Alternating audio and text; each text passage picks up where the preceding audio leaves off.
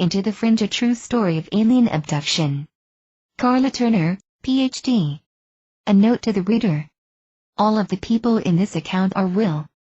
Because of the nature of the events they experienced, however, several people involved have chosen to be identified by pseudonym or by first name only whenever a pseudonym is used. It will be noted at that name's first appearance in the story. Introduction. In December 1987, Casey, a pseudonym, Turner was a successful computer consultant in a large southwestern city. He had a happy second marriage, good health, professional respect, intelligence, and a kind, good-humored nature. At the same time, David Train, pseudonym, a bright science student at the local university, was living on 5 acres of a 35-acre area on the edge of the city.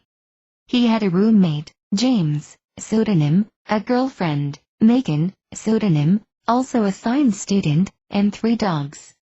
Today, almost 3 years later, it would seem that things are still much the same for Casey and David, but I know better.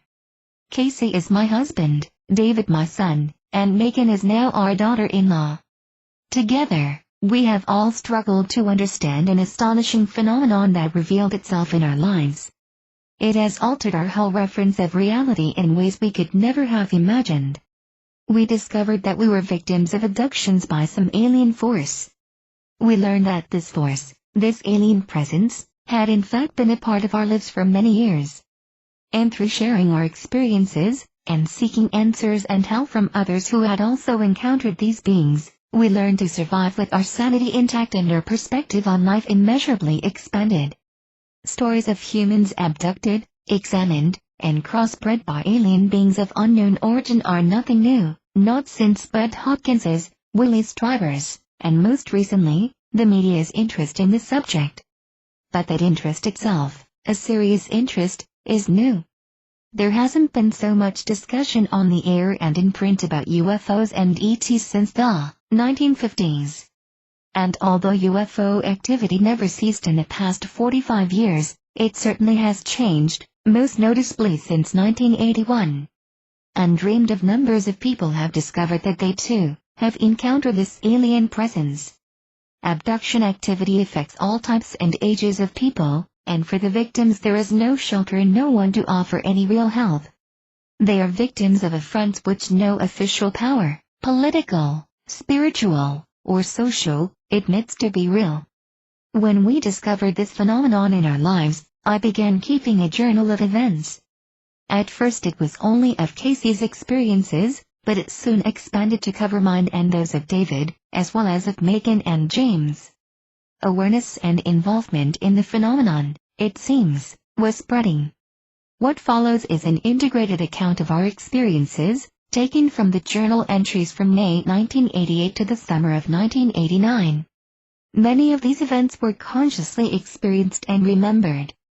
But other occurrences were blocked from memory and known only from the evidence of marks on our bodies, episodes of missing time, or strange phenomena in our homes. In several instances, hypnotic regression was used to uncover more about the blocked episodes, although many of our experiences have yet to be explored in this way. This account also includes information from television reports, from books and other research documents, and from the stories of new people who came into our lives because of this phenomenon. I have not limited our story, as has been done in other abduction accounts, to only that information I judge to be believable, or palatable, or conforming to some theoretical explanation of my own choosing. Instead, this is the whole story of our first year after the discovery of alien intrusion, with all our fears, doubts, trials, and successes. The information in this book is very personal, yet I believe its focus is of great, immense importance. We are in the midst of a reality-challenging mystery, and although I once said that this story couldn't be written until it was over, we no longer have the luxury of waiting. Like some species-wide recurrent nightmare, it may never be over. Or the mystery might all be made clear tomorrow, with revelations that mark the end of the world as we know it. The people in this book are victims. They are also my family and friends, both old and new, and it matters very much to me what happens to us. It should matter to everyone else too, because our story is proof that no family, no child or friend or mate, is safe from intrusion and abduction. The experiences of our small group, in fact, are being repeated in thousands of homes right now. Finally, the things we've experienced prove that our global reality is not what we once thought. This phenomenon continues to spread, and, no matter what the actual nature of its cause, the world will change irrevocably. For us, it already has changed, and we can't help but fear to discover the direction it portends. Chapter 1. In the spring of 1988, our world ended. Life went on, but everything we had always known about reality, our trusted perceptions of ourselves, of the present and the past, of the nature of time and space, were destroyed. The end of one's reality is truly the end of a world. Another world follows, of course, but exile from the first one is permanent. We were thrust into new territory, a place of missing time episodes, of UFOs and unhuman beings and all sorts of bizarre phenomena that wouldn't go away. Yet we hardly noticed its beginning, and later, when it became clear that something strange was occurring, we had no idea that the very fabric of reality was about to change for my husband, Casey, and myself, as well as for our family and friends. This is the story of how we came to this new reality. It is an account of the experiences that erupted in our lives, of our entrance into that other world of altered realities we sane people merely deride or ignore. In the beginning, we kept these things to ourselves, out of fear and confusion. But now we realize the story should be told, for two very good reasons. First, what happened to us is not unique. It is occurring all over the world, yet until now such an account, involving a cluster of people, has never been presented in its entirety. What follows here is the complete truth, with nothing omitted or added to make this story more believable or more fantastic. Second, the implications of our experiences are global, in fact cosmic, and they point to a very disturbing future. If our world has truly changed, so has yours, for we occupy the same world.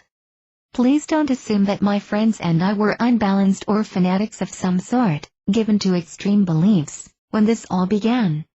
Instead, we were generally open-minded about most things, which I'm sure would have included the existence of aliens if the subject had ever come up. But it didn't, at least for me, until quite inexplicably while teaching a freshman course in argument and logic I did something I'd never done before in my 8 years as a university instructor. I brought up the subject of UFOs in class, as part of an assignment. UFOs were one of 3 topics, actually, including the Loch Ness Monster and Bigfoot, and my students were asked to make an objective evaluation of the evidence pertaining to one of these phenomena. I chose these 3 because I assumed the evidence would be weak and inconclusive when examined from a clear-thinking, insightful, educated point of view. In truth, however, I had never really looked at the evidence with more than a passing curiosity. But in reading these research papers, I became familiar with titles of available books on these subjects. Perhaps that's why I suddenly decided to buy a paperback I'd seen for months at the mall bookstore, one which had never interested me before, Communion, by Willie Stryver, a bizarre account purporting to be factual, about his experiences with some sort of alien entities, from some undetermined source. I read the book skeptically, yet was intrigued by his emotive story of intrusion, terror, and the groping for understanding. In late April I was on my way to the West Coast for a few days, leaving Casey alone at home. Before I left, my son, David, borrowed Stryver's book and took it to his house. At the airport I looked for something to read on the flight and, remembering that Stryver had mentioned that Hopkins as a researcher into UFO phenomena, I bought Missing Time, Hopkins's account of several abduction experiences. In California I read the book late at night, with very strong reactions. For one thing, I wondered how on earth Hopkins and Stryver could get away with claims that their books were factual, since the material, strange alien beings, small and gray and clone-like in their actions, was so obviously impossible. Hapless humans abducted, medically examined, then released with little or no memory of such events? Who were they trying to kid? I also remember thinking how glad I was that these stories were not true. How, I wondered, Could you ever live in a world where such things could happen? It was hard enough, I thought, to cope with the real world, even for the sanest of us. Casey and I, for instance, were financially solid and very happy in our marriage. Yet for several months, we had been attending separate counseling sessions in an effort to find out why we developed physical symptoms of stress. For me, it was the onset of TMJ, with all its painful clenching of the teeth and jaws, and for Casey it was a variety of things. He was usually a calm, centered person, but since Christmas he had grown increasingly tense and short-tempered. His eyesight worsened, he had frequent headaches and stomach aches, and he suffered from tingling, numbness and pain that ran from his hip all the way down his left leg. Counseling helped us deal with the apparent problems in our lives, but the stress didn't disappear as promised. In my therapy, hypnosis had been used, so I became familiar with a relaxation technique involved in achieving a trance state. Since I'd been unsuccessful in finding the source of my stress with the first therapist, I began seeing a second counselor, Dr. Raleigh, pseudonym, who helped me work on consciously relieving the symptoms through mental relaxation. I was also keeping notes on my dreams during this time, again as part of my therapy. I'd studied Jungian theory and found that these ideas deepen my insight into the psyche. At the time, I believed that explanations for all human behavior, including the experience of visions, lay in the archetypal structure of the human mind. Examining my dreams gave me entrance into the nature of my own psyche, and looking back now I can see in those dreams the presence of a looming shadow. A brief chronology of events shows how rapidly this new subject surfaced in my life, which until then had been completely free of extraterrestrial interests. In mid-April I assigned UFOs as a possible research topic in class. On April 21st, I dreamed of seeing my husband and a group of his friends sitting happily together in a round environment, either in a round room or at a round booth, or both. His friends were all males in black attire, and I somehow knew they were vampires.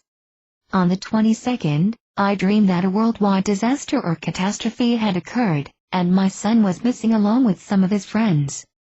On the 24th, I began reading communion. I asked my husband if he'd ever seen a UFO, and he said he hadn't.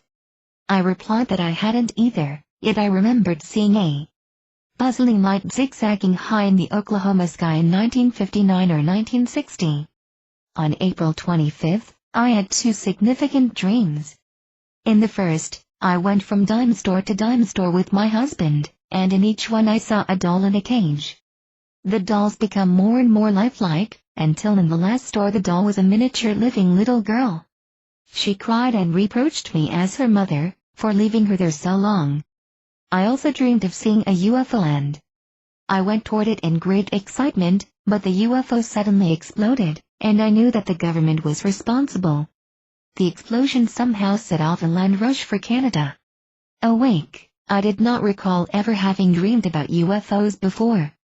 On the 27th, I bought Missing Time and read it in California. It may seem a long way from UFOs and aliens to the vampires, catastrophes, and cage-living dolls that appeared in my dreams, but I've learned that each of these images is directly relevant. Not so obviously, perhaps, but very significantly, and that's what makes me believe the dreams were in some way foreshadowing the events yet to unfold. And I'm aware that UFO scoffers reading this account will say that the books were the sources of everything that followed. But that is not, from the distance and experience of the past 3 years, how I interpret it now. Instead of these books causing all the turmoil that was to follow, I believe I was drawn to them because of the discoveries I would soon have to confront. The alien phenomenon forced itself into my consciousness and directed me to the subject, to the books, as a means of preparation. I was being made ready, I feel certain, to deal with what was looming ahead. May 1988, when I returned from my trip to California, Casey was suffering from back pains, the numbness in his left leg and foot which had recurred for several months, a headache and an upset stomach. So on May 2nd, after dinner, I offered to show him the relaxation hypnosis technique I'd learned in therapy, hoping he could relieve these symptoms. He lay down on the couch and I began to lead him into a trance state. It was the first time I'd ever helped hypnotize anyone but myself, but he was a good subject.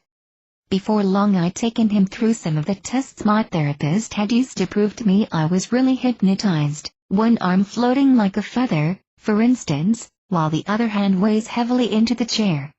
When I saw that Casey was clearly in a trance, I decided to imitate my own therapist, in hopes of helping Casey uncover the problems that must be contributing to his stress. First I asked him to look back over his life and see if any particular event or person seemed especially important. And Casey responded easily, scanning back to recall mostly fond memories. He talked about his parents, his childhood, and the wonderful times he spent with his grandparents. But no particular problem came to his mind. So I tried another of the therapist's tactics. "Why don't you ask your unconscious to communicate with you?" I suggested. "Ask if it will reveal to you anything that might be disturbing or significant." Casey was silent a moment, and then he nodded. "Yes," he answered, "it says it will talk to me." Sitting back, then, I expected to hear any number of things: friction at work, mixed feelings about his children, or, more likely, I thought, unresolved emotions left over from his first marriage. My expectations were blown away, however, as Casey spoke. First, he saw himself in his father's 1940 Model Ford, with the windshield and dashboard bathed in such a blinding light that his eyes hurt. He was less than 2 years old, standing in the front seat as his father drove, and he recalled a dark afternoon storm before the light flooded in. He saw his father at the wheel, unmoving, as if frozen in place, before the memory jumped to the drive home through the hills around Grass Valley, California, near the Nevada border. Although the scene was clear enough, he didn't know why it had presented itself to him. Then Casey again asked for subconscious help to uncover anything significant or disturbing that was being suppressed and causing his painful symptoms. But the next image he received was of a wall, a long, curving gray wall marked with strange symbols, and he couldn't see beyond it. I used a technique to help clarify his vision, directing him to imagine a thick curtain and to open it very slightly at first and peek through. He envisioned the curtain and mentally pulled it apart, and then he suddenly jumped in fright, literally levitating horizontally off the couch with a great start. "What is it?" I asked anxiously, wondering if I'd strayed into something neither of us could deal with. "A face," he told me, still obviously terrified, as he described a strange countenance, grayish-white and deeply wrinkled, with an O-shaped open mouth and 2 huge, circular, black, staring eyes. Just then the phone rang, and I quickly tried to relax Casey long enough to let me answer it. I picked up the receiver, said hello, and then heard the most unusual sounds I'd ever heard over the phone. Someone or something was talking to me in a rather thin, erratic, rapid voice, but I could understand nothing.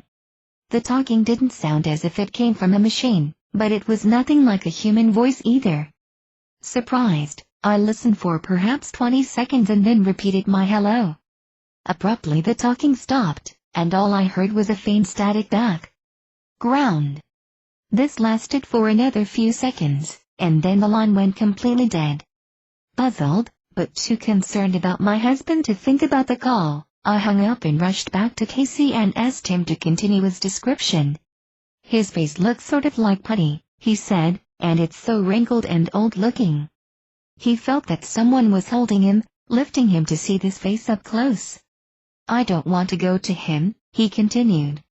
"I still see the wall, it's transparent, and there are some symbols on it." He talked about seeing a black sky, with pinpoint stars, and then he gasped, shaken again, and described what could only be considered a spacecraft. "It's so big," he kept saying, and it was giving off an orange glow. After having read Communion and Missing Time, I didn't want to hear about alien faces and flying saucers, especially from my own very sane husband. I was upset by Casey's descriptions, and all I could think to do was bring him out of the trance immediately. But he was still agitated, trying to describe what he'd seen in better detail, and finally he drew pictures of the face and the orange craft.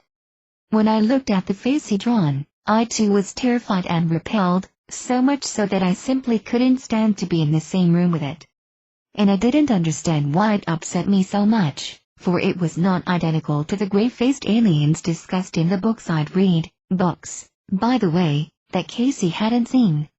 At first I thought that Casey had somehow, perhaps telepathically, picked up on the material I'd read. Not that I'm a big believer in telepathy, but I was reaching for some understandable explanation.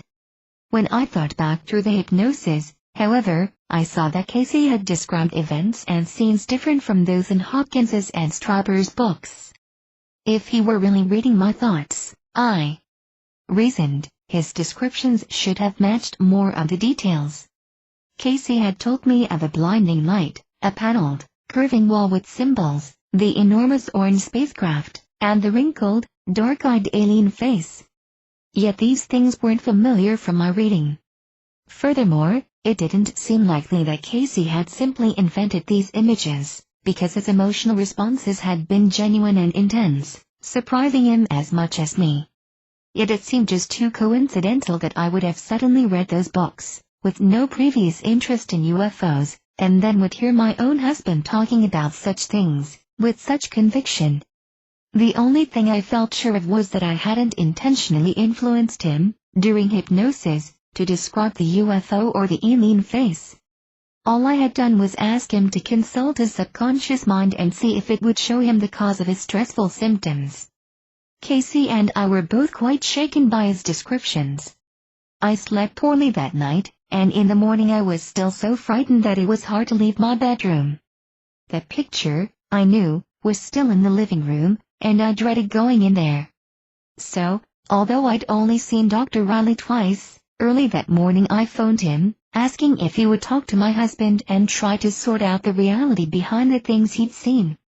I didn't believe Casey had actually ever seen such a face or spaceship.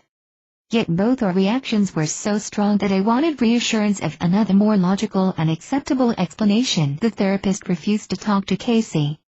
Instead, he said he wanted to see me and deal with my strange fears, but I insisted that it was my husband who needed looking after.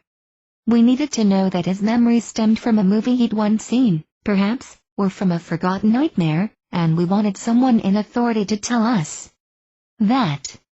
"Won't she talk to him for a minute?" I asked repeatedly. The therapist lost patience with my insistence. After warning me again that I was the one in need of help, he ended the conversation on a sarcastic note. "I can tell you this," he concluded vehemently. "Whatever it was that your husband recalled, it certainly wasn't flying saucers and little green men." I desperately wanted to believe him. Images from the books I'd just read kept running through my mind, though, and I began to think that perhaps such tales weren't impossible. We needed a hypnotist, but the only one I knew refused to help. So 2 days later, our intense curiosity won out. We turned on the tape recorder to keep a record of what might follow and put Casey into a trance again. This time we were looking for something specific, the origin of the images he'd first recalled. The story that unfolded was not a repeat of what I'd read by Strauber or Hopkins, so I felt confident that Casey wasn't subconsciously picking up his material from me. But that's all I felt confident about.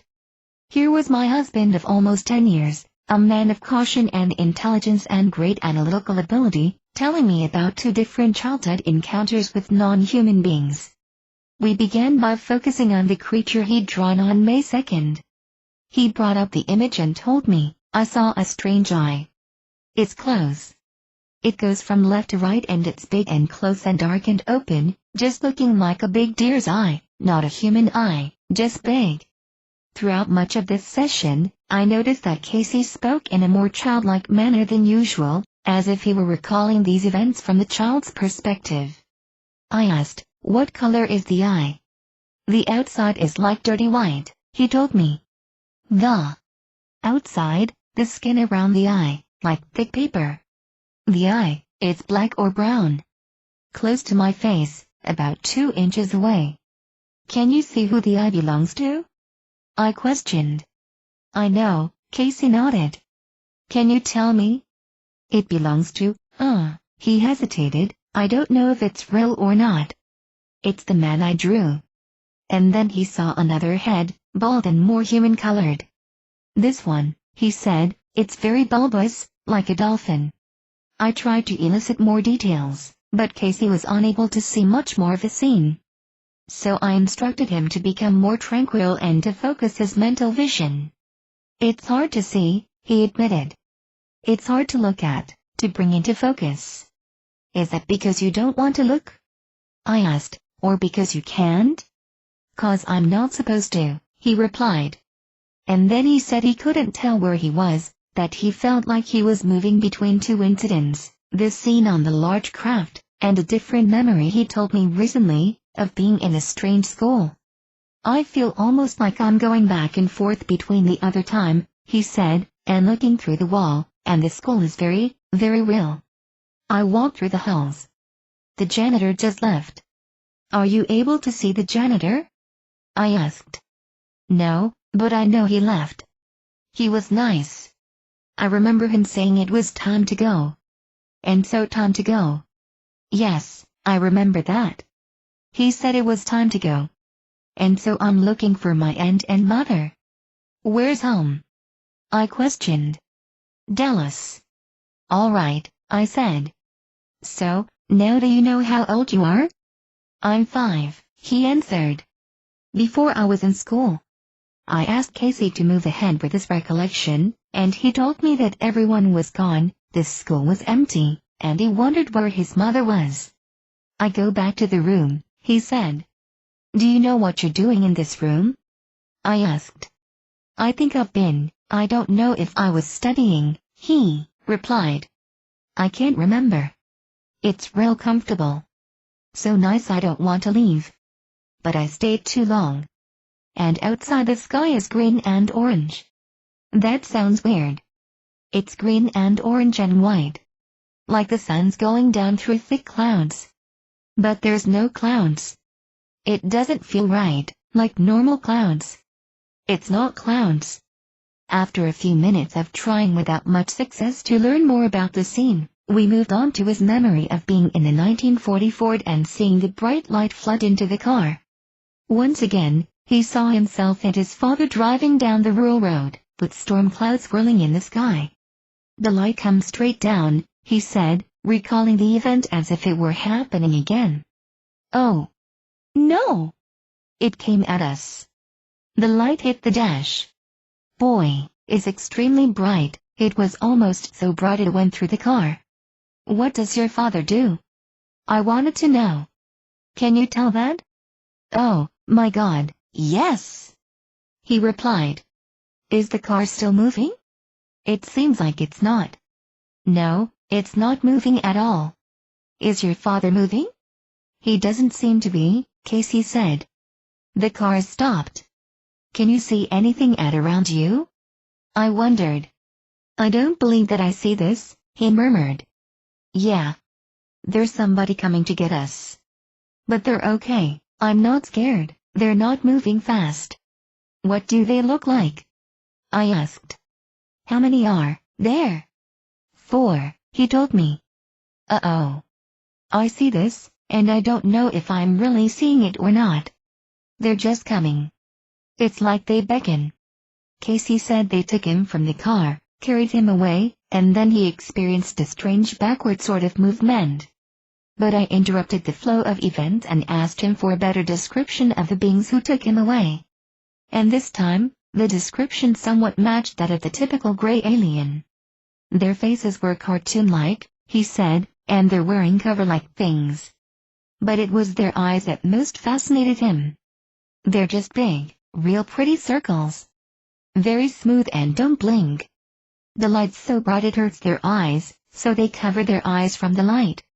He described their skin as some sort of dirty white covering, which he felt as he was carried by one of the beings to a small saucer-shaped craft resting on the roadside. And he told of going to the huge orange ship and encountering the old one, the being whose face he'd seen 2 evenings earlier. Casey described deep fissures in the old one's putty-like skin, vertical wrinkles, and black eyes. "He has the darkest eyes," he said, "like he knows all, and sees so much, knows so much, and he doesn't care." "Does that old one look like the other 4 beings?" I, puzzled. Or is it one of the four? No, this is the old one, he insisted. Those were young ones, they're not the same. This one does not have a covering on its face.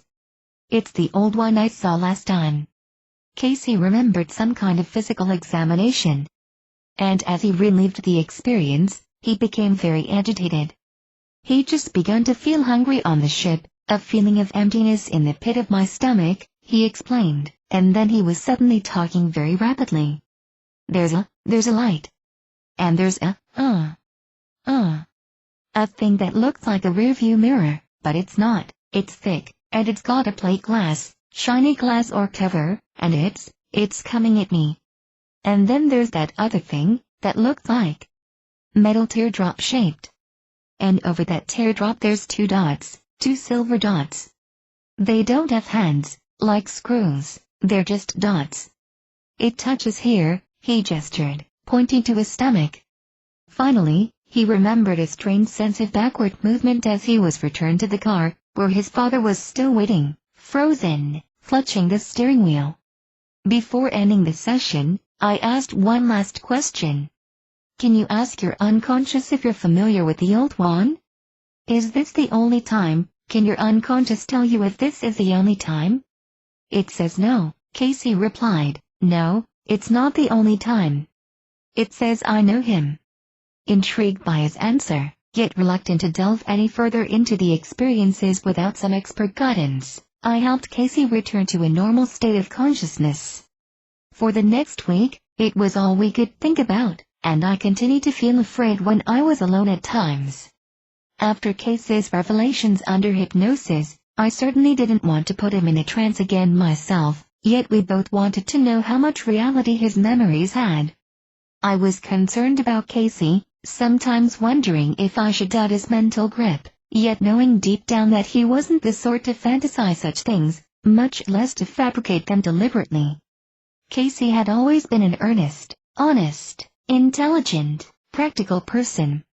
He'd excelled in high school in everything from science to music, and when he enlisted in the military, the Army put him to work as a linguist in a branch of military intelligence. The assignment took him overseas where he traveled extensively. After the service, Casey and his first wife eventually divorced. She remarried and moved with her new husband and Casey's two children to another state. Casey finished college with a computer science degree and within 5 years established himself as a successful consultant. His work demanded expertise, reliability, and confidentiality, and he was recognized as one of the best. Professionally or personally, no one could accuse Casey of being a liar, a joker, or unstable. Yet the memory of the face and the ship wouldn't go away. And during that week, other memories began popping into his mind, especially an incident in California. In 1971, when Casey's son was about 2 years old, there were poltergeist activities in their house and an earthquake that apparently only Casey experienced. It was at this time that his son began talking about a black man who appeared through the wall in his bedroom.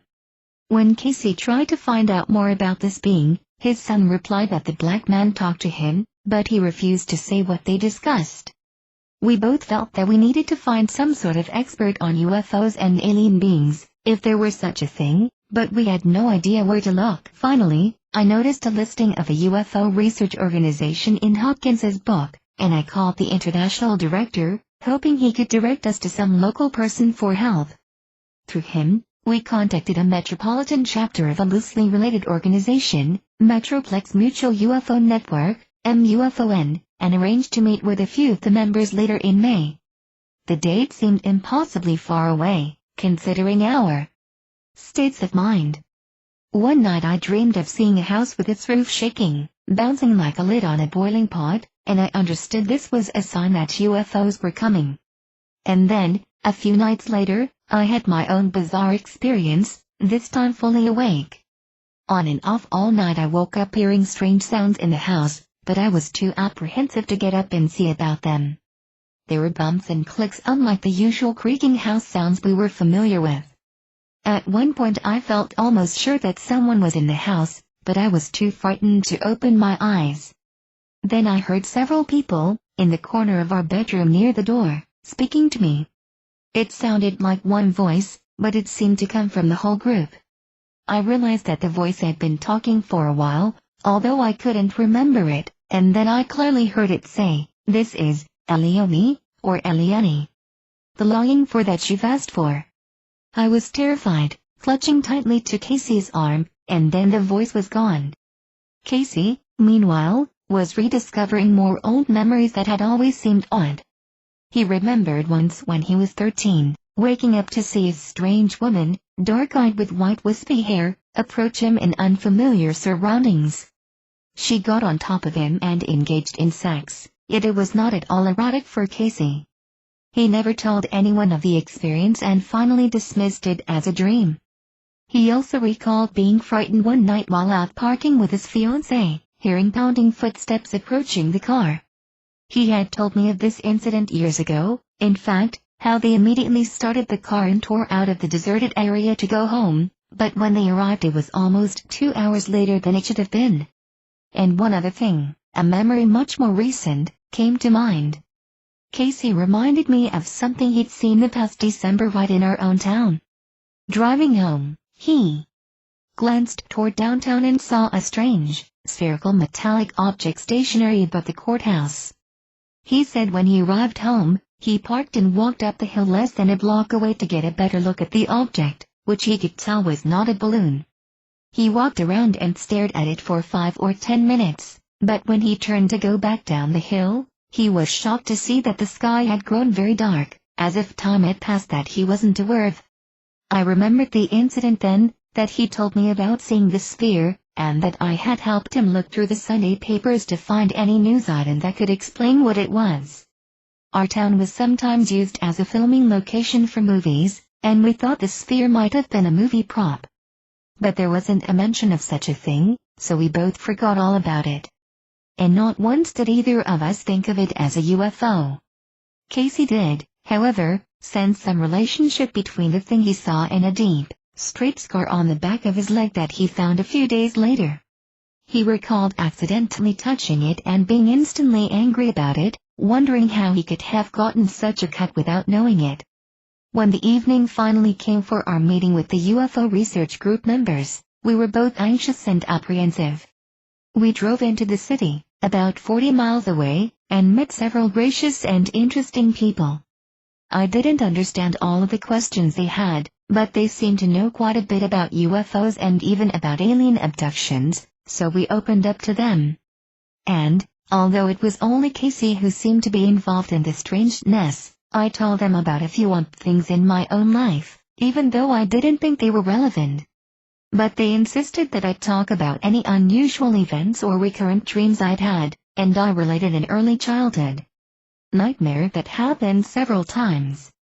All I could remember was a tall, insect-like being standing next to me, holding my hand, and telling me it was my mother. Bit more interesting was an experience I'd had in 1980, something that I'd always treasured as a genuine vision, since I had no other explanation for it. Returning from a neighbor's and walking into my backyard, I was suddenly hit by a strange feeling, a sort of electric, shimmery feeling, and I began to see colors and movement around everything in the yard.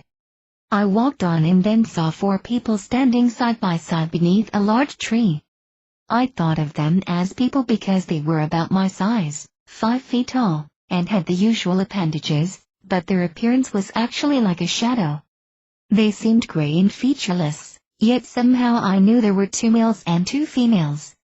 They greeted me warmly and told me they were my ancestors, that I carried all of their memories and wisdom in my body.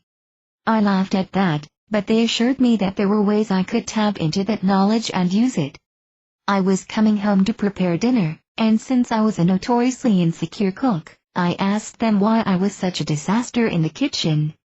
After all, I said, surely one of my ancestors was a good cook, so why couldn't I use that knowledge myself? At that point they began to direct me in the preparation of the meal, at least the 2 males did. While I was cooking, the 2 females stood close behind me, talking quite rapidly to some part of my mind other than my consciousness, but I couldn't understand what they were telling me. When I asked, The mail said that I shouldn't worry about it, they were only giving me certain instructions. The entire incident lasted about 40 minutes, and then I was aware that the ancestors were no longer with me. When Casey and David came home that evening, I excitedly told them both about the vision I'd had, and Casey noticed that I seemed to recall very little detail about the 40 minutes. We told the UFO group about the various memories as well as what Casey had related during hypnosis, and then we asked to be put in touch with a knowledgeable hypnotist. To our surprise, however, no one in the group came up with a name. So our one hope for help came to nothing that night, and we drove back home feeling as lost as ever. And, although Casey didn't tell me about it until the second time it happened, he noticed that we were followed for over 20 miles by a white Chevy. It pulled out of the neighborhood when we left, about 12:30 a.m., and stayed with us until we reached the outskirts of our own suburbs several towns and almost 40 miles away. Our contact with the MUFON group paid off a week later, with the news that their June speaker was a hypnotist and UFO researcher whom we could meet. At this point our spirits lifted a bit, and when Casey's parents came to visit, we decided to question them about the time Casey remembered being taken from the car. To our surprise, his father did recall a trip when Casey was a year old, through the foothills of the Sierras. At the time, Casey's grandfather ran a restaurant where his mother and father helped out. It was a holiday weekend, and the great number of customers had depleted the steak supply, so his father took Casey and went to a couple of other towns to buy more meat. Was there anything unusual about the trip? Casey asked. Not really, his father replied. Well, you were gone an awfully long time, Casey's mother interjected. Why? Casey asked. Did you have to stop anywhere other than the meat markets? Yes, his father answered, but only for a few minutes. There was a tree down across the road, I think. What happened there? Did you have to move it, or detour, or what? Casey probed. No, I didn't move it, his father said. Some men came out of the woods and took it away. Casey's father was a gregarious, helpful person who would have volunteered to help anyone in trouble, so it seemed odd that he wasn't involved in removing the blocking tree. What did you do, then? I just sat in the car, and they moved the tree, he replied. It only took a few minutes. June 1988. Chapter 2. But we were pretty late getting back to the restaurant? Casey asked, hoping to prompt some further memory. You sure were, his mother answered. I was really getting worried about you by the time you got back. It was the first time Casey had heard this story, yet the details, the location, Casey's age, his mother's absence, the missing time, all fit with his recollections while under hypnosis. His father's confirmation that such a trip had really happened somehow made things even harder for Casey and me. All along we were still hoping that the strange memories had no basis in reality, for we just couldn't accept the existence of spaceships and little green, or, in this case, gray, men. Yet we were more anxious than ever to meet the investigator, a woman named Barbara Bartholic, from Oklahoma. At the MUFON meeting, we introduced ourselves briefly to Barbara and sat back to listen to the talk, intrigued by her information yet still skeptical. She began with accounts of multiple UFO sightings throughout northern Oklahoma, witnessed by hundreds of people including local law enforcement officers, and increasing dramatically since 1987. In that same period, she said, many people had come to her telling of their abduction experiences. She mentioned the crossbreeding experiments and sometimes painful physical exams, none of which I wanted to hear. After the session, though, we went with Barbara back to her hotel to discuss the possibility of working with her. And the more we talked, the more we liked her. A wife and mother in her late 40s, she was completely unpretentious and very warm, humorous, and knowledgeable. Her UFO research began almost a decade earlier when she assisted one of the most respected scientific names in the field, Dr. Jacques Vallée, in cattle mutilation research. Dr. Vallée had done important computer work for NASA's space program, and his investigations into the UFO phenomenon resulted in such books as Passport to Mygonia, dimensions, and, most recently, confrontations. He was the model, in fact, for the French scientist in the movie Close Encounters of the Third Kind. Barbara's work with abductees started first with the help of a qualified hypnotherapist, but when the number of cases exploded, the therapist taught her his technique and she continued on her own. Her serious dedication to the research was very clear, and she took no payment for the hours she devoted to each case. We talked late into the night, and finally when it was arranged that we'd visit her in a few weeks, we took our leave, at 2:15 a.m. About halfway home, while discussing the meeting with Barbara, Casey suddenly changed the subject. "Do you see that white car behind us?" he asked, peering into the rearview mirror. "Yeah," I said, glancing back.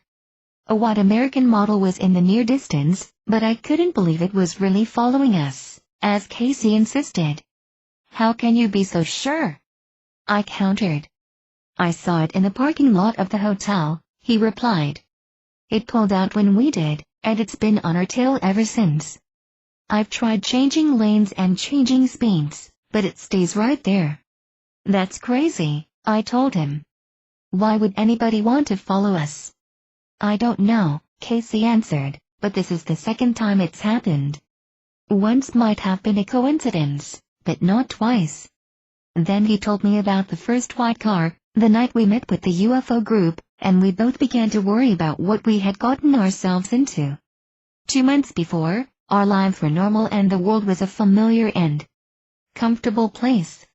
Yet here we were, being followed in the middle of the night, having spent the evening actually considering the existence of alien beings, and the absurd possibility that these beings had somehow touched our lives. Our pasts, we now feared, held some mysterious and frightening secrets. Was it better, we wondered, to leave those secrets buried? Our lives had been good, and these new, unsettling developments were very unwelcome. We didn't realize, at that time, just how deeply and irrevocably they would change our world, yet we couldn't help but fear what was coming. Our instincts told us to be conservative and protective, to keep this new knowledge to ourselves, and so we did. That meant, however, that inevitably we began to withdraw from our close friends. They loved us, we knew, but how could we expect them to accept such outrageous, fantastic stories? At this point, we still weren't sure we believed them ourselves. So the prudent, sensible thing to do was to keep silent, at least until we knew much more about what had happened. But pulling on our emotions in the other direction was a strong need for answers. We felt angry, as if our lives had been broken into and robbed of some very precious innocence. We wanted an explanation, maybe even an apology, for our forced encounters with these beings, so we decided to find out everything we could about our dimly remembered experiences. For Casey, especially, this was important, since he had always known that strange events had happened to him, without remembering enough detail to know what any of these events really comprised. He was like a man with partial amnesia, who cannot feel complete with such perplexing gaps in his memory. So, in spite of our fears, we decided to explore this phenomenon, in our own lives and in whatever research material we could find. In our concern for the past, however, it never occurred to us that the same strange events might start up again in the future. Once our research began, we found a great deal of ambiguity in the UFO-ET phenomenon, stemming mainly from the nature of the evidence. Eyewitness accounts, which make up the bulk of UFO material, are ultimately unverifiable, to most people's thinking, no matter how many witnesses confirm each other's story. Sure, they may all have seen something at the same time, but given the brevity of the usual sighting and the distances involved, accurate descriptions must be very rare. Photos can be faked, and so, for that matter, can video. Physical traces are admittedly evidence of something, but the something itself isn't there to identify reliably. And there's always the chance of deliberate deception. So what is one to make of the tons of material in the bookstores claiming to deliver factual accounts of UFO and alien activity? It would have been much easier to dismiss the whole bizarre notion if I didn't have someone I loved and trusted telling me similar things about his own life. but I still couldn't seriously accept Casey's memories as factual, and I'm not certain that he could, at that time either. We were involved in something so strange that we tended to treat it like a fiction, as if we'd just discovered we were actors in a movie we didn't realize was being made. We knew, of course, that something was going on, but we held to the idea that his memories were symbolic, not actual. And as we left to visit Barbara late in June, we both hoped that regression would uncover the hidden truth about Casey's experiences, a truth that had nothing to do with UFOs. Soon after our arrival, Barbara and Casey began their first session. She kept him in a trance state for several hours, patiently encouraging him to dig deeper into his stored memories. Before they started, Casey told Barbara about a few of the odd things he'd been recalling, as well as the events he'd discovered in the earlier regression with me. So she directed his thoughts to these memory cues, and I listened in rather shocked attention to the incredible story he unfolded. The first strange memory they explored was of a waking dream Casey had as a preschool child. In the dream, he was taken to a sort of school, and he recalled at one point feeling very abandoned and afraid. Under hypnosis, he now recalled being in a school environment with the old one and another unidentified being, and a feeling that he was being tested in some way. It feels like I'm there to learn something. I know I learned something. I feel something in my heart, and yet at the same time I feel like and that's silly, he interrupted himself, because I'm so young, but I feel like I'm teaching. I don't know how I could. Something is being learned from me, he said, and at the same time I'm being given feelings that are much bigger than I am, that go far beyond me. Barbara asked Casey if he'd ever seen the old one before, so Casey once again went through the abduction experience when he was a year old which he'd first related to me. He described the small craft again. It's quite solid, he said, and it's just a dull, not very spectacular piece of work. It's sitting there and I can see it, and it's standing on about 3 legs, or 4. Please be more specific, Barbara requested. Is it on 3 legs or 4 legs? I can't, I'm sorry, Casey replied.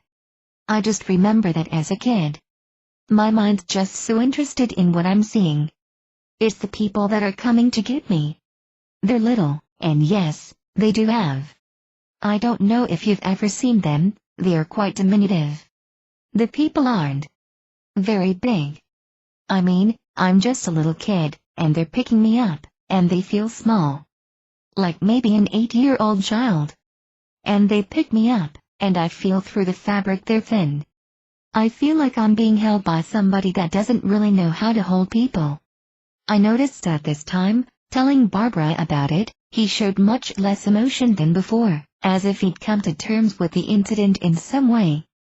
He was able to view the whole thing with clearer vision, also, so Barbara elicited much more information than I had. And then she asked him, once again, if he'd ever seen the old one or any of the shorter cartoon-like beings before this abduction experience. Yes, he replied, and then in a bewildered voice he began telling of seeing himself as a ball of golden light and of watching a group of beings make him. They got me ready to be born. They're excited. I'm watching what they make. I feel like I'm watching them make me. I feel like they wanted me to be born, like I was their thing there with them before I was with somebody. They're workers, they're not makers. And I'm watching them work. And after I was born, they watched, and they came, and they took me back there again. Can you describe the process that was taking place? Barbara wanted to know. What I see when you ask me that, he explained, is a series of very intricate red and white patterns. They are interlocked, and they are being fixed. One of the people is pushing these patterns around with their fingers. It's like a box or panel, like a computer terminal with totally different keys. And it feels like they're moving things around, chemicals, I'm having to say, speculation, because what I see is red and white patterns, lines interconnecting. They're adjusting these lines, they're moving them around, pushing them to different levels. And I don't know what that means. It feels like it's very important. What happens after that? Barbara asked. It's like instead of watching, he replied, I'm inside. Inside of what? Can you give me a description? I'm inside of Mother, Casey said. You can see the light in the daytime, it's pink and yellow, it's living. After this surprising revelation, Barbara questioned him about why he was made by these beings and then Are you receiving directions or instructions? She asked. Feels like I'm making the decision myself, Casey responded. I make the decisions. It's time. My feeling is that it's a difficult decision to make, but that, knowing I really change, knowing I will not be myself, that I elected to do it. I wish to be solid. To feel more than just inside, to feel outside too, to feel the outside world, to have it affect me. And so I made the decision to be born. Were there any instructors, Barbara probed, any others above you who gave you a choice to be born, who gauged this movement for you? An agreement, he told her, just an agreement.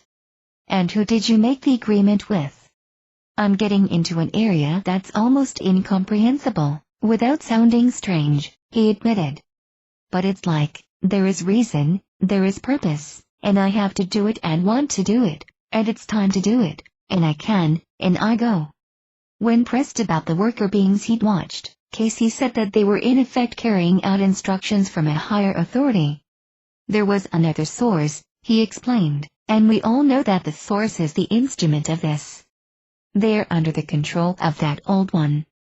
The old one makes the thought, and they do.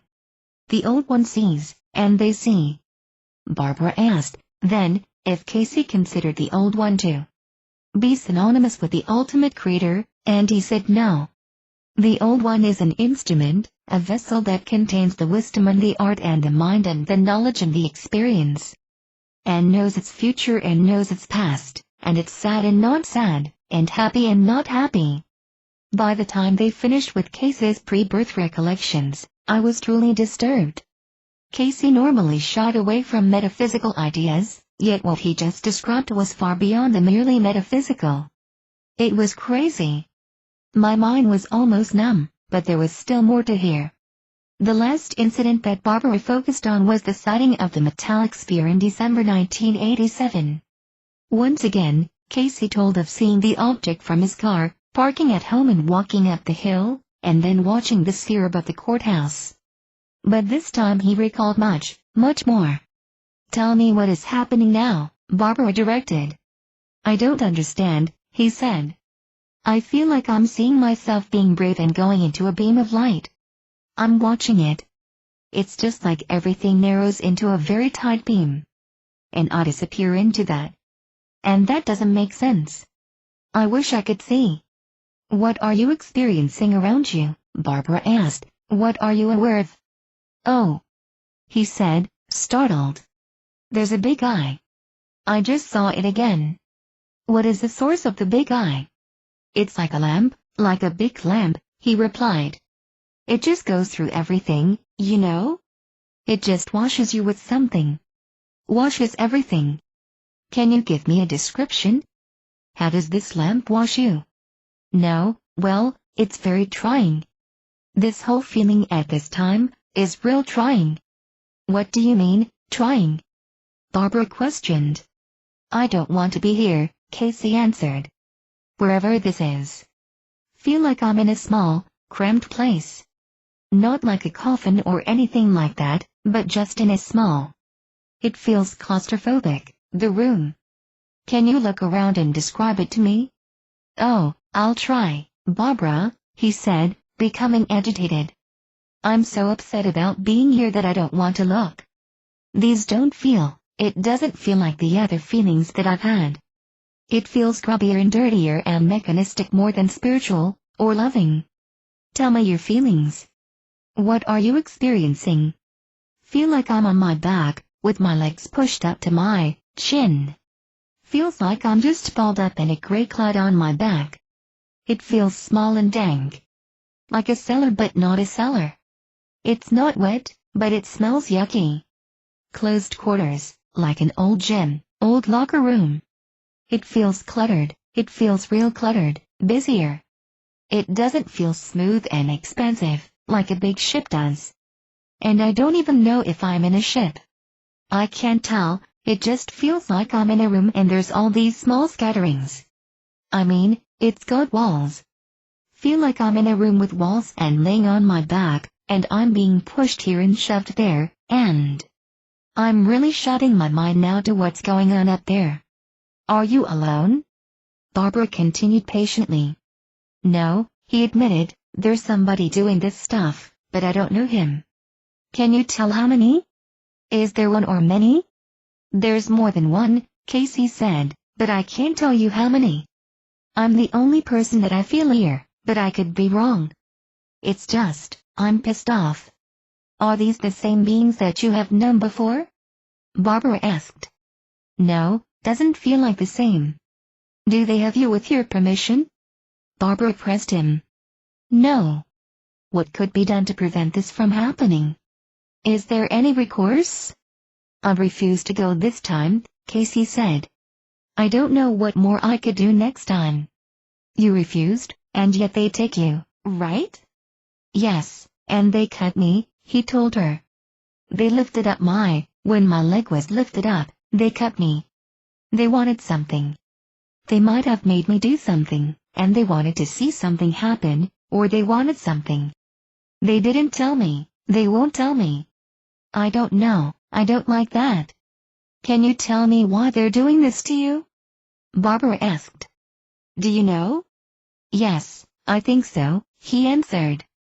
It sounds too unbelievable, but it seems that they move us to have pieces of us, so that we can stay alive.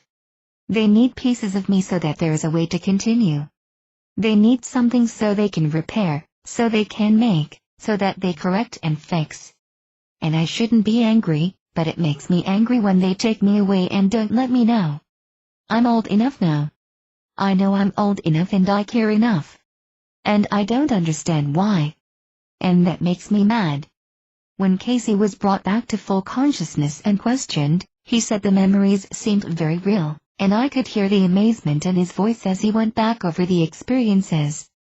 I was anything but calm, understandably, and equally amazed, but I still couldn't let myself believe that these things had actually, factually, occurred.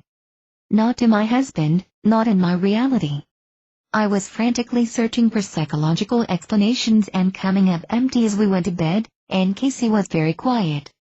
On the trip to Oklahoma we had discussed the possibility that actual contact with UFOs and aliens, whatever they really were, might have happened to him in the past, telling ourselves we could surely learn to live with that knowledge, now that it was all over. But December 1987 was far too recent for comfort, edging much too close to our present lives. A second regression took place the following evening, Saturday, after we spent the day visiting with two of Barbara's friends and Jack Lee, pseudonym, a guest of hers who was a counselor from another state. Barbara and her husband lived in one house, but they owned the house immediately to their left, where Jack, the other guest, was staying. Casey and I were staying in a third house they owned, directly across the street from Jack. Casey went into trance easily this time and proved to be much more clear-sighted and responsive than he'd been the night before. The first incident to which Barbara directed him was a day in Kansas, 1960, when he'd remembered having a bad pain in his nose, for no apparent reason. Barbara asked him to describe the setting and the situation. It was when I was in the 6th grade, he began, so I was 13.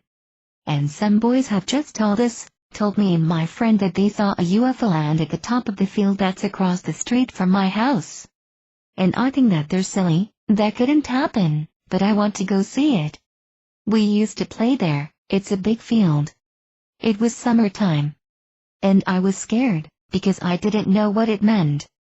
I thought they knew what they were talking about. I can see it. It really was there, Barbara, he continued. I remember that I was terrified to go over there, across the street from my house. The field was like a city block. It was a real long block, must have covered 10 acres or more. I remember. I'm trying to see why that hurt my nose. I remember telling my mother that I thought I broke my nose. But I didn't have a fight, but it sure hurts. Hurts inside. It shouldn't hurt. Feels big. I remember Bill and I went to explore, then that's all I remember, except that my nose hurts. It felt real swollen around the bridge of my nose, at the top. Near the eyes. It feels like I've been hit. Except we didn't have a fight. Tell me again what you see when you go to look, Barbara requested, hoping to learn more detail. God, there really is something over there, you know it, he said. Oh, it makes me tingle all over. Ah, yeah, I know there's something there really is. I'm not supposed to see that, Barbara, I'm not supposed to see that. I'm really not supposed to see anything there. What are you experiencing? Tugging, Casey said uneasily. Bill's going too, and it feels like I've got to go too. I feel like I'm stumbling, I'm falling, and then I am real tired, and my nose hurts. When Barbara led him back over these memories and helped him clarify his vision, Casey told of encountering three beings whom at first he thought of as strange children. They took him and his friend Bill into a landed craft where he was placed on a table. Quite clearly reliving the pain, he told of some sort of instrument being pushed up his nostril and feeling a sharp popping sensation as the instrument penetrated a membrane into his brain. I listened, utterly shaken, and felt terrified for the first time that Casey was telling the literal truth. The pain in his face was real. The next memory explored also dealt with Kansas, and once again Bill was involved. While spending the night at Bill's house, Casey recalled looking out a bedroom window, for some reason. Then he found himself back aboard the same ship where he'd had the nasal examination. This time, as he lay on the table, after having been made to drink a cinnamon-smelling liquid, he saw a white-haired woman walking over to him. He said she seemed gentle and perhaps caring. She got on top of him, initiating sex, and when it was over she left. Casey saw that the old one was in the room, watching. Did he watch while she was on top of you? Barbara interrupted. Yeah. Did he seem to enjoy watching you? No. Why was he watching? Barbara pressed. Because the old one is like my teacher, my master, Casey tried to explain. I see that you like your old one, that you have great depth of feeling for your old one, Barbara mused. Is he a part of you?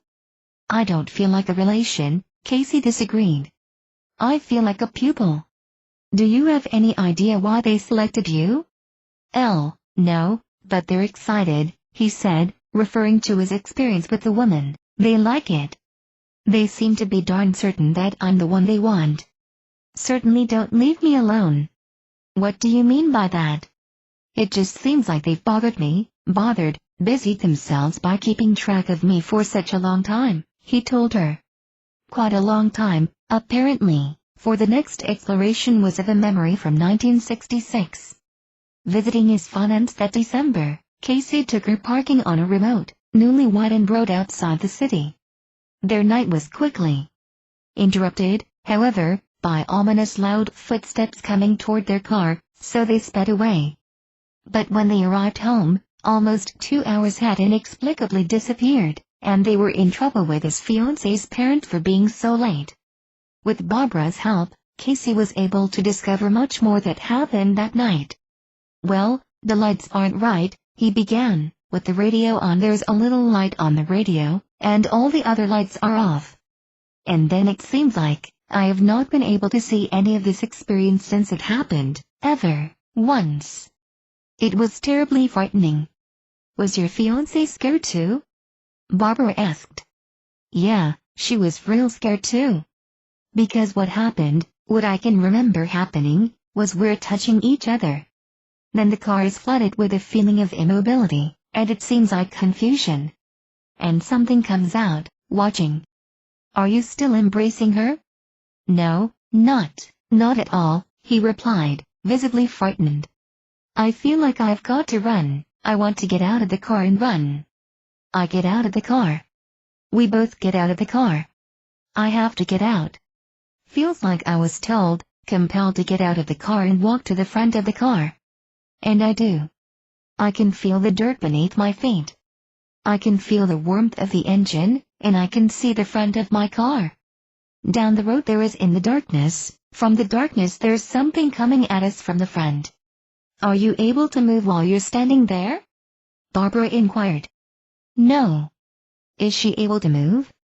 No. What do you see coming? Barbara kept questioning him.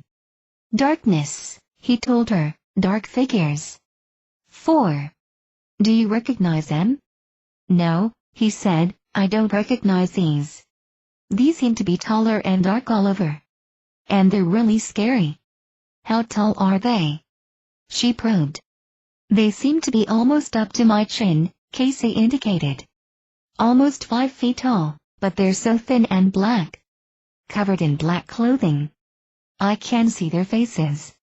It's so dark I can't see. How does she react? Barbara asked, referring to the fiancé. Can you talk to one another? No, but I feel like she just wants to run like a rabbit. We're pulled, held still. We're just held still in front of the car. It's tiring. My heart's just going 90 miles an hour. I feel hot. What are they doing? Are you being touched or communicated with? No, it feels like I'm being leered at, doesn't feel like I'm being studied. Casey's face showed deep concern and fear. It doesn't feel like the same kind of feeling I have when the little ones are around, or the old one. It seems like a different group. It seems like they're more interested in something else. What are they interested in?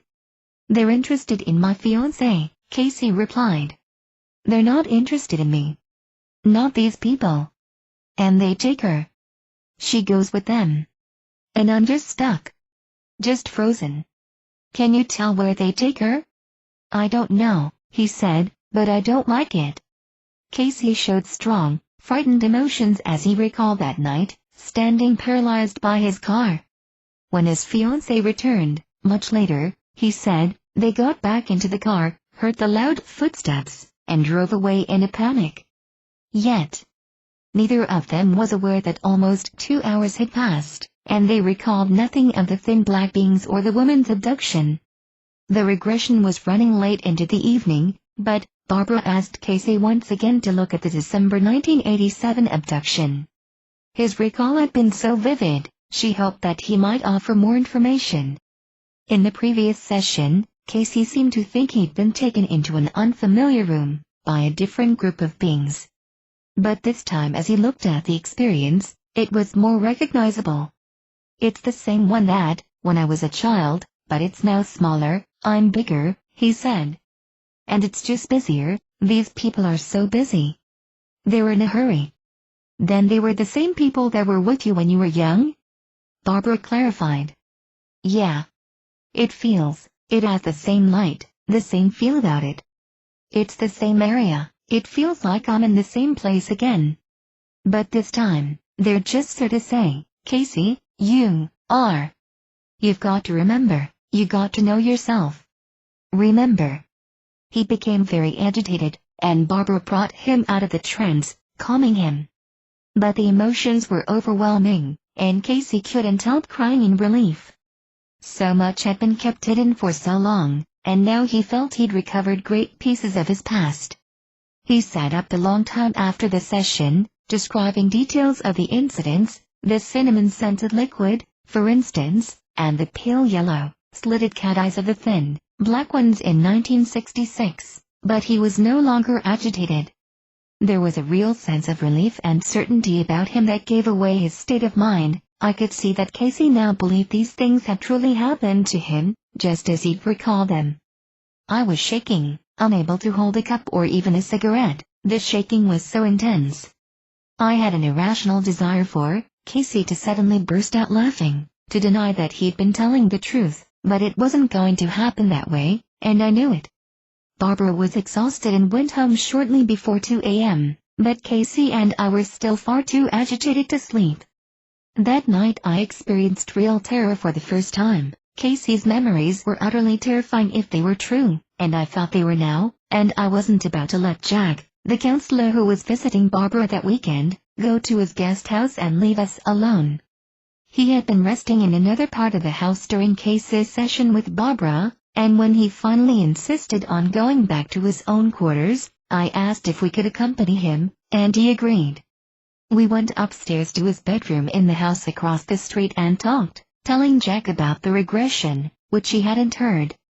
Going back over the story, I was still frightened, but at least the shakes had stopped. And Jack was a good listener. He was a large, friendly man 10 years our senior, and, like Casey, a former member of military intelligence. Since his retirement, two things had developed for Jack: a career in private counseling into terminal heart condition, which he faced with calm acceptance, and an assurance of a rewarding hereafter. I found his presence comforting, and even though I was much calmer myself, I was still too afraid to leave the room alone, even to go to the bathroom. And then, about 3 a.m., something happened. A moment before, I would rather have died than been left alone, yet now I was suddenly compelled to go outside. "I can't stay in here anymore," I told them, getting up from my seat and pacing. "I've got to get out, right now." Casey looked at me as if I'd lost my mind. "It's the middle of the night, Carla," he objected. "What on earth would you do out there?" "I don't know," I admitted. "I just need to be outside, really bad." "Come on back and relax," Jack said, but I was already hurrying down the stairs. Both of them jumped up and followed after I burst through the front door, out into the darkness. Jack and Casey caught up with me in the middle of the street, and I just stood there, feeling silly. They both asked me why I had rushed out, but I had no explanation, only that I couldn't resist the urge. We were looking around, up through the trees at the nighttime sky, and within a few minutes, maybe 2 or 3, I noticed they were both staring up toward the east. Then Jack pointed, in silence. I looked up and saw a bright white light flash once, and my heart sank. "It's got to be a firefly," I whispered to myself, but then it flashed a second brilliant time, larger than a tower beacon, in a different location, and I felt as if my heart stopped beating. "This is what it feels like to die," I remember thinking, but I kept watching the light. It flashed on and off in a leisurely zigzagging fashion, moving around to the north, and then it stopped moving. "I think we've got something here," Jack said fearfully, staring up at the stationary light. We watched in silence for a few moments, and then the light began to change. Instead of a single bright white light, we now saw changing colors of white, red, and green. The light grew perceptibly larger, until the colored lights appeared to make up, or be attached to, a horizontal row.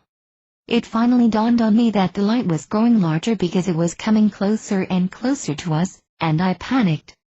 I turned to run back inside, but in my last glimpse I saw a dark pipe-hand shape beneath the row of lights. It was a craft of some sort, coming straight down towards us, and all I could think of was to run indoors and hide. Jack was right behind me, but Casey stayed outside a few moments longer and then hurried inside, torn between wanting to comfort me and wanting to stay and watch. He too had made out the pipe-hand shape beneath the row of lights and the dull reflection they cast on the dark body of the craft. If I had been shaky before, I was near hysteria now, and we all three huddled closely together in the living room, waiting for whatever might be coming next. Every sudden noise made me jump in fright, and the men were visibly upset and anxious too. My pulse was racing, as was Jack's, and we hoped the strain wouldn't cause him any harm, given his serious heart condition. His own thoughts, however, were of a very different nature. For a while he said nothing, and then when he spoke there was a different sound in his voice, a quaver of uncertainty. "I thought I had it all figured out," he said, slowly shaking his head. I thought I knew what life was all about. And all those things I've studied, I even thought I knew what to expect after death. But now," he paused, "now I think that I don't know anything." It was an utterly humbling realization, and we shared it with Jack. The craft with brilliant colored lights had truly been in the sky over our heads, which in the flash of a moment turned our universe into an entirely different place than it had been before. But as the minutes slowly passed without any further incident, we began to calm down, discussing the craft and wondering what it was. Comparing notes to make sure we'd all seen the same thing, we realized the craft had certainly not been a conventional airplane.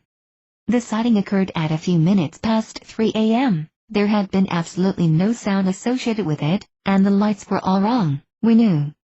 Having watched planes overhead from our home as they came into the large metropolitan airport nearby.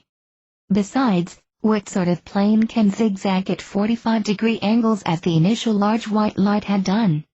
When we finally went to bed, each of us knew we'd seen a UFO which, coming just after Casey's second, pain-filled regression, seemed a clear confirmation of the reality of his recollections. Neither Jack nor I slept that night, although Casey drifted off eventually, exhausted by the emotions he'd been through, and it was a long time after that before I again enjoyed a peaceful night's sleep. Chapter 3. July 1988. After returning from Oklahoma, Casey and I both felt compelled to spend a lot of time outside at night. We'd walk up the hill near our house, where Casey had been abducted in December, and watch the skies in vague expectancy. It may sound foolish, but we wanted another contact. We were angry enough and determined enough to want answers, and the aliens were the logical place to find them. We referred to them as aliens because they certainly weren't human, but we didn't know if they were interplanetary beings, entities from a different dimension, or something even stranger than we could imagine. Is there any way you might be able to contact them? I once asked Casey as we stood staring up at the stars. They've apparently been in your life for years. Don't you think they know your thoughts, then? Maybe, Casey conceded, but I don't think it works like that. They just do what they want to do. I never called out for them to come get me before, anyway, I know that. I wonder what I'd do if one of them actually appeared. In the house, I said, visualizing such a scene. I think it would scare me to death. I've been practicing every time I open a door, pretending there's some alien creature standing there staring back at me. And every time I do it, I get weak. Casey squeezed my hand. Don't worry about it, he told me. Whatever happened, it's over. They don't show up by invitation. Still, it was a time of great fear for me, wondering if the alien beings were going to come back. I continued to call out to them mentally, asking them either to leave us alone or to appear to us consciously and give us some explanation of what they're doing to us. Or, if that wasn't possible, I asked that they give us warning of their return so that we wouldn't be so frightened if anything else happened.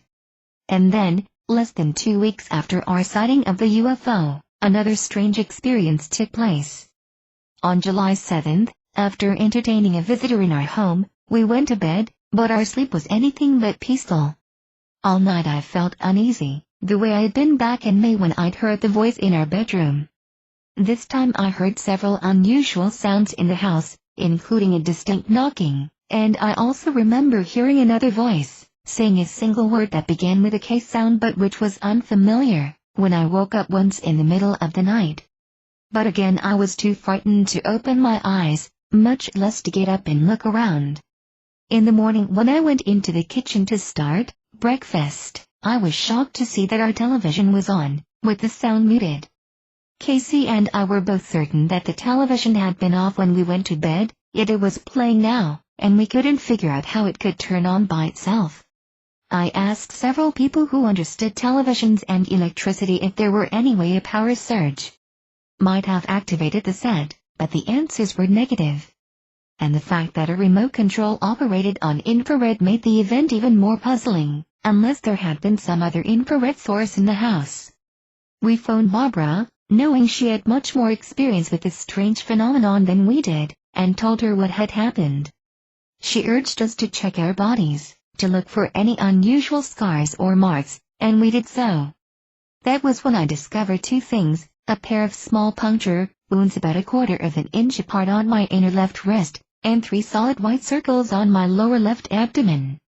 The circles formed an almost perfect equilateral triangle, with sides of 15 millimeters. The puncture marks looked as if they could have been made by 2 hypodermic needles, and they were fresh, still scabbed, but there was no sensation of pain associated with them. The circles forming the triangle didn't appear to be a wound of any sort, no broken skin, no itching or pain, just 3 white areas where the pigment had disappeared. I had no idea what could have caused either of these sets of marks, until Barbara explained that many of the people she worked with turned up similar scars on their bodies after abduction experiences. Now I was really frightened. Consciously, neither Casey nor I remembered any event which could account for the marks, only the strange sounds in the house and the television being on, but that too, she explained, wasn't unusual. My later research into books about UFO experiences confirmed this fact, as I read about several instances in which people had encountered UFOs and their occupants and then began experiencing events that were commonly associated with poltergeists, lights turning themselves on and off, for example, and electrical appliances behaving in unusual ways. Even more frequent were reports of UFOs passing over automobiles and causing them to completely lose power, as well as stopping watches which the passengers wore. And airplane pilots coming into proximity with UFOs often complain that the electrical equipment on their craft malfunctioned. We already knew from Casey's experiences that abductions can occur without the person consciously being aware of the experience, and Barbara confirmed this. Our feelings of helplessness were overwhelming. If these strange beings could come into our homes undetected, do whatever they wish to us, and then leave us with no memory of their presence, how could we ever defend ourselves or resist their intrusions? To this question, unfortunately, Barbara had no answer. But we didn't give up.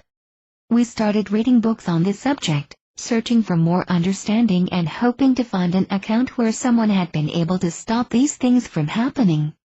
All through the summer I raided bookstores and ordered other books from the library, yet nowhere in my reading did I discover an answer.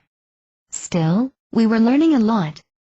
We found out that this phenomenon had been going on for years, at least since the late 1940s, and that in itself was some sort of relief, knowing that we were the only ones who had been through such things. And we kept in touch with the MUFON group in the city, just in case they could help us in some way. August 1988.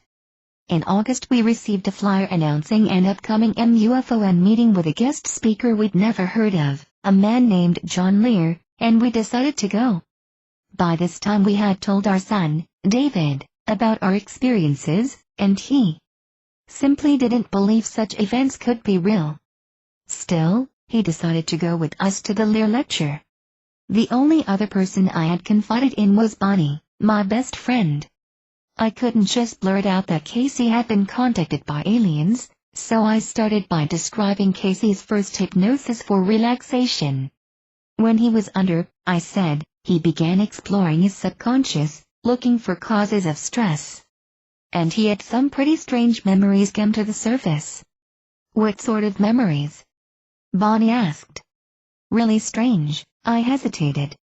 Bonnie was my closest, oldest friend, yet I was afraid of her reaction to Casey's story. Who could blame her if she thought we were crazy?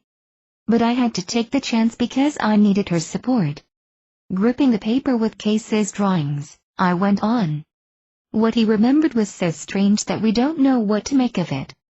Bonnie glanced at the paper in my hand and then back up at me. Why? Is it something horrible? She asked. I shrugged. We have no idea, I said. But he drew some pictures of what he remembered. Do you want to see them? She nodded, and I handed her the paper. Her response was immediate. When I showed her the face, she literally jumped in her chair and tears came into her eyes. What's wrong? I asked. Why did she respond so emotionally? I don't know, she insisted, shaking her head.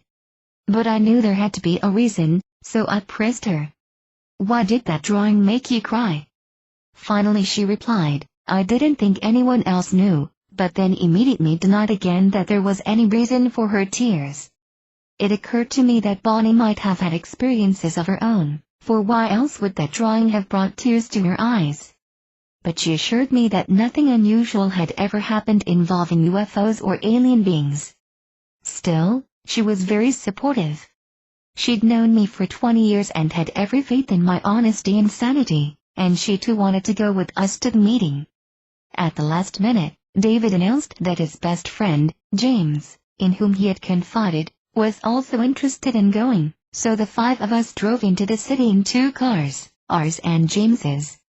Fortunately, we arrived early and managed to get seats near the front, for by the time Mr. Lear began to speak, a crowd of over 300 had packed the room, spilling out into the hallway. The room was hot, yet we didn't notice once the lecture began, because the information we were hearing was riveting. Lear talked about his research, his countless interviews with people who'd had similar experiences, but the most shocking and unbelievable part concerned an alleged government involvement with these alien beings. Lear, an expert pilot, had flown missions for the CIA and, thus had contacts in the intelligence community, and he insisted his information was true. There were bases, he told us, hidden throughout the country where the aliens carried on a variety of bizarre activities, including crossbreeding experiments with humans. And he said that the invasion of these beings was already a fact, that the government had made a secret deal with them, giving permission for the abductions to take place in exchange for promises of advanced technology. But the government had been duped, he said, and in fact had received very little in the way of useful technology, while the aliens had carried on their abductions and experiments far beyond what was allowed by the agreement with our government. And now, he concluded, the government was in a real quandary. For years they had officially denied the existence of UFOs and aliens, but now with the escalation of ET activities, they didn't know how to go about warning the population, much less how to prevent these things from continuing. Our little group sat listening in apprehension and disbelief. One part of my mind realized how wild and frightening and unsubstantiated Lear's words were. These things could not be true, I insisted, not in the world that we know. That's just the point, though, another part of my mind interrupted. The world you knew didn't accommodate UFOs and aliens, but you have them now anyway, don't you? This split in my feelings confused me as I watched Lear very calmly, very seriously, deliver his message of doom. I'm not here to warn you about an alien invasion, he concluded. The invasion is over, it's already happened. I glanced around occasionally, wondering if everyone else in the room was as astounded as I, and I noticed that James seemed rather strange. He appeared almost to be in a trance, staring down at the floor, unblinking, and when the lecture ended he hurried out of the room with only a few words of goodbye.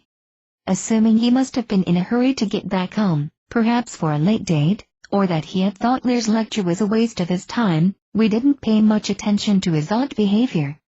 So the rest of us rode home together, discussing the things we'd heard. I had promised to let Barbara know what we learned at the lecture, so I almost decided to go to Oklahoma and deliver a report in person. But at the last minute I changed my mind and stayed home. As it turned out, that was a fortunate change of plans, for things were about to get very strange here at home. The lecture was on a Wednesday, and 2 days later something happened which gave a whole new turn to the situation. James called David and asked to meet him for drinks at a local bar. David told us about the events of that meeting the next day. He said that when he got to the bar, James was acting strange, untalkative and generally unresponsive, almost wooden. After a couple of drinks, however, James began to loosen up, suddenly telling David some very disturbing things. James said that all his life he'd been visited by strange beings in his bedroom. When he was young he also sometimes heard noises in the house, and when he got up to check them out, he'd seen a skinny, unknown man dressed entirely in black, who was picking up various things around the house as if examining them. But whenever James would rush into his parents' bedroom to tell them a prowler was in the house, they would reply that he shouldn't worry about it and to go back to bed. Having known James's parents for years, I couldn't believe they would be so unconcerned, yet James insisted they never once bothered to get up and see if he was telling the truth.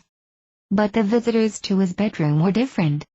At first, as a very young child, he was visited by a small creature he called Mr. Green Jeans, because of the greenish glow the creature emitted. The first time this being appeared, James woke up to see all the toys in his room moving about by themselves, and then Mr. Green Jeans approached his bed and told him not to be afraid. James was always paralyzed when the being appeared, and, petrified with fear, he could never remember what Mr. Green Jeans talked about to him. In later years, another being began showing up, a taller, featureless creature who periodically came into the room and also spoke with him, and during these times too, James would be unable to move or speak aloud, communicating only telepathically. But more recently, in the past several months while James and David were living in a farmhouse, yet another type of being had been showing up, and this time the visitor was a woman. He said that she always entered his bedroom from an adjacent interior room rather than through the door that led outside, and he found himself paralyzed until she left through the same door. As soon as the woman disappeared, the paralysis left him, and James had often followed after her, searching through the house and out into the yard, yet he'd never been able to locate her anywhere else. In her last few visits, he told David, which had been almost weekly, he had been able to remember consciously some of what the woman told him.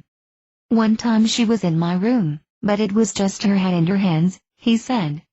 She was holding two big, round black orbs, and she told me they wanted to remove my eyes and replace them with those things. Terrified, James objected, saying he didn't want to be blind, but the woman replied, "You'll still be able to see, but you'll see differently."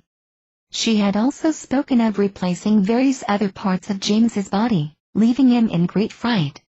And in her last visit, the day before the Lear lecture, she had urged James to go somewhere with her. "Why don't you just come with us?" she had asked. "I can't," he said, "I'm too afraid." "What are you afraid of?" she wanted to know. "Are you afraid of the dark, or of something you think is out there in the dark?" "I don't know," he admitted. "I'm just too scared." And the woman departed, leaving him once again to question his own sanity, as he'd secretly done for years, ever since he was old enough to know that other people simply didn't encounter bizarre visitors in the night as he'd been doing all his life. The only reason that James had decided to tell David about these experiences was that he had actually seen the same woman who'd been coming to his room, or someone who looked identical to her, at the Lear lecture, and this convinced him that he wasn't crazy after all. She was standing in one of the crowded doorways when James spotted her, and she kept staring over the audience to where our group was sitting. After the lecture, James saw her leave and hurried away to follow her, determined to confront her and demand to know what she had been doing to him. He said he trailed after her into the parking lot, and when she turned at the corner of the building he was only a few steps behind. But, turning the same corner, he was stunned to see that she was nowhere in sight. That was the story David heard as he sat drinking with James. Its impact was strong, following on the heels of our own revelations to him, and David urged James to come talk to us. But James said he couldn't do that yet. He'd kept this explosive material to himself for so long, and he was afraid we might tell his parents, something he desperately didn't want. He did give David permission to discuss it with us, however, providing we promised to keep it secret, and David came to us the next day with the entire account. Our son had not been able to believe the things we told him, but now, trusting the story of his best friend with whom he'd grown up, his disbelief was shaken. In fact, he remembered, as we also did, that James had long ago told us about Mr. Green Jeans, but of course at the time none of us thought it was anything more than the active imagination of a very intelligent child, which James was. He and David, a year apart at the same private school, had both been valedictorians, and we'd never known either of them to make up such preposterous tales before. We listened that Saturday, however, with serious concern and asked David to urge James to talk to us in person. A few days later, James did come over, and we went through the material with him in greater detail. He had difficulty in talking about it, though, struggling to get out the words, and at times our hearts ached for him as tears ran down his face. But when he had finished, he said that for the first time in years he felt a sense of relief, that sharing his experiences with us somehow helped him feel more whole, and certainly more sane. He talked about some information that had just recently emerged in his mind, apparently from the conversations he'd been having with the woman in his bedroom. For one thing, he now remembered being told that the woman and her group were interdimensional, rather than physical extraterrestrials from some other planet, and were benevolent toward humans.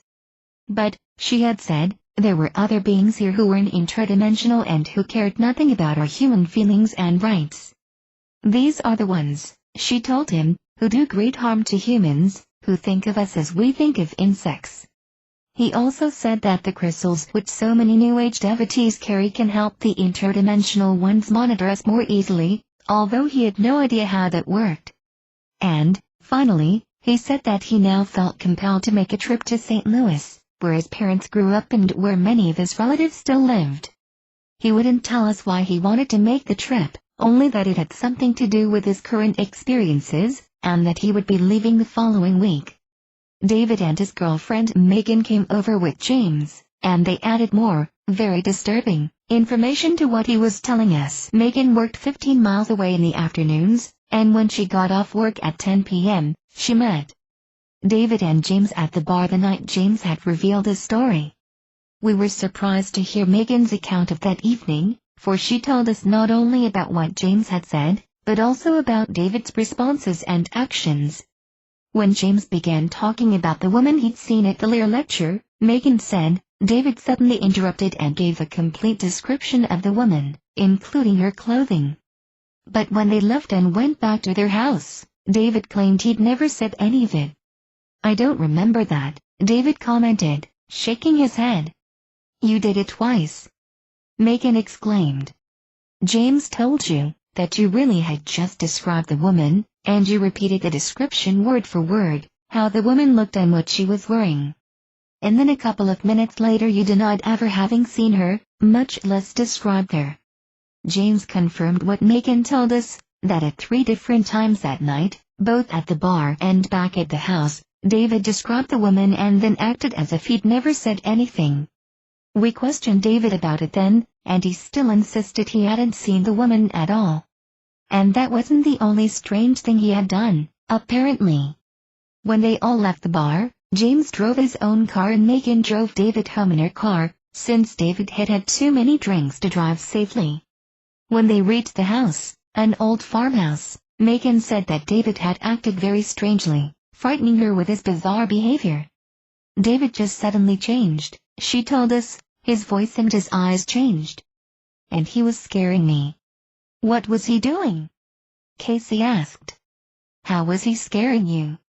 At the farm, when we got out of the car, David grabbed me by the arm and tried to drag me out into the backyard, Megan replied in bewilderment. He kept saying, something out there wants to see you, but I was fighting him and refusing to go, she told us.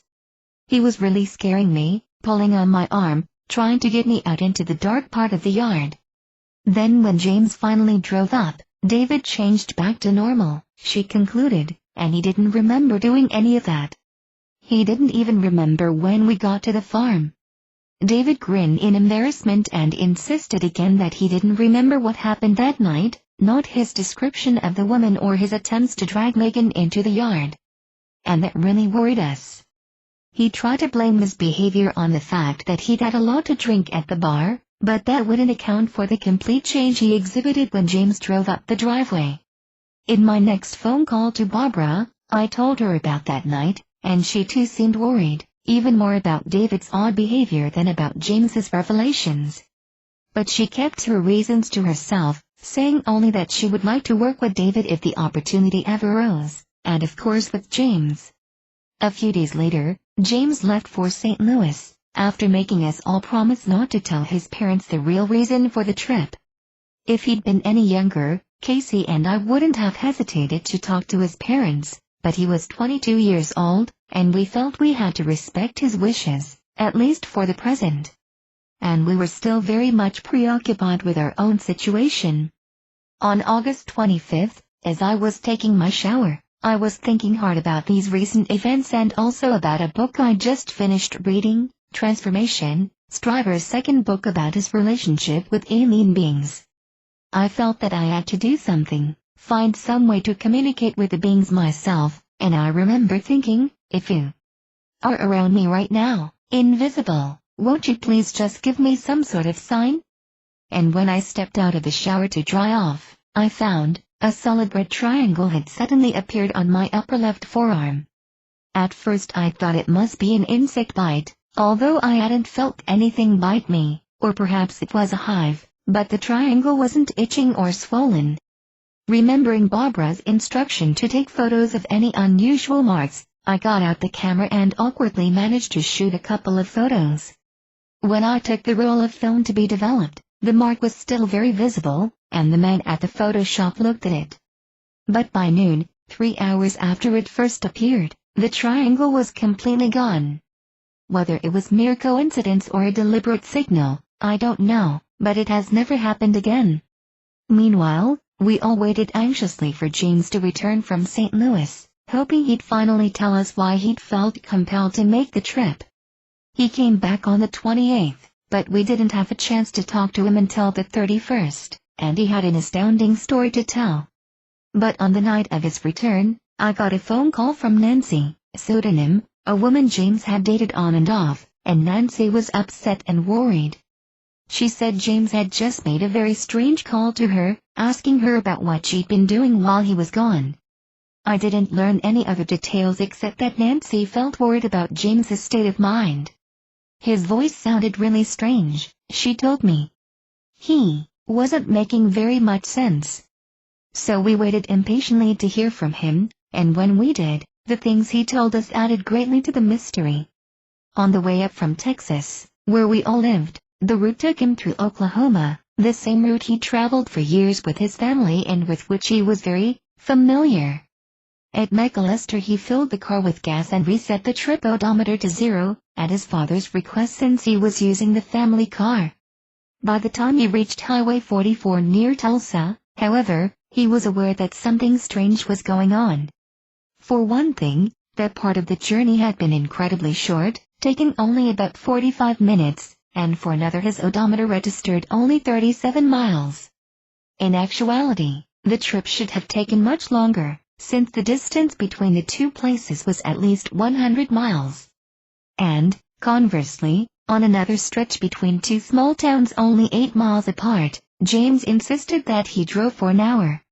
Later on that day, he said, I suddenly felt something in my mind telling me to pull over to the side of the road and look to the left.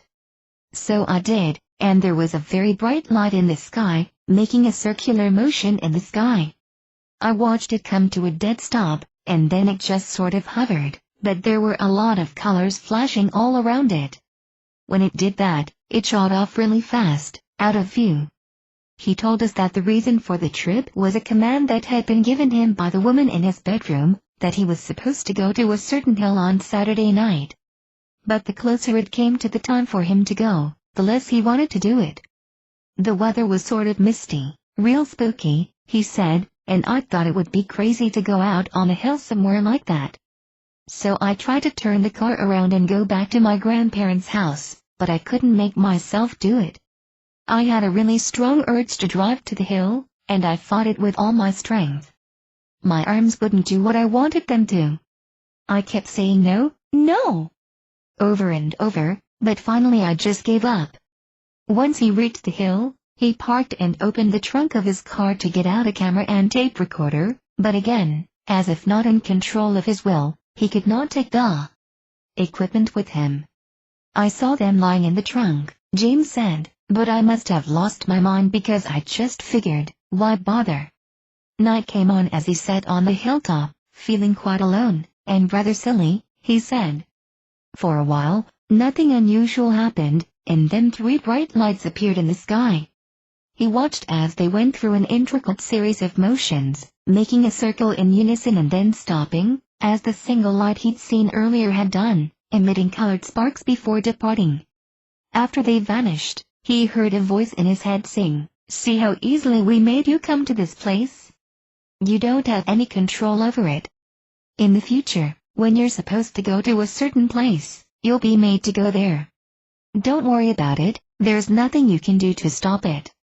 At that point, thoroughly upset, James left the hilltop and drove to his relative's home. There he undressed and went to bed, only to suddenly find himself back on the hilltop, completely dressed, in the company of the woman who'd been coming to his bedroom. Whereas before, at home, the woman had appeared in a variety of ways, sometimes in full form and at other times showing only her head and hands, this time the woman seemed very corporeal.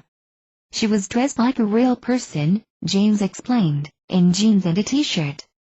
and she was nice that time, nicer than she'd ever been before. In fact, James said he actually felt comfortable with her, talking and listening to the many things she told him. She wasn't scaring me, talking about replacing parts of my body, he told us. What was she saying, then? I asked. James shrugged. I think she was trying to make me feel better about all this stuff. She told me that very long ago I'd made a decision, and that had really decided every other decision since then. She said he had a specific task, a set of tasks, in fact, to accomplish in the future, within 5 years. And as she told him all these things, he saw images of David, of us, and other people he knows involved in this future task together. She also told him, without explaining what it meant, that we would be moved into other bodies. And, as proof that her messages should be trusted, she gave him bits of information about the future which, as they occurred, would show him that she could somehow see across time and know the future events that awaited humanity. One of the things she told him was a conversation taking place far from St. Louis, back in our hometown. James's ex-girlfriend Nancy, the woman said, was conversing with her date at that very moment, and she told him details of that conversation. When he got back home, James called Nancy, questioning her about the date, and Nancy's description of what was said matched that of the woman on the hill. Much more was told to him by the woman, but he hasn't been able to remember it all. The next thing James was aware of was sitting on the front porch of his relative's home, fully dressed, with no idea of how he'd gotten to the hill or been returned. A feeling of great apprehension, a real sense of fear, pervaded the room as we all sat listening to James's story. We asked him if he had any idea what was actually going on with these beings, hoping that some of his unremembered information might be nudged to the surface. And, at a later time, James did tell us more about the overall situation, what he understood to be a coming time of battle. But at first he only discussed the personal significance he'd felt about the events of his trip. To him, it seemed that the whole exercise was designed to alleviate his doubts about his sanity. The lights in the sky, the odometer, the speeding up and slowing down of time, the woman on the hill, all these things had been very, very real, he concluded. I think that was why I was sent to St. Louis. They wanted to prove it to me, so I couldn't deny it was real anymore. Casey and I could only look at each other, bewildered. If his experiences were real, and if he were truly involved in this bizarre reality, then so were we. He had been shown a future time when he would be activated to perform his task, and he had seen us working with him. Chapter 4. Sometimes I still tried to pretend that it was all in our imaginations. We overreacted, I told myself, we let paranoia into our thinking, so that now we saw evidence of alien influence everywhere. Afraid to sleep at night, compelled to watch the stars, sometimes disturbed by the books I read about UFOs, yet I couldn't keep from reading more. Conventional logic insisted that such things couldn't be true, and so did the honest desire of my heart. This was not what I wanted reality to be. I traced the sequence of events back to the very beginning, trying to rationalize the situation. How to account for all the people in my life who now claimed to have had experiences. James must have got it from David, who heard it from us.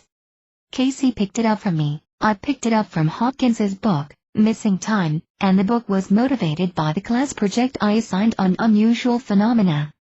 But where, I wondered, did the motivation for the assignment come from?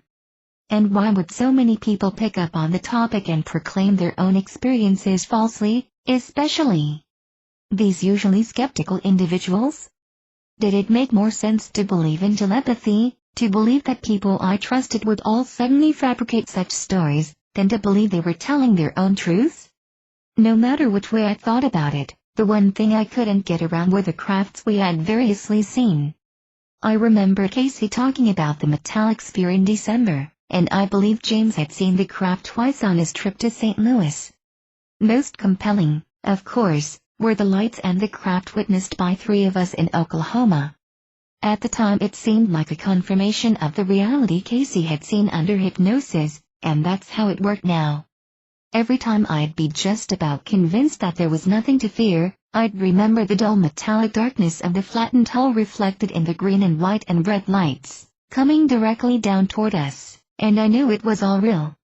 Still, it was one thing to face such a reality privately with my husband, for we were mature people with plenty of experience in the surprises and crises of life. But it was quite another to see the same bizarre phenomenon descend upon my child. At first, I had thought that only Casey had ever been involved, then I'd begun to have my own experiences, and now there was James. How much longer, I wondered, before David would be waking up hearing things in his bedroom, or seeing strange lights in the sky over the farm? Research showed that the phenomenon often occurs among members of the same family, or among a group of friends, so I sometimes asked people I knew, very discreetly, about their own unusual experiences. We'd asked David early on, of course, at a time when he didn't believe such things actually occurred, and he assured us he'd never gone through anything that didn't have a logical explanation. Research also indicated, however, that many experiences of alien encounters are only remembered as dreams or as occurring when the person is in a dream state of some sort. And now David was beginning to have UFO dreams, and doubts. The first dream early in August involved the landing of 2 spacecraft and mental communication between David and an alien occupant of the ship. Later in the dream, another type of UFO craft appeared and also landed, and the odd little alien who emerged delivered a message: the time had come for the human diaspora. When David told me about the dream, I thought it was something brought on by all the things we told him about our own experiences. Still, the alien's message was a total surprise. Nowhere in our conversations had such an idea ever arisen, and David didn't even know what diaspora meant. Then, on August 11th, he went through a very real experience that couldn't be dismissed so easily. He went to bed late, about 1:30 a.m., expecting to fall asleep quickly. Instead, he began to feel a strange sensation, building up suddenly and rapidly, in his head. It was something I felt, he said, not saw or heard. My immediate thought was that my persona was about to leave my body through my head, up and out. He was frightened at first, but then he tried to concentrate on the feeling and form some objective description of it. That's when he became aware of a sound, like a loud electric buzz, yet he knew it wasn't an overtly audible sound. It felt more as if he were hearing it internally, as if, he said, something was getting on the auditory nerve between my ears and my brain. The second thing he became aware of then was a great pressure inside his skull, a feeling of inflation that gave him, oddly enough, no sense of pain. When I thought about it some more, David said, I could sense that it wasn't just a general pressure, but seemed focused at a certain point behind my forehead, as if there were an incredibly, enormously powerful light there, although, he added, I could see nothing, as my eyes were closed. This point source of pressure was hard for him to describe. It seemed like a cylinder of energy force light/buzz pressure coming in through the top of his skull and reaching about halfway down into his head. After concentrating on this feeling for a couple of minutes, David said, he stopped focusing and just relaxed, and that's when it stopped. For David, the whole experience had been curious but brief, apparently nothing to really worry about. But I had learned enough from Barbara, as well as from Casey's past experiences, to know that such memorable brief events were often all that was consciously recalled from much more significant, complex situations. I was afraid, with good reason, that my son was no longer exempt, if he ever had been, from alien intrusion. And I wondered about his girlfriend Megan. Taking Barbara's advice to question our acquaintances, I asked Megan if there had ever been any strange occurrences in her life. Oh, no, she answered, there's never been anything unusual. I was relieved to hear it and was about to change the subject when she unexpectedly continued. Except there was that time, she said, when I saw the monkey in the window. Megan had lived all her life in a large city, and I couldn't imagine how a monkey might have turned up in the neighborhood, so I asked her to explain. I was 10 or 11, she replied, and I was taking a nap in the den one afternoon. I woke up and sat up on the couch, and that's when I saw it. There was a gray monkey bobbing up and down outside the kitchen window. "What did you do?" I asked. "Did you get up to have a closer look?" "No," she said, "I just sat there watching the monkey." "Well," I pressed, "didn't she say anything? Did you yell for anyone else to come see it?" But she shook her head, negatively. "And that's all," she continued, "unless you count the time I woke up in my sister's bedroom. I was maybe 12 at the time, and there was a slideshow or something going on, up on the wall." "Slides of what?" I asked. "Oh, a lot of different things," Megan said.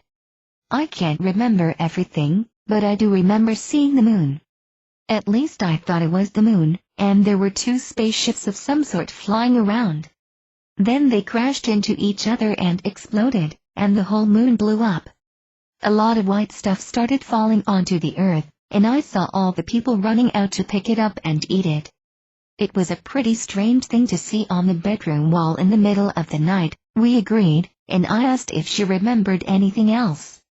"Well, not really," Megan said, "although there was this thing in the sky. I saw it when I was real young. I was playing outside with some other kids, and I remember looking up and seeing a huge gray shape going over the garage. I thought it was a giant fish." Of course, I didn't want to frighten Megan by telling her how much these things sounded like screen memories, protective disguises of events too frightening to face. I wondered what she might discover if she ever went through regressive hypnosis. And I also wondered how many other people had strange recollections, strange events in their past, that had been dismissed because they couldn't be understood. Casey and I had done the same thing, relegating those odd scenes and memory gaps to the very back of our thoughts, until events forced them to the forefront once again. "There must be other people like us out there," I remarked to Casey, with no idea of the things hidden in their pasts. "I wonder if they are also beginning to find out. And I wonder why we haven't heard anything about this before. There are several million people in this part of the state. Surely some of them must have been abducted or have seen UFOs too." At the end of August, one of those people came into our lives. I received a phone call from a man in the city named Fred, who had gotten our number from the MUFON group. He had been plagued with nightmares and frightening memories of a strange night in New York the previous October, and when he discussed it with a friend, she'd suggested he contact the study group to see if they could help. And they passed him on to us, since we were the only ones they knew who were going through current experiences. When Fred first came out to meet us, it was apparent that he'd been through real trauma. He was visibly agitated and excited at the same time, and after we began talking, his story poured out. He had a bizarre UFO sighting back in 1973, with 2 relatives. They watched a flying craft cavort through the sky, and then it transformed into a giant image of a bearded man dressed in a long, belted robe, with his arms outstretched. But it was his visit to New York in October that concerned him most. He was staying alone in a friend's apartment, collapsing in bed after hours of walking the streets alone, and when he awoke he was covered with bruises and scratches all over his back. But he had no memory of how they got there, only snatches of memories that made no sense. And now he was suffering from nightmares and fears, all associated with UFOs. We couldn't do anything more than listen to Fred's story and share our own experiences with him. He left, however, feeling less alone in this strangeness, and we promised he could contact us anytime he needed to talk. We also said we'd tell Barbara about him and make arrangements for them to meet. Fred had read Communion and knew enough to want to try hypnosis, to explore the things that had happened to him in New York. He also was worried about a few episodes of missing time he'd experienced recently, working alone on the night shift. We talked about all these things and assured him he could phone us whenever he was frightened or went through some new experience. Sympathetic support was all we could offer, though, having no answers ourselves and not even being sure of the questions. September 1988. In early September we went back to Oklahoma for another round of regressions, and this time I planned to undergo hypnosis myself. On our first visit there, Casey's experiences were all we really knew about, but since then enough odd things had happened to me to warrant my own exploration through regression. While we were with Barbara, a constant stream of people passed through her house, so we learned in a very short time just how pervasive this phenomenon can be. Several people we met there told us of their UFO sightings and experiences, but the most astounding story came from Ellen, pseudonym, a woman who lived on a northern ranch with her husband. A UFO had once caused a stampede of their herd, Barbara told us, but Ellen's visit to Oklahoma had nothing to do with Barbara's research. Having tried repeatedly and unsuccessfully to have a baby, Ellen was in town visiting a woman who'd agreed to be a surrogate mother for her and her husband. She told us of the many pregnancies she'd been through, only to have them terminate in miscarriage, and her dream of finally having a child now seemed to be within reach. As we talked, Barbara asked if Ellen had had any unusual dreams lately, a common question to all her visitors. Ellen replied that, yes, she'd had a frightening dream a few nights earlier, in which a woman had threatened to take the baby from the surrogate mother. In the dream, Ellen had to fight very hard to stop the woman from taking the unborn child and had awakened in great fear. Barbara asked if she'd dreamed of this same woman in the past, and Ellen said no. But I've seen her when I wasn't sleeping, she added. Prompted by Barbara to tell us her story, we sat listening, as Ellen described her first encounter with the woman. She was in a doctor's examining room, lying on the table alone, when a strange woman suddenly appeared. Ellen didn't tell us all the details of their conversation, which had been several years before, but her impression was that the woman was somehow an ancestor who had previously lost her own children. Ellen thought the woman was resentful of her pregnancies and therefore had been responsible for the miscarriages.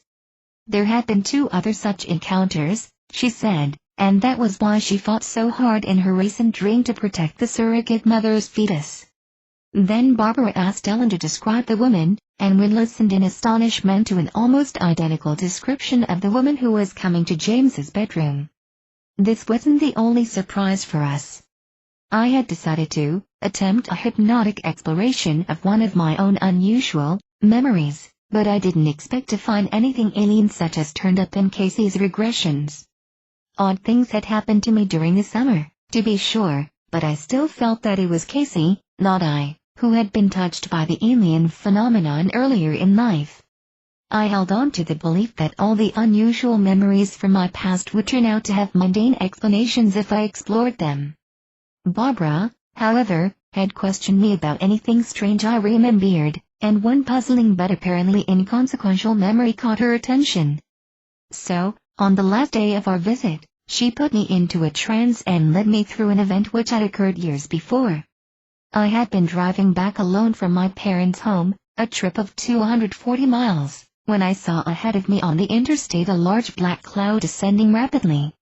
It covered both lanes and the shoulders, so there was no way around it, and it appeared so suddenly that I couldn't apply my brakes in time to avoid it.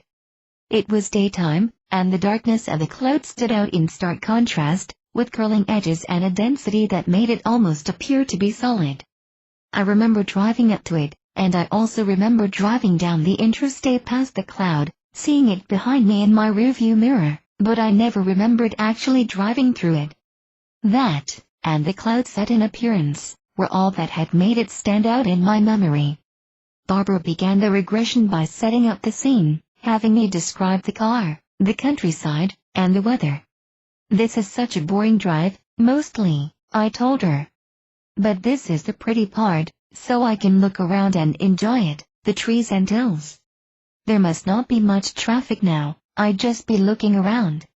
And I looked back to the road. It's like the sun's not so bright anymore. I'm just wondering if it's gonna rain because the sun's overcast now. And then there's this crawling, sort of curling black stuff. It's like smoke, coming from the right and just going across the road. And it's making me feel bad, Barbara. I stopped, beginning to feel afraid. Barbara expertly reassured me that I was safe and able to look at the experience, so I started up again. It's coming, crawling black stuff, I said. Something dark is coming across the road beside me. At first, I just seem to see these finger tendrils, and then it's all a huge black cloud. It sweeps in front of me, and it's so fast I think it's a storm, but it hasn't been like a storm before now. So I'm wondering what this sudden weather thing is. And I'm going to just drive through it, because I can't slow down in time to stop. Are you aware of any other cars passing you or in back of you? Barbara asked. I was looking off to the left before I looked back to the road, I explained, and when I looked back there weren't any cars between me and that cloud. I don't remember. L-O-O-K-N-G-B-N-D-M-E. N-D-I-T-H-N-K-M-D-R-I-V-N-G-N-T-I-T. Suddenly I can't see anything, it's dark all around the windows. I'm looking up trying to see if I can see the sky through it. I don't see anything. Can you still see inside the car? Yeah, I replied, I can still see inside the car, I just can't see outside. There's nothing on the windshield. I'm holding the steering wheel real tight, and I'm leaning up close to it, looking up to see why it's all over me. It's like being in a black room, only there's light where I am. When I seemed unable to get beyond the scene, Barbara deepened my level of concentration and then moved me ahead to the next thing I could recall happening. Oh, Barbara, I told her, I don't know if this is it, really. Even in the trance, I wanted to reject the images flooding into my mind. But I'm lying down, and I see that I don't have any shoes on. I'm covered up with something white, but it's not over my feet, about to the middle of my calves. That's what I see. It's like I'm waking up or trying to wake up. I can move my head just this much. I don't know what I'm lying on. Can you move your body at all? She asked. I can't even feel it, I replied. I can move my head. I'm not thinking anything. Look around you, she instructed. What can you see? It's like real soft lighting, sort of peachy or pink. And I can't see above me. What is taking place? She prompted. I feel like I just woke up, I don't feel aware of very much. There's more space over here that I can't see, but the white goes all around as far as I can tell. I can't feel my body. I don't see what I'm lying on, it's not showing down there. I must be perfectly comfortable, I can't feel anything. But I feel my ear hurting. Which ear? Barbara asked. The right ear, just at the edge of the inside, I tried to explain. There was just a burning sort of thing, but I can feel it. It's not bad. How long did that pain last? I can still feel it a little, I admitted. It's not bad. But I feel it again a little harder now, down low. I feel my ear being pulled over this way, and that hurts. My ear, the lobe stretches a little. Is it stretching by itself? Barbara asked, hoping to find out exactly what was being done. I don't think I'm looking, I answered evasively. Can you experience anything at all? She persisted. I know there's some motion, I said after a moment. I mean, there's just a sense of movement. And I don't know anything at all about what's going on. I feel like there's movement, if I could look, like some people moving. But I can't see anyone, not yet. But you're aware of movement to your left, she repeated. I told her, because you can see that the light changes as things move around in it. That's why I think there's more than one person moving. I think I feel reassured. I don't feel scared. Barbara questioned me a while longer, but I was unable or reluctant to remember much more. When she asked if I had ever been in that place before, a pain flared up in my side, and I asked her to bring me out of the trance, which she soon did. This was my first attempt at hypnotic regression, and I found it hard to relax and give myself up to deep trance. Still, the things I saw seemed very real, even if disjointed, yet I tried to explain the whole thing away as the product of my imagination. I had read enough to know that my recollections pointed to some physical intrusion into my ear, perhaps an implant of some sort, or a probe. But since I'd read so much about abduction experiences, it was easier to tell myself that the recollections had been conjured up from the books, not from my own past. Several months passed before I tried regression again, and looking back now I can see that it was my fear which made me wary and resistant to the experiences I had recalled the first time.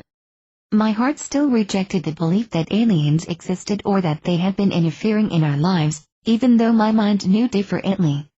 I didn't want it to be true, but I feared, increasingly, that it was.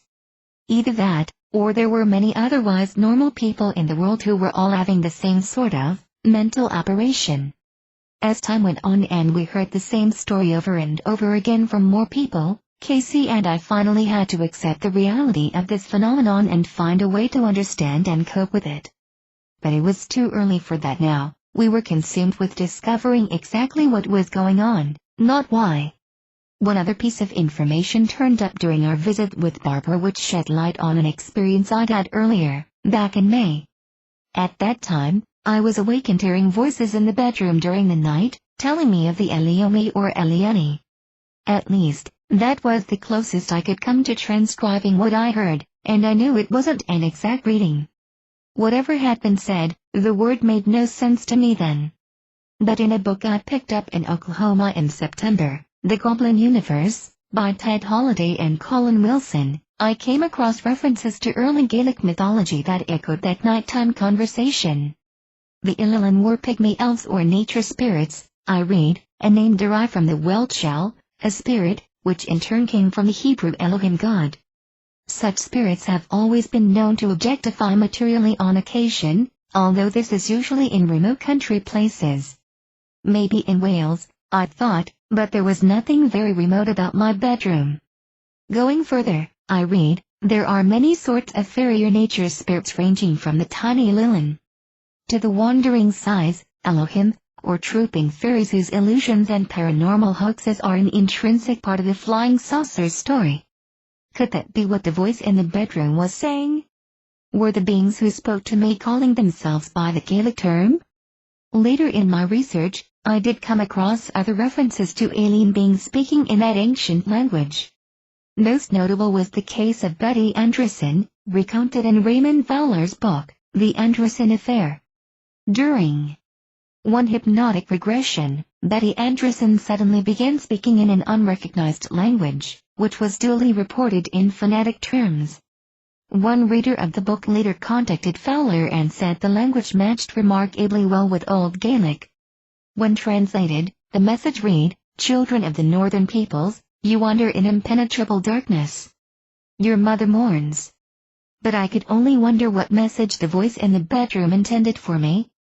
As soon as we returned home, David and James were eager to talk to us. While we were away, James had another episode of missing time, with no memory of what had happened during the 2-hour gap. He and David arrived shortly, and we gathered in the living room, anxious to hear his account. By this point I had begun keeping a journal, first of Casey's experiences and then later adding material about all of us. So, for accuracy, I turned on the tape recorder and got a complete record of James's story. It was 15 till midnight, he told us, and I decided I'd go to Whataburger and grab a hamburger. So I just got up, got in the car, went and got a Whataburger, and came back. "Did you eat it in the car?" I asked. "No," he replied, "I just went to the drive-thru and came right back and came into the house and looked at the clock, and it was 2:30. Was the hamburger warm?" I wondered. "No, it was cold," James said. And I didn't even think about that. There's so many things I don't think about. I reached in there the second thought, okay, French fries, and I grabbed a French fry, ate the French fries, and they were cold. And I was mad.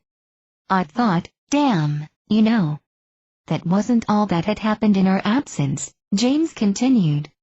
I was sitting on the couch, and it was late at night. And all of a sudden, the couch started hopping up and down, and then this footstool started hopping, really hopping. It was shaking me. And then it stopped, just like that, and I got up and looked under the couch, pick up the cushions. I went outside and tried to peek under the house and see if maybe it was something underneath hitting the floor. And I thought, okay, I'm gonna tell David about this, and then it was 2 days later before I remembered. James paused, still confounded by his forgetfulness of the experience, and David remarked that James had been remembering more of the things the strange woman had told him. We asked James, who nodded in agreement. Yeah, he replied, they said they were 9-dimensional. And for them the 10th dimension was like time to us. The girl had told him this, and he found it odd that more recently she was switching back and forth, referring to herself sometimes as I and other times as we. We wanted to know if he remembered anything about where the woman came from, but he didn't. All he could tell us was that the woman warned him about some other beings who had learned how to use the 4th and 5th dimensions, but who weren't spiritually developed. She said to be careful of them, James explained. She said to be very, very careful. And it was his understanding that the woman was warning him about the Greys, the typical being described by so many people who were abducted. The same beings whom Casey had seen during regression, taking him as a young child, later abducting him to perform a nasal implant and to have sex with one of their females, and most recently taking him half a block from our homie, cutting his leg and telling him it was time to remember. It's impossible to describe how we felt then. We had learned a lot about our past experiences through hypnosis, but here we were faced with a current situation in our midst. James was still agitated from the missing time episode and the hopping couch incident, and we were frightened for him, as well as for our son and Megan, living in the same house. A few days later, more strange things occurred, in the onset of what proved to be months of disturbances and encounters. Throughout the fall and winter, we felt literally under siege from forces and entities we couldn't fathom, yet we all tried to keep it secret from the rest of our family and friends.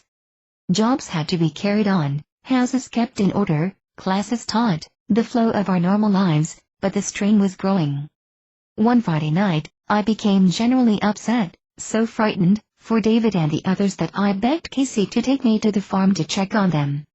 He drove us over, but since I was so upset he left me in the car and went inside for a few minutes. When he returned, he assured me that they were all three quite all right. The next morning, I simply couldn't wake up. No matter how hard I tried or how much tea I drank, I was in a daze the entire day, yet I had no reason to be so exhausted.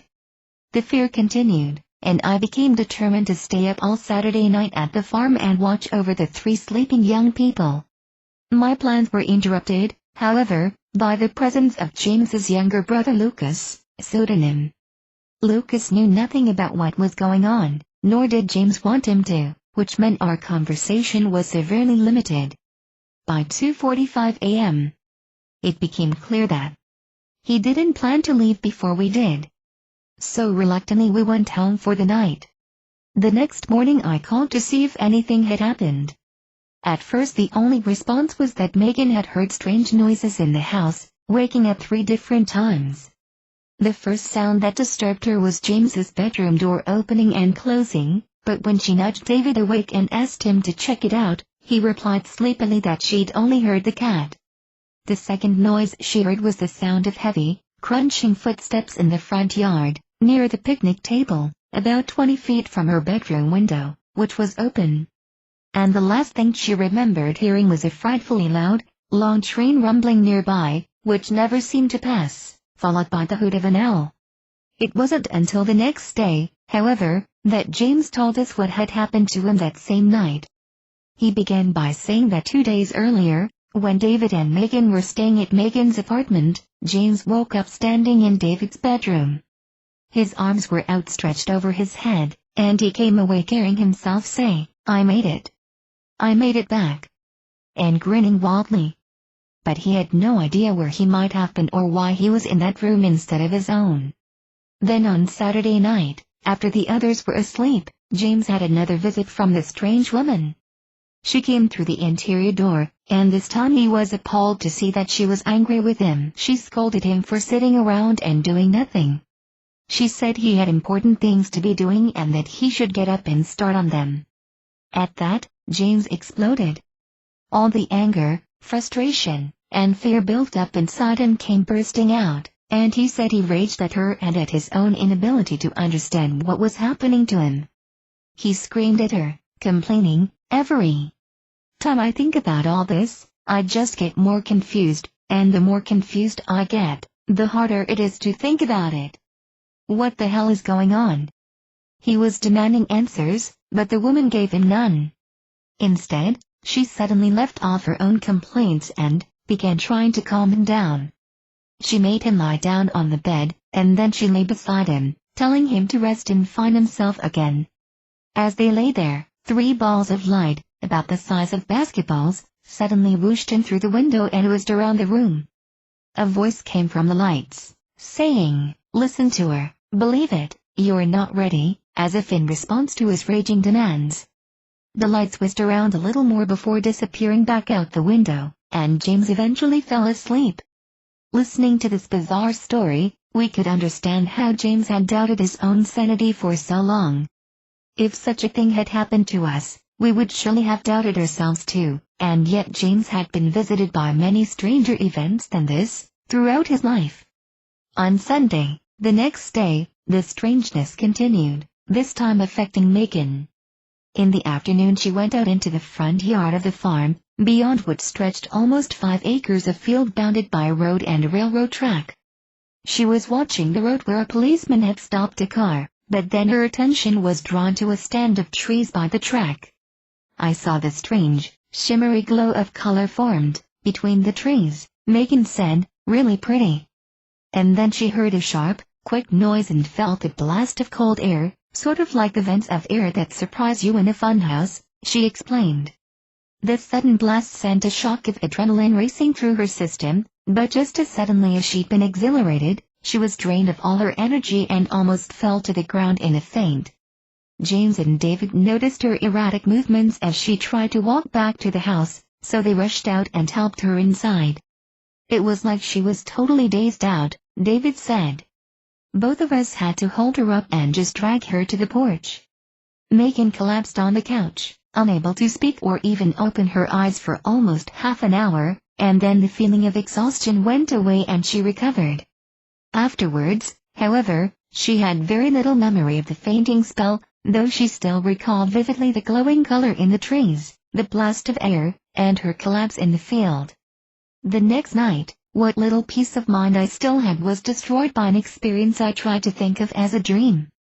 I was lying down with Casey when I felt the whole bed start to shake, and when I tried to move, I found I was paralyzed. I couldn't even speak, but somehow I finally managed to whisper a prayer, asking the God of truth and love to make this frightening force go away. I repeated the prayer again and again, until the paralysis broke, but the bed shook even more violently as my strength increased. At last I was able to sit up and pound my fists on the bed, demanding out loud that the force must leave me alone, and then the shaking stopped. I tried to rouse Casey and tell him what had happened, but he rolled over sleepily without responding. At that point, 3 women came in and approached me. They held me comfortingly and told me, "You did the right thing. You passed the test." The next thing I recall was actually sitting up in the bed, with Casey asleep beside me. Once again I tried to wake him up, and once again he refused to be roused. I described the dream experience into my tape recorder, feeling the need to remember it in every detail, and then I turned out the light and fell back asleep. But when I woke up the next morning, I was drained and weak. I spent the day completely exhausted, giving in, on and off, to the urge to cry before finally calling my friend Bonnie to come for a visit. While we were together, I got a phone call from George Andrews, a researcher with whom Barbara was working on a book. He told me about a car wreck his daughter had just been involved in, which had left her seriously injured, a wreck for which there was no logical cause. This news really frightened me, because only 3 days earlier Barbara's daughter-in-law had been badly hurt in a similar wreck, the cause of which had baffled the investigating police officers. The 2 young women had received serious injuries to their mouths. I was frightened because Barbara had recently been warned by 2 different men, one a self-proclaimed psychic to whom she paid little attention, and the other a man whose occasional predictions had proven more reliable, to discontinue her research and not to reveal what she was finding out from the people whose experiences she had explored. That meant, of course, that she shouldn't contribute material to George's book. They had been warned, and now their children were suffering. What's next, I wondered, scared by the thought that these beings might deliberately be hurting people and afraid of what I might have brought onto my own family by exploring this phenomenon myself. I was filled with the idea that the best thing I could do was to get absolutely out of the entire UFO situation, no more books or journals or notes or tapes or contacts with anyone involved in this thing. At no time, before or since, have I felt such fear, blinding my logic and leaving me to react instinctively and protectively. We were in a nightmare world, helpless. And then James phoned. He wanted to tell me about a dream he'd had the night before, the same night I'd felt the bed shaking. In James's dream, he was a little child, perhaps 3 years old, sitting with a group of other children who were being told a story by an older person. The storyteller looked like James also, but a James 23 years old, as he was now, not 3. When I heard his dream, I asked him to come over and record it in the journal I was keeping of his experiences. What follows is that account of the dream. Once upon a time there was a young prince, James began. This prince looked around at his world and saw that evil things were happening, and he wanted to stop the evil. So he told his friends, there must be someone causing all this evil, so I'm going to go out and search through the world until I find the evil person. Then I'll make him stop. So he roamed all over, meeting and talking to everyone he could, trying to find out who was causing the evil things to happen. But no matter how much he looked, for years and years, he couldn't find an evil person. At last, however, he met a sorcerer, who told him that the cause of the evil was under the ocean. The prince was unable to get down under the ocean, and the sorcerer was unable to help him.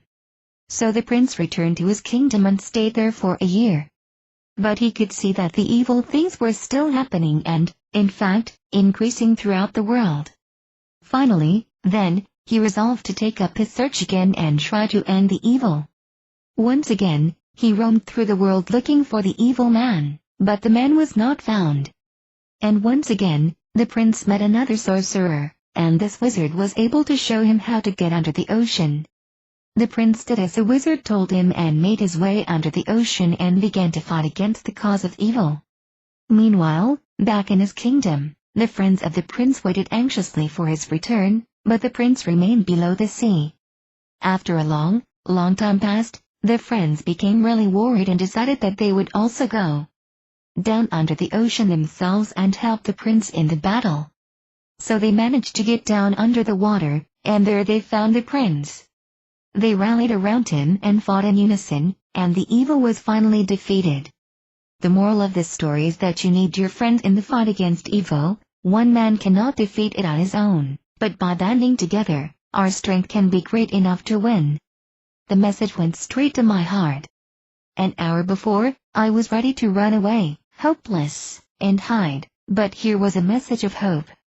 Could we really fight this awful situation? I wondered. Did part of the answer lie in uniting with our friends in some way? And how? What is the battle we face? It was no longer merely a question of what is going on, but of how can we make it stop. Chapter 5.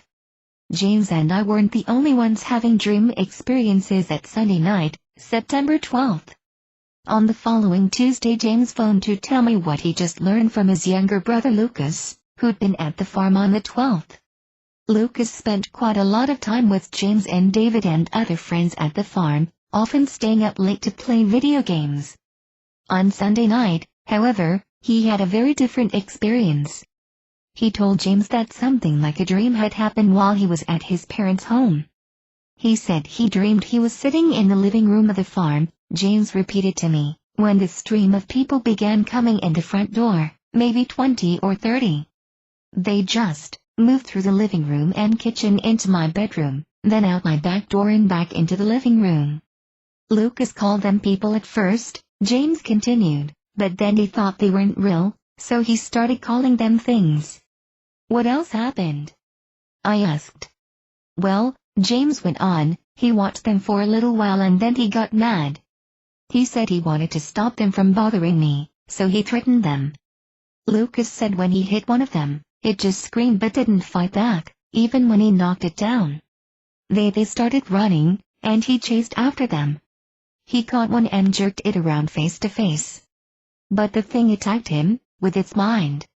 Lucas attacked back, pummeling the thing in the face, until the creature began to scream. Then Lucas chased after a second being and attacked it in the same way, but when he went back into the farm, he saw a huge creature, much bigger than the other two. He caught it and demanded to know what was going on. James continued. The creature didn't answer, so Lucas said he was going to beat them all senseless if they didn't leave me alone.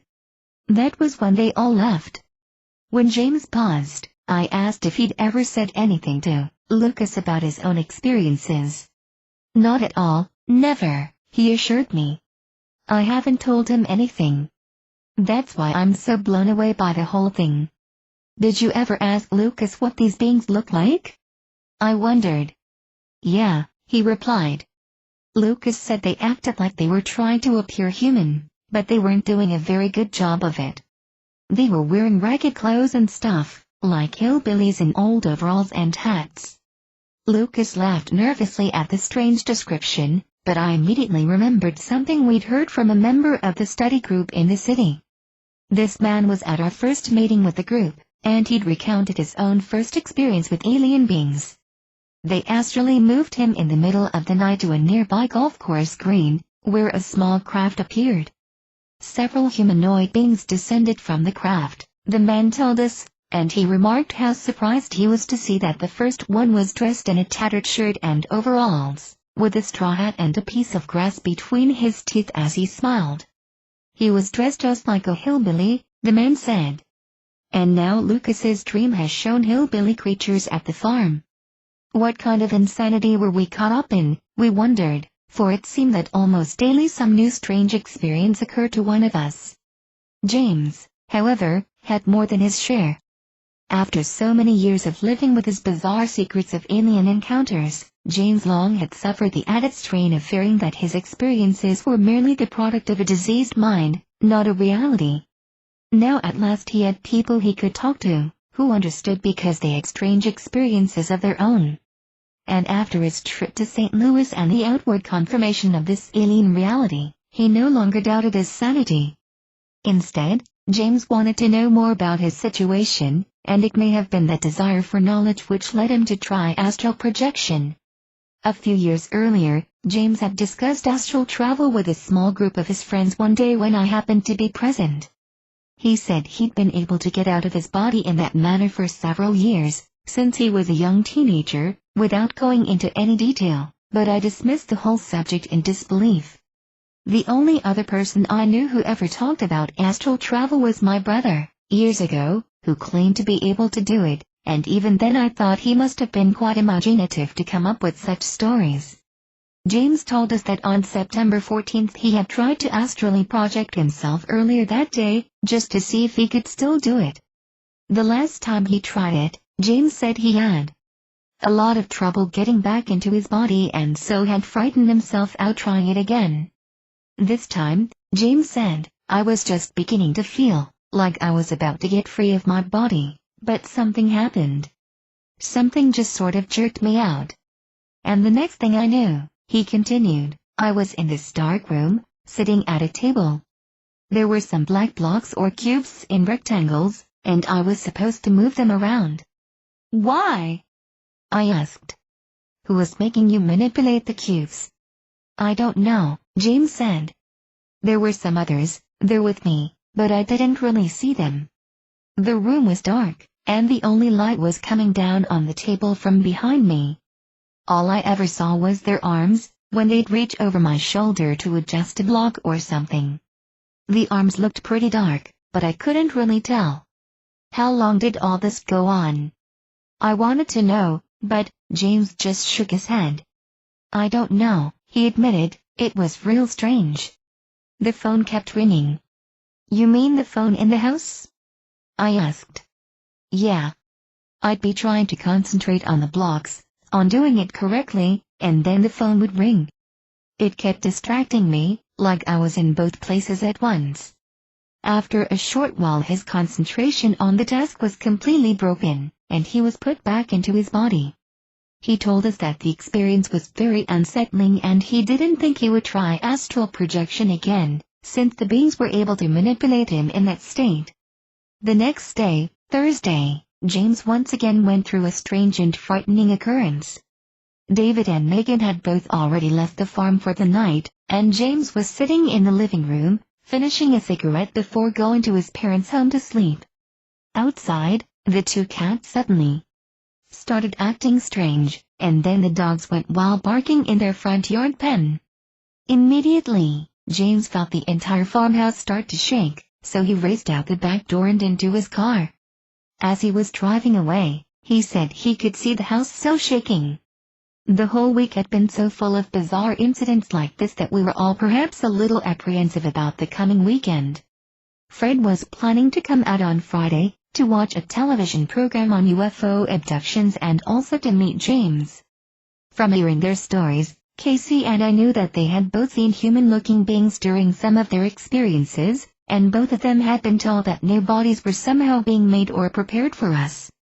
We wondered what else they might discover they had in common. That Friday afternoon, I was alone at home, reading Our Haunted Planet, a book by John A. Keel, that described Joseph Smith's initial contacts with the angels who led him to the Golden Plates, the Book of Mormon. It reminded me very much of something James had experienced.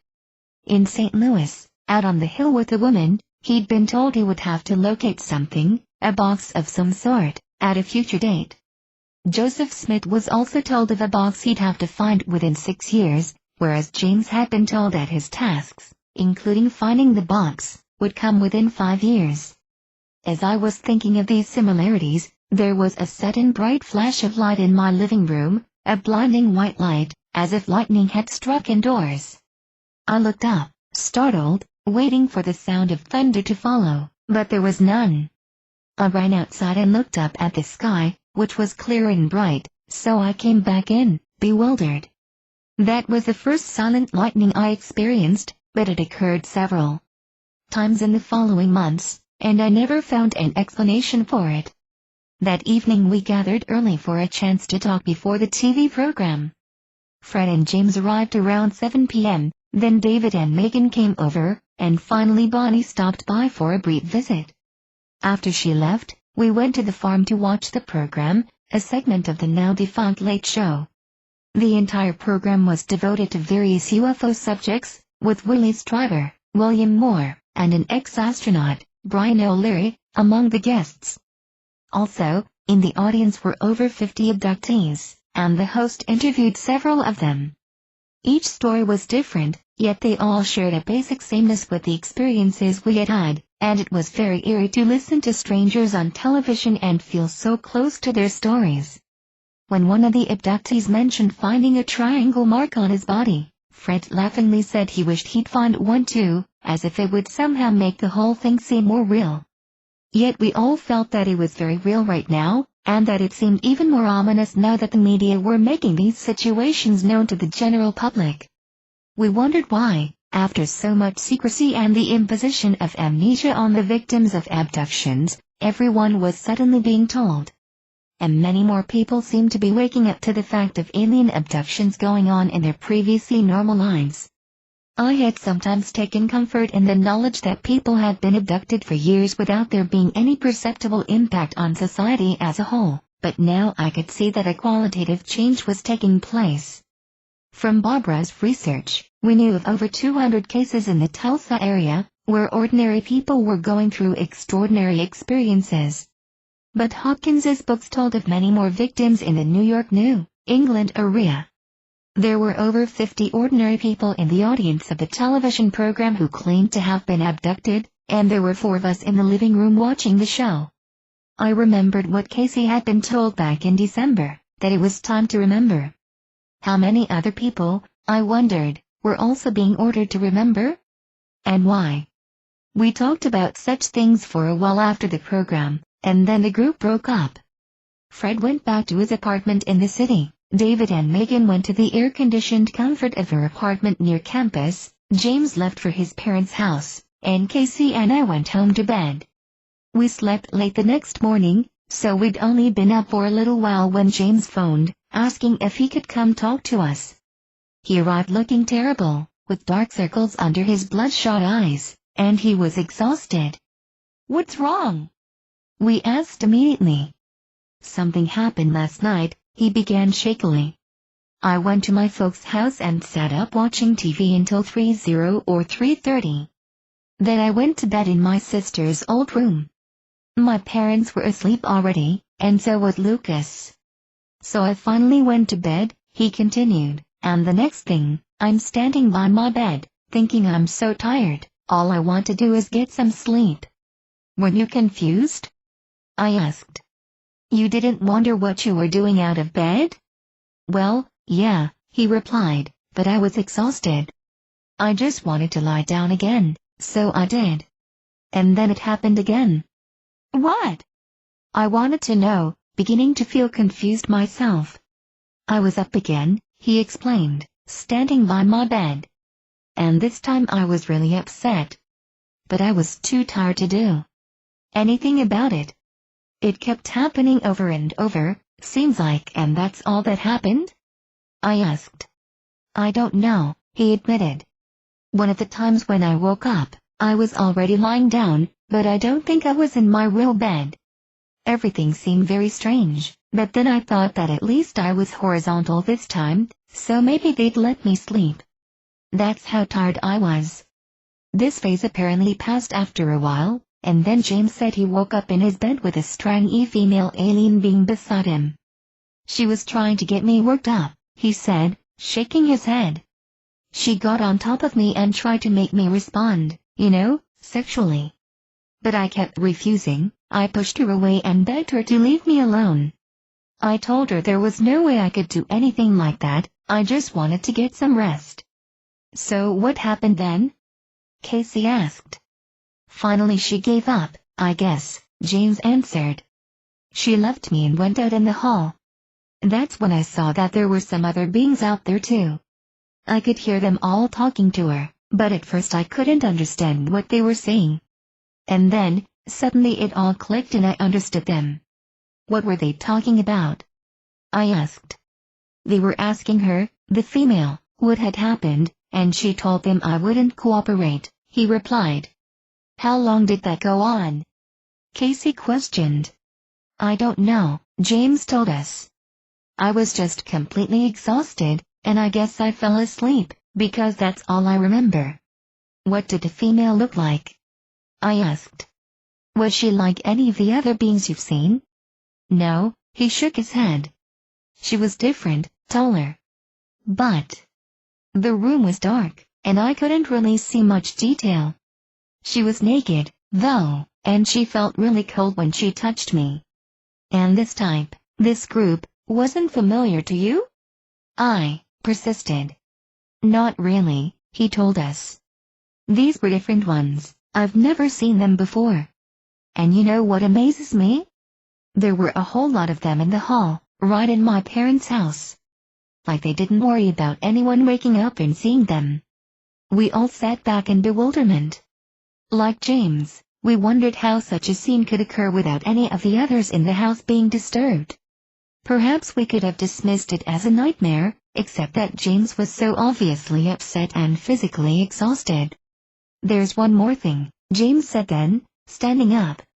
He turned around, showing us the back of his calf. "I found these marks this morning," he pointed, "and I don't know where they came from." There were 3 large puncture marks on the skin, arranged in an equilateral triangle. James had never told us of having any marks or scars on his body before, and it was easy to see how deeply the triangle upset him. The arrival of a new group of alien beings and the appearance of the 3 punctures seemed to be more than coincidental. Until now, I was the only one in the group who'd been marked with a triangle, yet we'd learned that this was an insignia left by at least one of the alien groups. There was nothing we could do for James but commiserate, and he soon left. Casey and I immediately checked our own bodies, to see if anything might have happened to us.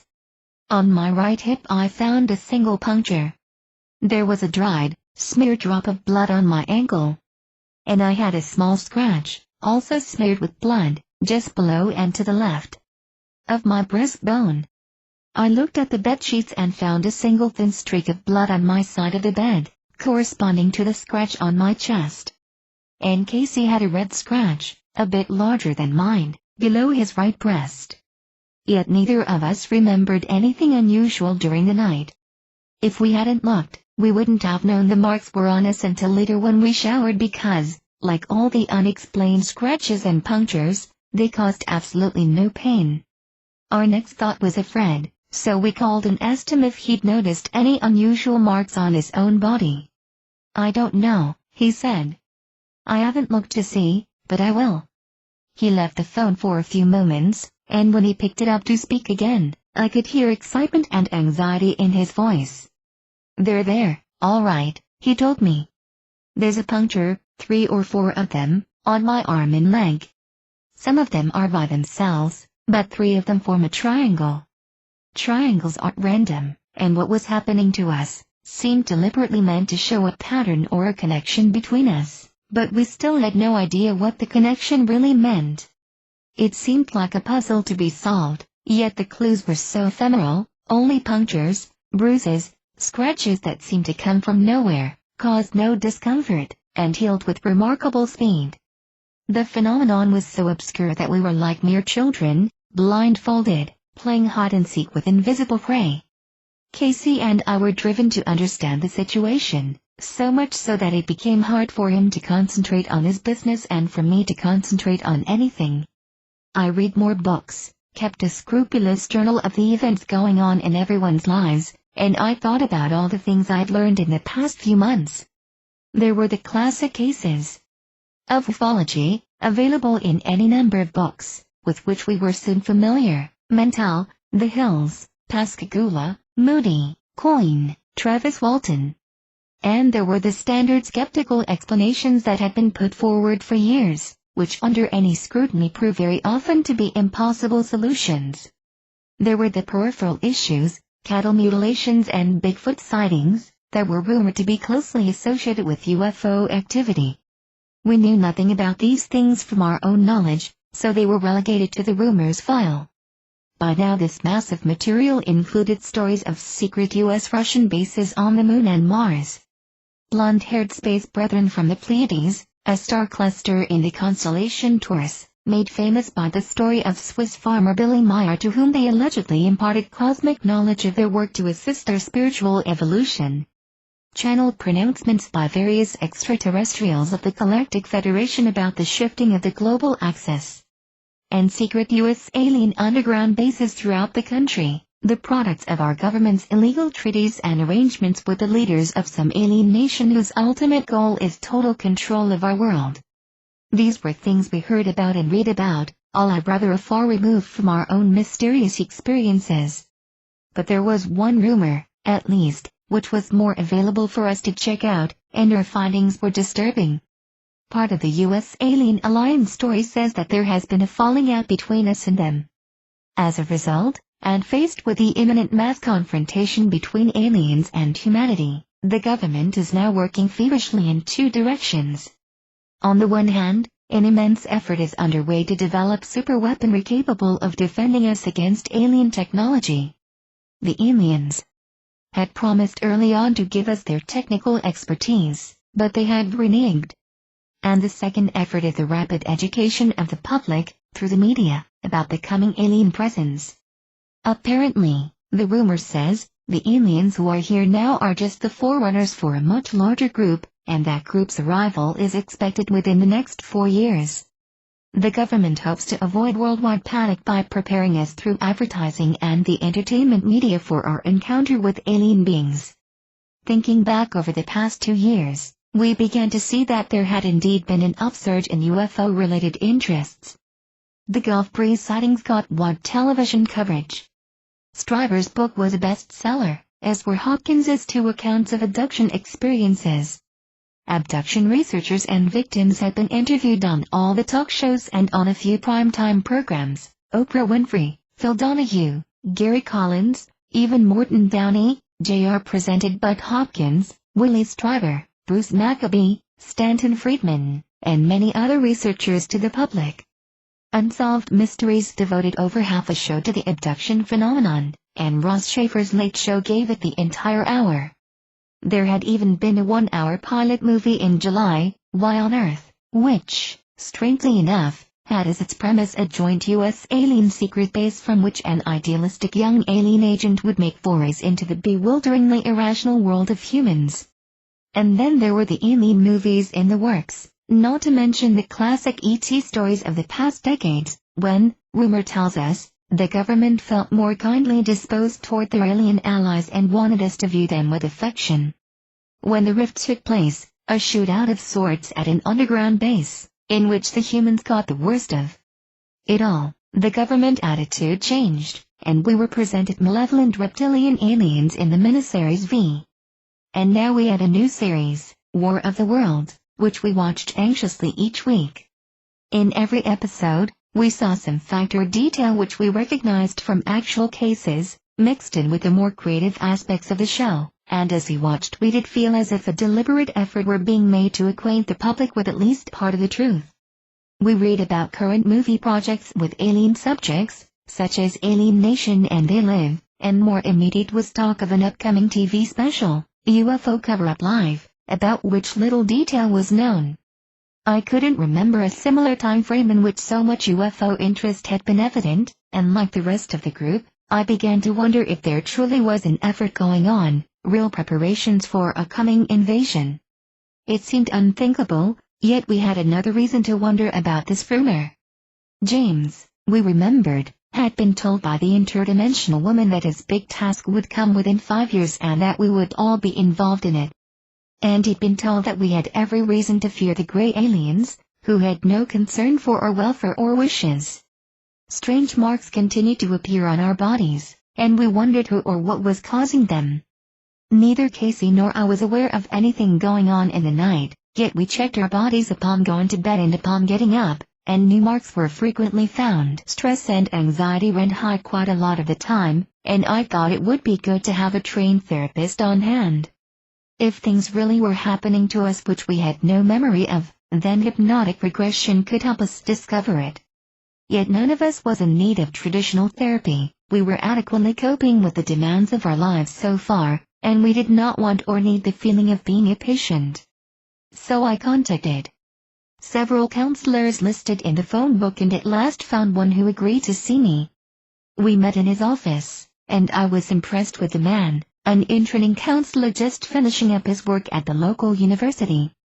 As calmly as I could, I explained to him about the abduction phenomenon and about the need for a volunteer hypnotist who could work in complete confidentiality with abductees.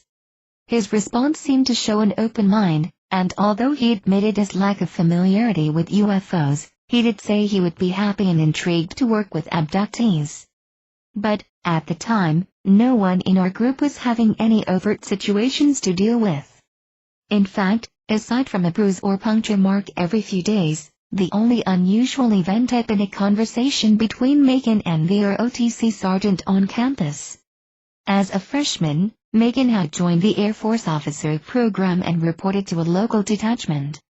Although she was planning to resign from the program, as she has since done, on medical grounds, the sergeant insisted that Megan make plans for the duty she wanted after graduation. Since Megan's major was physics, the sergeant assumed that she would want to work in research and development. But instead, Megan signed up for meteorology, hoping that such an assignment would, should she have to stay in the service, keep her near to home. When the sergeant saw the meteorology listing, she tried to change Megan's mind. "You don't want to work in meteorology," she told Megan. "Don't you want to get into R&D? That way, you'll get to find out the truth about UFOs and aliens. You might even get to do tests and research on them." Stunned by the remarks, Megan was unable to answer. She had told no one, outside our small group, about any of the UFO activity we'd been experiencing, and it frightened her to be confronted with it by a military official, in such an open way. It could have been a pure coincidence, we tried to assure her, but we didn't think so. The official Air Force reply to UFO inquiries is that they aren't in the business of dealing with the subject. Why, then, Would the sergeant talk about Air Force research into UFOs and aliens? Was it a test of Macon, we wondered, or was it a warning that they knew all about us? Our phones had acted very funny on several occasions, and after having been followed twice during the summer, we wondered just exactly who was interested in us, and why. Toward the end of September a few other strange things happened. I had 2 different spells of sudden exhaustion, which seemed to have nothing to do with my health, and one morning I woke up with a very painful left wrist, arm, and shoulder, as if I'd been wrestling all night, but the soreness was gone by the evening. On the 29th, Casey woke up with a long, bloody scraped gash down his right shin.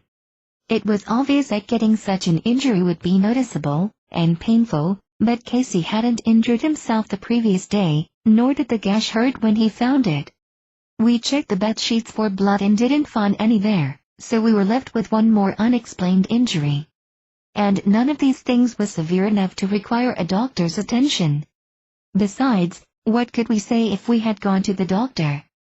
Look at this scratch, doc, or this scabbard puncture, can you tell me where it came from? Without pain or infection, without serious trauma to our bodies, what could we expect a doctor to do for us? October 1988. 2 mornings later, on the 1st of October, Casey woke up with a small triangular scar above the scraped shin area. It looked as if a triangle patch of skin had neatly been cut away, and already the wound was healing over.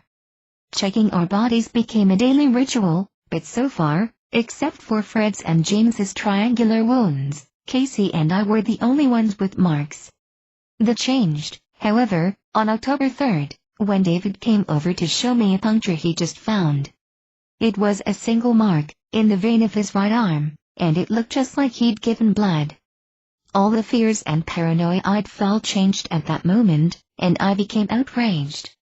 I wanted to protect my son, I wanted to protect us all from whatever was invading our lives, using our bodies without our permission or knowledge, and I felt helpless and angry. There was no one to go to and demand relief, or even answers. I knew from the few people I talked with that the subject of UFOs and aliens was not well received. Even my own parents didn't want us to talk about it, and they certainly didn't believe anything was actually happening to us. And what could we tell people? That we'd seen a UFO, that we wake up with strange marks on our bodies, that impossible things go on in our homes?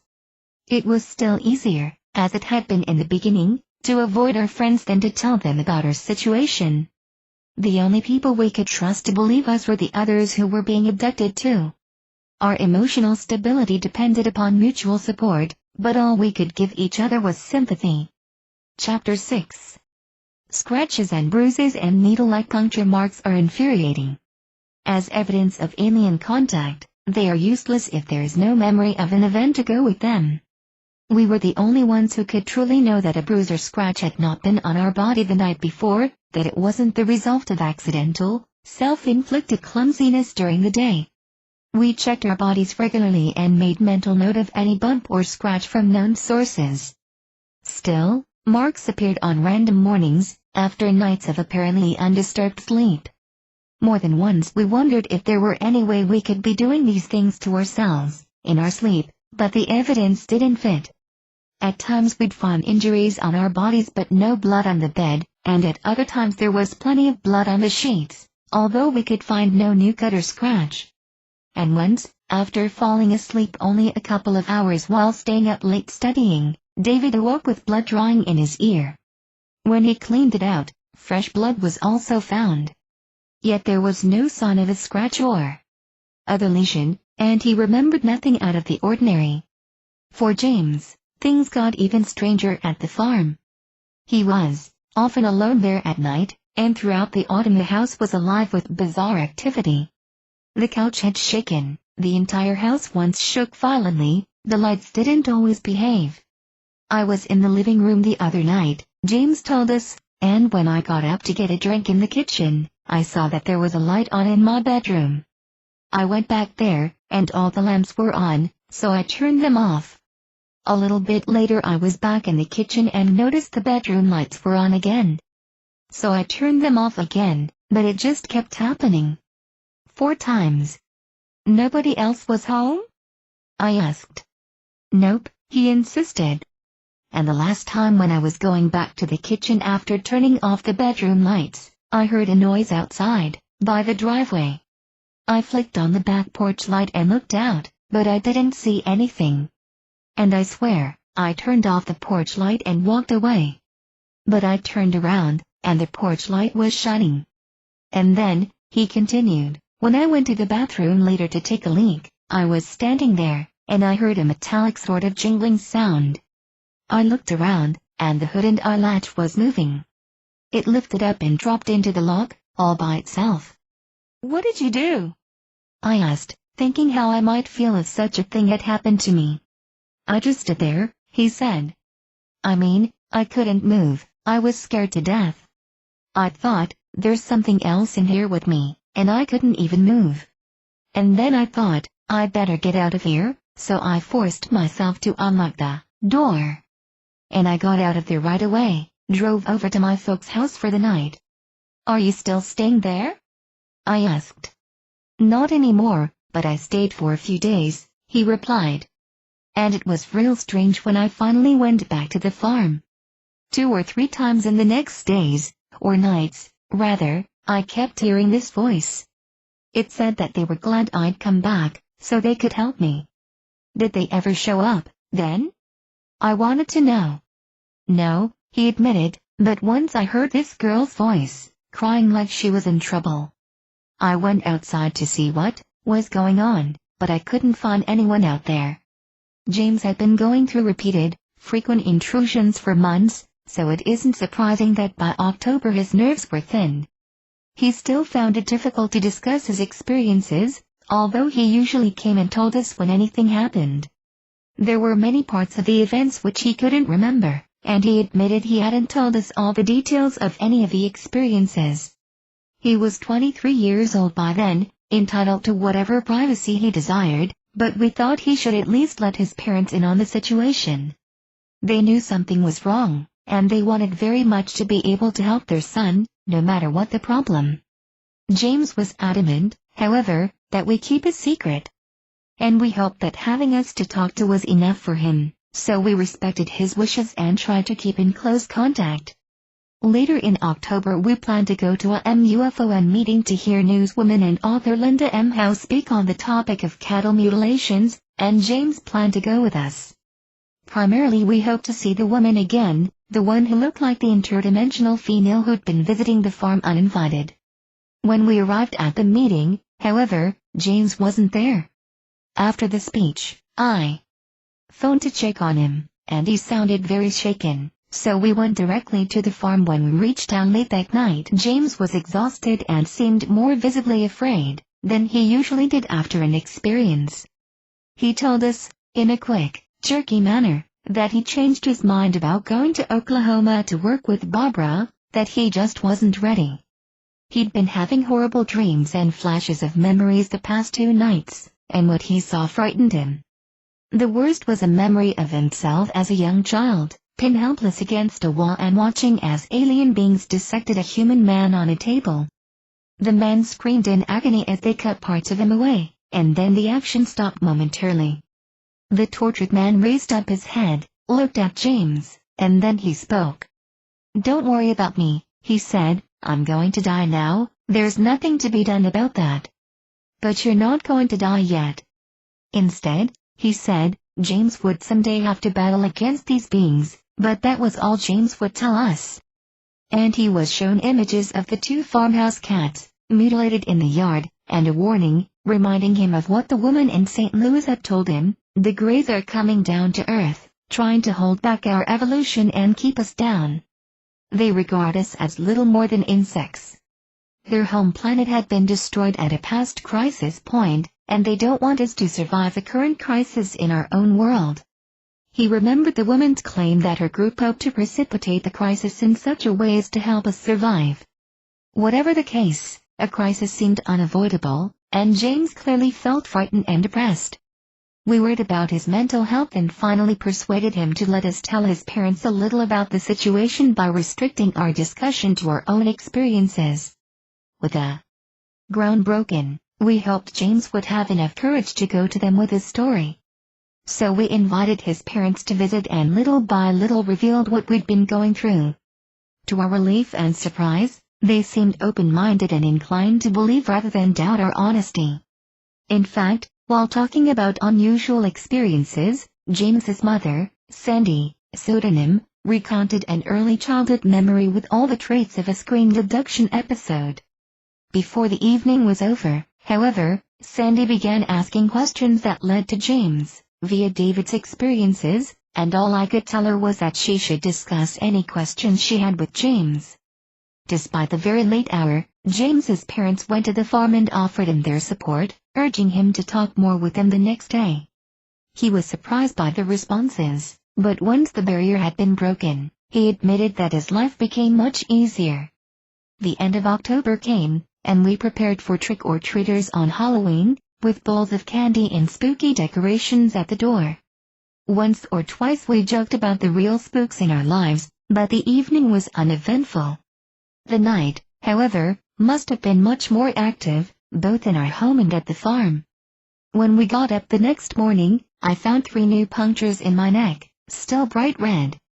They formed a small triangle and were positioned over my jugular vein. But as usual I remembered nothing during the night. November 1988. Later in the day, November 1st, David came by with a strange tale from the previous night too. He and Megan had been alone at the farm when they went to bed around 10:30, and then a little before 2 a.m. He awoke with a headache. So I got up, he said, and went through the house. I got a glass of water in the kitchen, then I went to the bathroom for aspirin. James was in bed by then, asleep. That's why I couldn't understand why all the lights were on. What do you mean? I interrupted. James still had his light on? No, David explained, every light in the whole house was on, except for the one in my bedroom. And the radio was playing in the living room. Has James ever left everything turned on like that before? I asked. No, he's real good about turning off stuff, David answered. I thought he must have been really wasted to be that careless. But the next morning, James said he had turned out everything as usual. He swore he didn't leave the radio and lights on. After getting back in bed, David woke again a while later, feeling, he said, as if he were oscillating violently, as if his body were about to explode or disintegrate into its atomic particles. It felt really scary, he said, like if that sensation went on much longer, I was literally going to come apart. I was just getting ready to scream, I was so scared, and then the sensation suddenly stopped. I think I turned over and said something to Megan, he continued. I said, it's okay, it stopped. Was she awake? I asked. Did she know what was going on? I don't think she even moved, he replied. After that, I just fell right back to sleep. At least I think I was asleep some of the time. He thought he woke again, though he didn't open his eyes or even seem to be aware of his surroundings, and lay there, thinking about the sensation he'd felt earlier. Then, without any volition, he started seeing, or recalling seeing, a scene in which 2 separate images were superimposed on each other, like 2 different slides being projected at the same time. One scene was of a desert place, in the middle of a huge sandstorm, he described. The whole world was a desert, tan, and the only way I could tell the sky from the ground was that the sky was a lighter shade of tan. The second scene, he went on, was in an outside area at night, pitch black.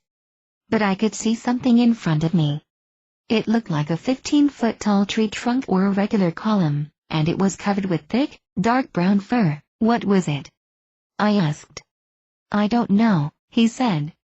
I could see some sort of appendage near the top of the column, but I have no idea what it was.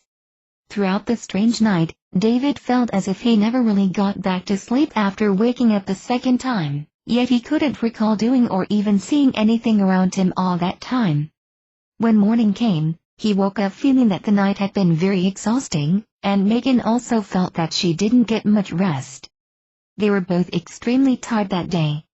When we discussed the incident, David said that the only time he's felt anything similar was in the summer, recalling the night his head had been filled with a pressure explosive sensation. At the time he said he was afraid he was about to be taken, in some way, out of his body. A strange correlation to David's experience turned up well over a year later, and, since the similarity was so astounding, I think it worth mentioning here. After 2 successful non-fiction works dealing with his own alien experiences, Willie Stryber published a novel in 1989, Majestic, which he described as a work of fiction that is based on fact. While reading this book, I was shocked to find a scene almost identical to the 2 scenes David recalled seeing. Chapter 26 of Majestic describes an experience in a desert setting, matching David's description right down to the brown sky. Moving through the scene, the fictional character then tells of finding himself in a nighttime setting, and as I read those words, a sense of sickening uneasiness overcame me. There seemed to be a forest of thin trees all around me, the character says. It took me time to understand that I was looking at tall, black legs, many of them. It took every ounce of my composure not to scream. I was under what appeared to be a gigantic insect of some kind, perhaps a spider. The rattling noise started again. I could see sharp mouth parts working. Jumping, twisting, turning to avoid the legs, I made a dash to get away from the thing.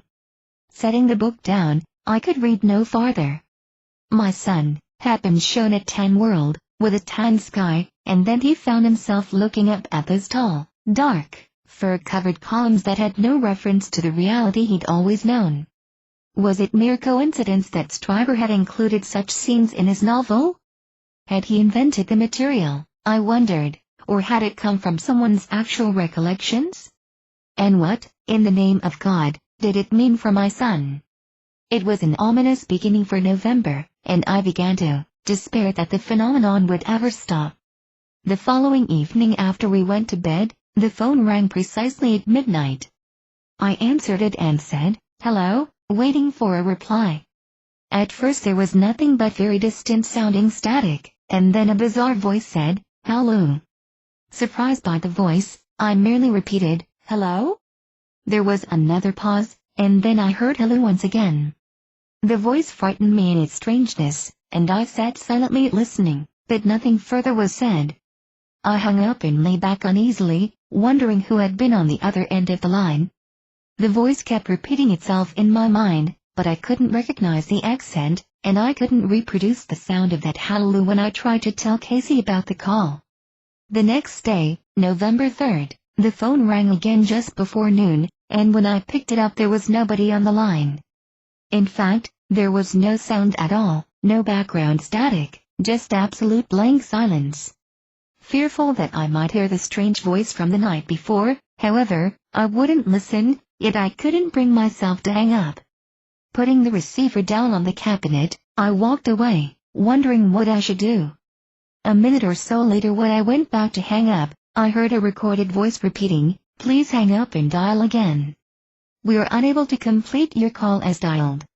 But of course, I wasn't the one who had dialed the phone in the first place. Later that same day, I heard about a disturbing rumor that was making its way through the UFO community with all the speed of a highly contagious virus. Such rumors abounded in the ufological community. This one held that a recent public speaker had supposedly confided to a Micron FON member that the Air Force was greatly concerned about a large unidentified object in space, apparently heading for Earth. When others had tried to track down the source of this rumor, the trail finally led back to some unnamed and retired Air Force officer who kept in contact with his friends still in the service. They had told him that the large object was emitting a lot of radiation and was following an unusual trajectory which seemed to show intelligent control. The military, so the rumor went, was concerned that the object was an artificial base of some sort and that it might be connected with the current upsurge in ET activity, the same kind of activity which was intruding into my family. There was even speculation that whoever was controlling the object might be involved in some sort of conflict, that the object was a battle station, and that they could be preparing to use the Earth as a staging ground in the conflict. It's no wonder we often felt as if we were unwitting characters thrust into a science fiction movie. Casey's revelations of his past experiences had been shocking enough, and then there were the horrific stories of John Lear, the government's deal with aliens, the underground installations with thefts of human body parts and prenatal nurseries for stolen fetuses. And now rumors of alien battle stations heading for Earth? A year ago I would have laughed at anyone foolish enough to consider such things seriously, but now I was listening. And I wondered how he could ever hope to sort out the rumors from the facts. Fighting off the feelings of anger and fear and disorientation that now accompanied every new twist in this phenomenon, I told myself, humans can lie, and so can aliens. My own research showed that different abductees had been told different things by their captors, and not all the information could be true. There were too many contradictions. Yes, some humans lie, but not all. Another part of my mind responded, so does that mean that perhaps some aliens are telling the truth? It was important to know which humans, and which aliens, to believe, yet it was impossible. I relegated the battle station report to the rumor file somewhere in the back of my mind, but it must have disturbed me more deeply than I realized.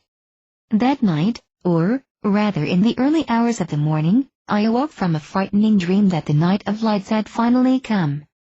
That was what we call the rumored event of the aliens' mass arrival on Earth, taking the title from another abductee's account of what she was told by a golden-colored, humanoid alien. I saw thousands of small spacecraft descending to Earth in my dream, and all I could remember upon waking was the mass confusion as my family and I tried to prepare a way to survive. The dream left me shaken and fearful, and for the next 2 days I was preoccupied with the need to communicate with the aliens. No matter how frightening a conscious confrontation with them might be, I was desperate for more information, and so mentally I kept calling out for them to come. On the night of November 5th, Casey and I went to bed rather late, sometime after midnight, and quickly fell asleep. There was a noise in the room, 3 series of loud metallic clicks, that startled me awake, and I turned on the bedside lamp, looking around anxiously and feeling the adrenaline rush through my body. "Did you hear that?" I asked Casey as he sat up in the bed, eyes wide open, and he nodded. I glanced at the clock and saw that it was 3:03 a.m. "It sounded like clicking," he said. "Did you see anything?" "No," I replied, "but we can't just go back to sleep as if nothing happened. Something made that noise, and I want to know what it was." Casey got up and searched the room thoroughly, but he found nothing out of the ordinary. The sound had come from my side of the room, about a foot from my head, yet I insisted he search the entire house. Then he turned on the outside lights and peered through all the windows, but everything inside and out seemed normal. "Maybe if we turn off the light and lie back down," I said when he returned to the bedroom, "we might hear the noise again and could catch whatever's doing it." Casey agreed, and we got back into bed, lying face up under the covers. And since the noise had come from my side of the room, Casey and I switched places so that he could be nearest to the sound if it happened again. He turned out the light, and I noticed that it was now 3:09. Casey took my hand and held it tightly as we lay there. My heart was still pounding hard, and our eyes were open as he watched the room, anxiously searching for any movement or sound. At first there was nothing, and then after a minute or so we heard a low, deep rumbling noise in the distance. The railroad track runs a few blocks from our house, and Casey mentioned that it must be a train coming through town. We listened for the familiar whistle at the crossing, but it never came, even though the rumble continued. After no more than 4 or 5 minutes, I turned to Casey and said, "This isn't getting us anywhere. The sound hasn't come back, so maybe we should just try to go to sleep again. What else can we do?" "All right," he agreed, letting go of my hand for the first time. I rolled over on my side to relax, but then I suddenly sat up with a shock. "What's wrong?" Casey asked anxiously. "Look at the clock."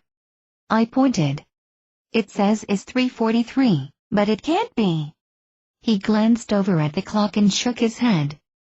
"That's not right," he said. "It can't be. We've only been lying here a few minutes." I turned the light on, and Casey got up to check his wristwatch on the bureau, but it also said 3:43. Yet we knew it shouldn't have been any later than 3:13 or 3:14. Half an hour had passed, apparently, without our being aware of it, and that didn't make sense. We had both been awake, our eyes had been open, and both our hearts were still pounding from the initial rush of fear we'd felt when the clicking noise woke us. Eventually we fell back asleep, in spite of the strange time loss, and when we searched our bodies for new marks the next morning, we didn't find any.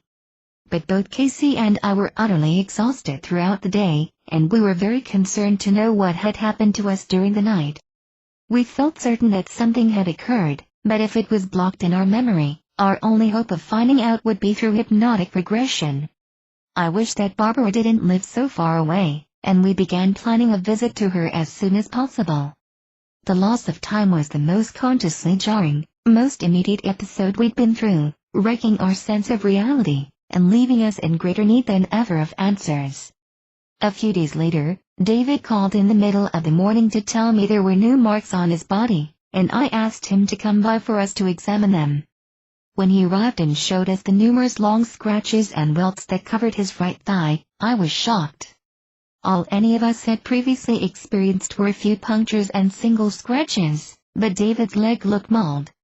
Several of the scratches formed inverted V-shaped patterns on the front of his thigh, and along the outside there were almost a dozen red welts running from the top of the thigh down to just above his knee. A bloody, curving scratch stretched along the hip, with a deep puncture between it and the welts below. "Do you have any idea where you might have gotten these scratches?" I asked David. He shook his head and then shrugged. "Maybe there was a sticker in the bed," he said doubtfully. "I don't know. I didn't find a sticker when I looked this morning, but who knows? And the scratches weren't there when I went to bed, so it must have been a sticker or something." He said the scratches didn't hurt, which was very unusual considering how many there were and how deeply some of them had broken the skin. Yet he did his best to dismiss the strangeness of the experience, since there was no obvious explanation. I decided, however, that if the chance ever came for him to work with Barbara, I would encourage him to do it. I hated the fact that he was involved in this phenomenon, but I knew that ignoring it wouldn't make it go away. The numerous scratches, however, healed quickly and without infection, as did all of our unexplained body marks. The following week, Casey had a nighttime experience that upset him enough to tell me about it in great detail. He tried to call it a dream, but he admitted that the memories seemed much more real than that. He remembered standing outside in the dark, watching a very large, boiling black cloud rolling in quickly above him. "I heard something that sounded like a helicopter," he told me, "and I thought it was coming from the cloud. And just as the cloud got almost directly over me, I looked up to watch what I thought would be a helicopter come out of the cloud. But instead of a helicopter, a late-model white pickup came flying out of a portal which opened up in the cloud. The truck flew downward steadily, still sounding like a copter. I don't remember it landing. The next thing I remember was seeing copies of myself trailing off into the distance, like I was seeing myself move through time, with images being left in place instead of dissipating. It was an unnerving memory, but one for which he could find no rational explanation. And the final part of the dream was just as puzzling. Casey felt himself falling down a narrow tunnel into a vast underground area, and then he was in a saloon, reminiscent of old Western settings from movies and television. All he recalled here was sitting at a table in the saloon with David and a close male friend and wondering if they were going to play poker. It seemed to have nothing to do with the first parts of the dream, yet somehow they were all related. The only portion of Casey's dream that we thought might have been triggered by our experiences was the helicopter. After living in the same location for 5 years with no noticeable helicopter activity, we had begun to see numerous craft flying over our house.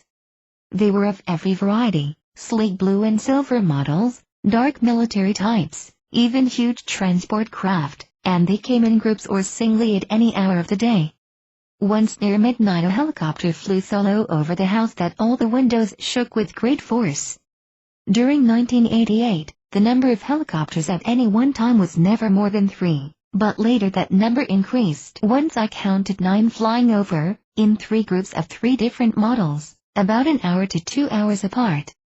Sandy, James's mother, also began to have helicopters over their house frequently, and when I watched one fly directly above us and then circle around for a second sweep, I tried to find out where they were coming from. Contacting the local airport, I was told that there was no record of these craft in the area, and that the only military helicopter flights were twice a year when the National Guard carried out exercises far to the north of us. It would have been wonderful to have some intelligent, insightful, open-minded and uninvolved person with whom to discuss our situation, but there was no one.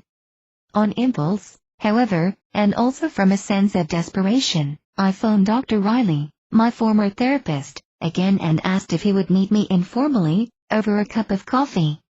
He was the one I'd called back in May, when Casey first remembered the face of the old one and the huge spacecraft, and his response had been immediately negative.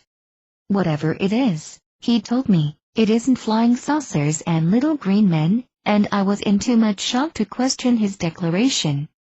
But now, armed with much more information and more personal experience, I wanted a chance to find out exactly why he was so sure there was nothing extraterrestrial about the phenomenon.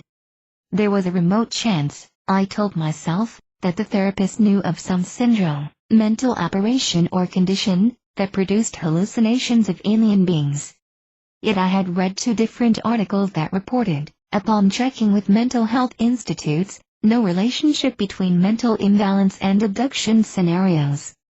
Still, if the therapist had any new information, it was worth my while to find out. We met a few days later, and I wasted no time in questioning him about that negative response. Why, I asked, was he so sure? Do you remember when I called you about my husband? I asked, and he nodded. Why did you tell me that you were certain Casey's memories weren't real? How could you be so sure? You didn't even talk to him. Have you read studies on this subject, or anything? What do you know that makes you certain? Oh, I don't have any evidence, he admitted, smiling. It's just my own personal bias. I don't believe in flying saucers.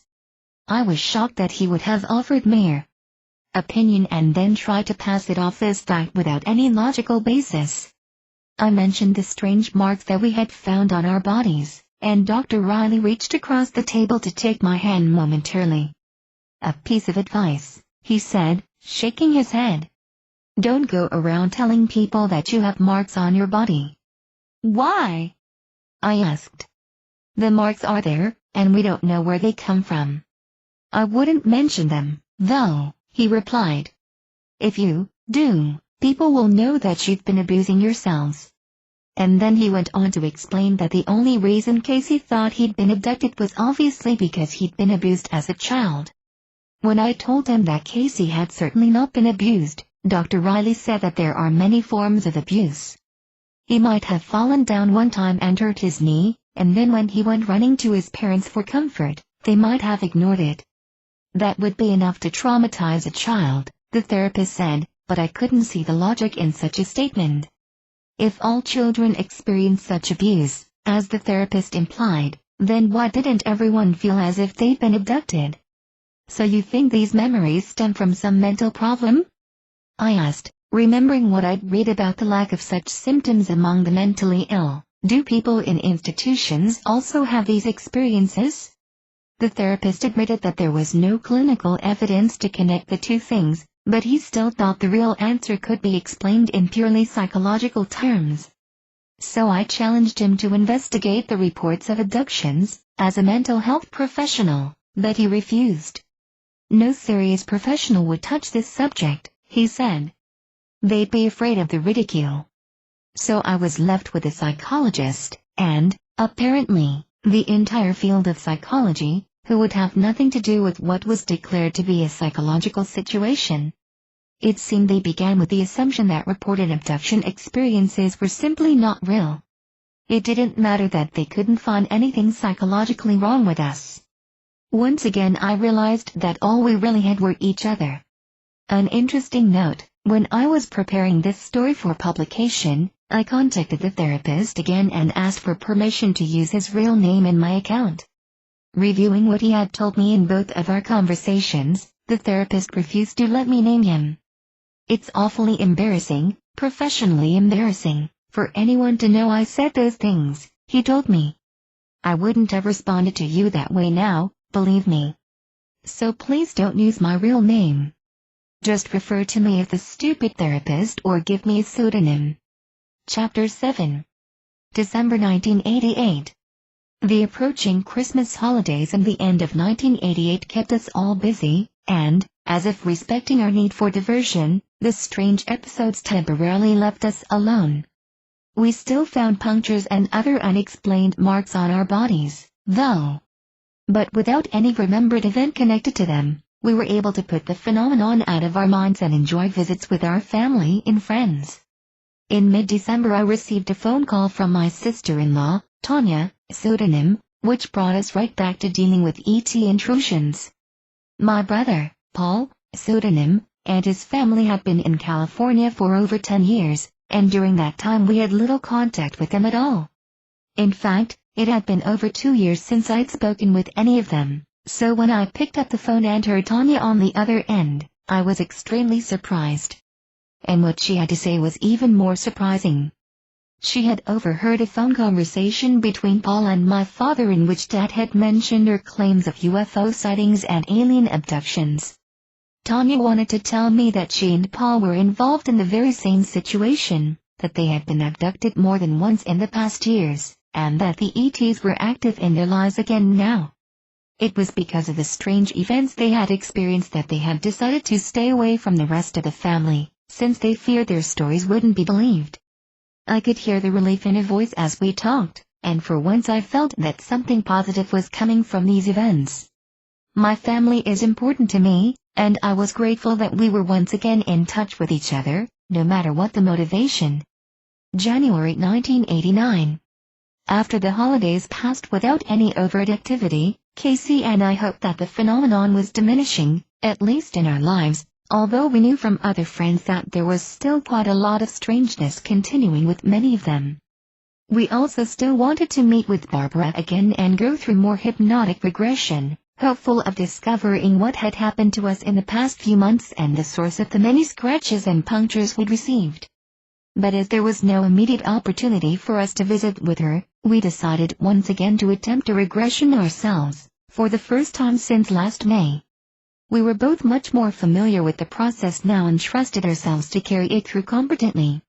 The foremost mystery we were intent on investigating was that of the missing 30 minutes on November 5th. So in the first week of January I put Casey into a hypnotic trance and moved him back to that date for a look at the events of that night. The session was not so successful as before, however, and Casey had a very hard time relaxing and going deeply into trance. What he did recall was unsettling. Enough to let us know that an intrusion had indeed occurred, but not enough to give us any thorough explanation. The first thing he remembered was seeing a bright light shining through a diagonal vent or slash in the dark room, as if a rip had been made through the air itself. He also saw that he was lying face up on the bed, because he could see his feet pushing at the covers. The next specific thing he recalled was a light near the foot of the bed and a clawed, webbed hand reaching out to grab his ankle. At that point, Casey's courage weakened, and I was unable to help him continue looking at the event. His last memory was very unclear, a glimpse of some coppery metallic surface whose form he was unable to perceive. Neither of us felt that the regression had been very successful, for obviously much was still missing from his recall, and we decided that a trip to visit Barbara would be our first priority.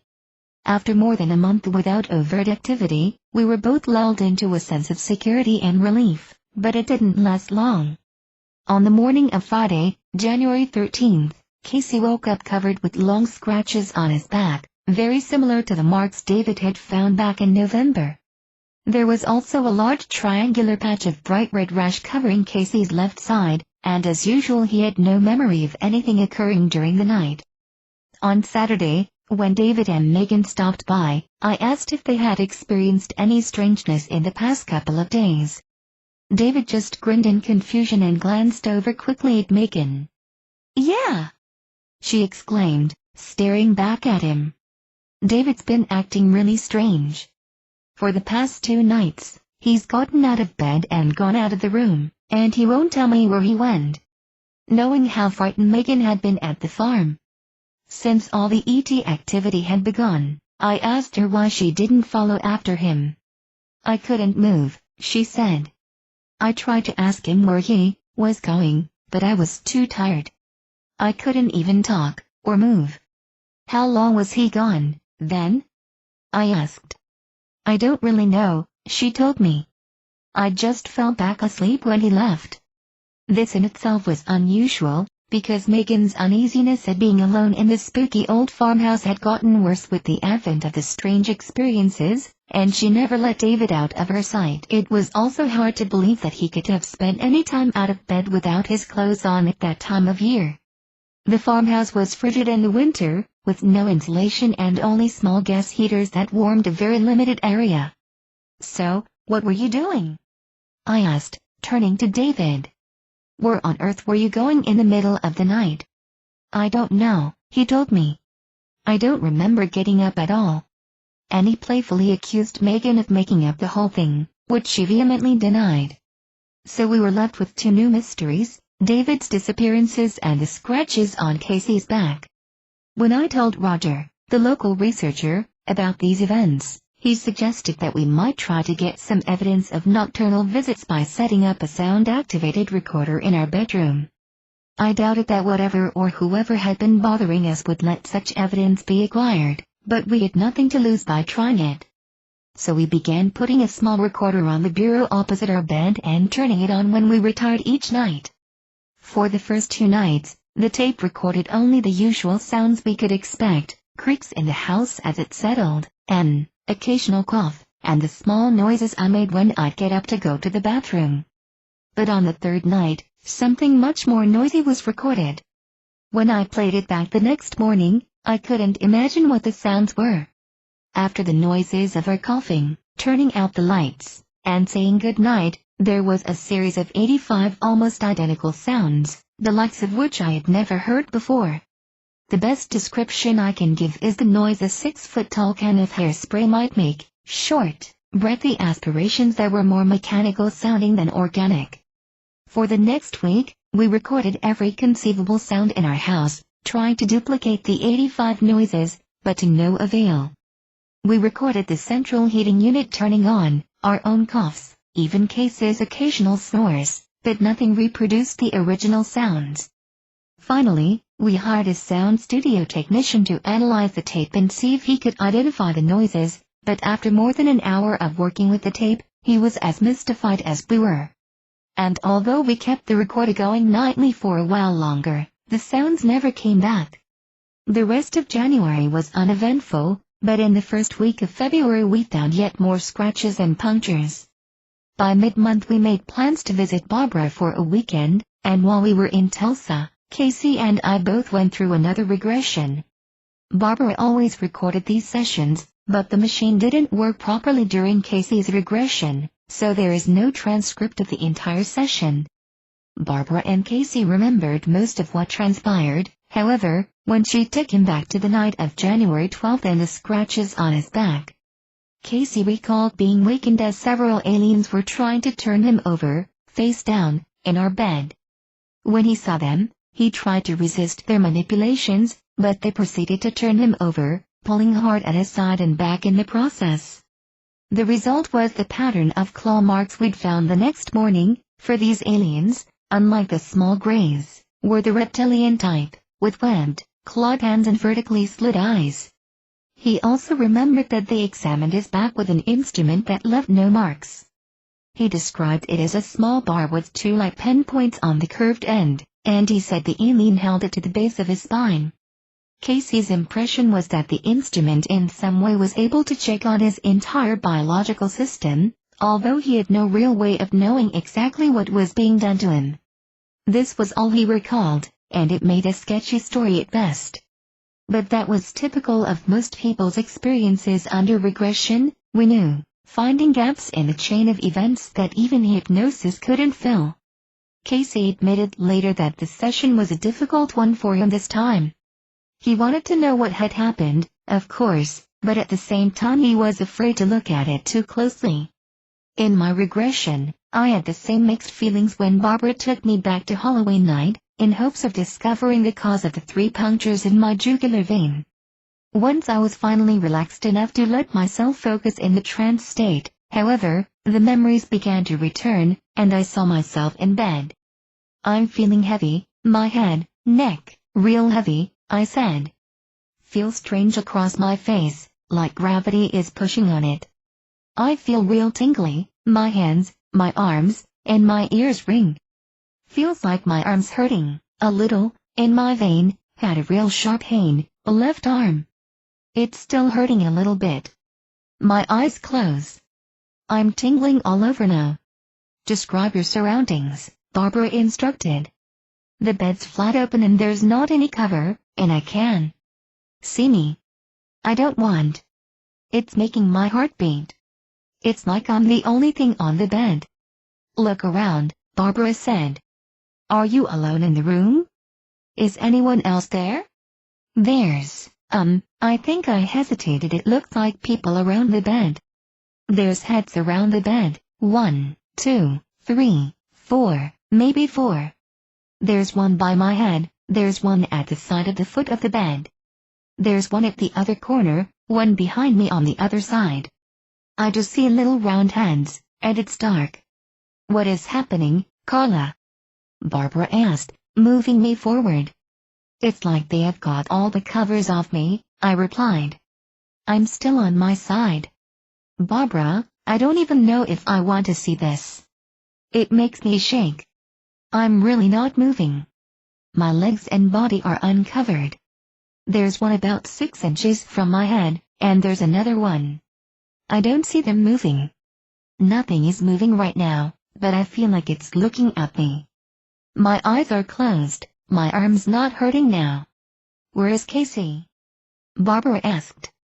Isn't he there with you? Casey isn't here, I told her. I'm in bed by myself. How is your body positioned on the bed? My legs are straightened out now. I'm on my back. I don't know how I got there, I didn't see me move. I'm afraid they are going to touch me. The one on the left is holding my left arm. He's touching, I'm not moving, I'm not even awake. I just see his arm, and the top of his head, and his arms out touching mine. My arms and legs are a little apart now, I can't open my eyes. I don't know what the bottom ones are doing, but my legs are spread apart about 1.5 feet. My arms are spread out. I think I'm afraid to see. There's a light flash, overhead, above my body on the bed. Maybe they have rolled me over. I'm real limp, they have to move me. I can start to see the other one by my head, and my arm hurts. I don't see him doing anything to it. Now it's like afterwards, while before it was burning, a little burning spot. Now it's just sort of tender. Move forward to the next thing you can recall, Barbara said. Oh, Barbara, I replied, uneasy, I feel like they are standing up right there. I'm in the bed, in the center, and they are moving, but they don't make any noise. I'm on my back, and I feel them moving right here. My eyes grew wet. I don't know if this is all real, but it's making me cry. I'm trying not to, but it does make me cry. I'm afraid they are going to touch me again. Barbara paused to reassure me that everything was all right, that I had survived the experience and could look at it now without fear. There's a hand right here, I continued. I don't want to look at them. I don't want to see their faces. I see they have big, round heads. I don't want to look. These things touch me, but I'm not going to feel it. I don't feel it, it doesn't hurt. I can see something reach out to me on the side, I pointed left, by my head. There's a sensation on my neck, but it doesn't hurt. It feels like a cold burn, something so cold it feels like it's burning. It's like it's frozen, like feeling skin that's asleep. How is this happening? Barbara pressed.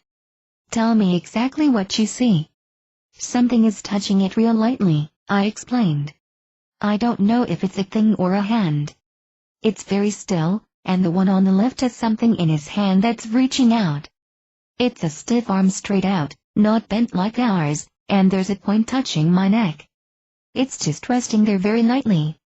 Can you describe the thing itself? I can see it's in his hand, almost covered by the hand, I said. It may be round. It's smaller than a saucer, the hand's not real big, and just a little bit is showing on either side of the palm. It's held stiff over that spot. The others aren't moving. How long does this take? Barbara wondered. I can't tell how long it's there. I did feel a frozen burn, but I'm not feeling anything now. I'm just looking at the bed, and I see all the covers are down at the foot of the bed. Now I'm no longer in the middle of the bed, I'm closer to the right side, because the one on the left has to reach across. They all look bald. I feel pressure on my neck, and it does hurt a little bit. And I don't feel afraid, and I keep my eyes closed. And it feels real tingling still and real tired. I just don't want to look at them. I can't move myself, so it's just like I surrender. I've just given it up, and now I am ready to go to sleep. It's okay, it doesn't hurt, he took it all away. Did anything else happen? Barbara asked. Was anything else done? There may have been something running over the top of my body without touching it, I remembered, over both legs, over my belly. It's like something goes above this leg and goes above that leg and up over my belly, but I don't feel it going any higher. Checking, or scanning. They're still holding still while this thing moves over me.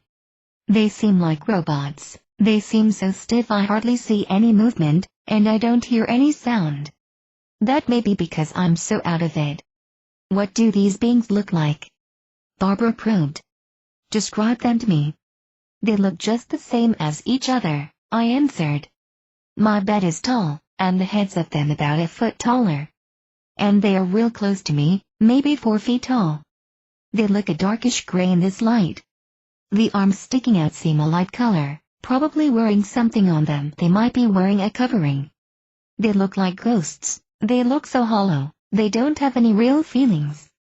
That's why they are so scary, they just look dead, but they're not. They don't even look mean. They're really hardly there. I don't know where they came from.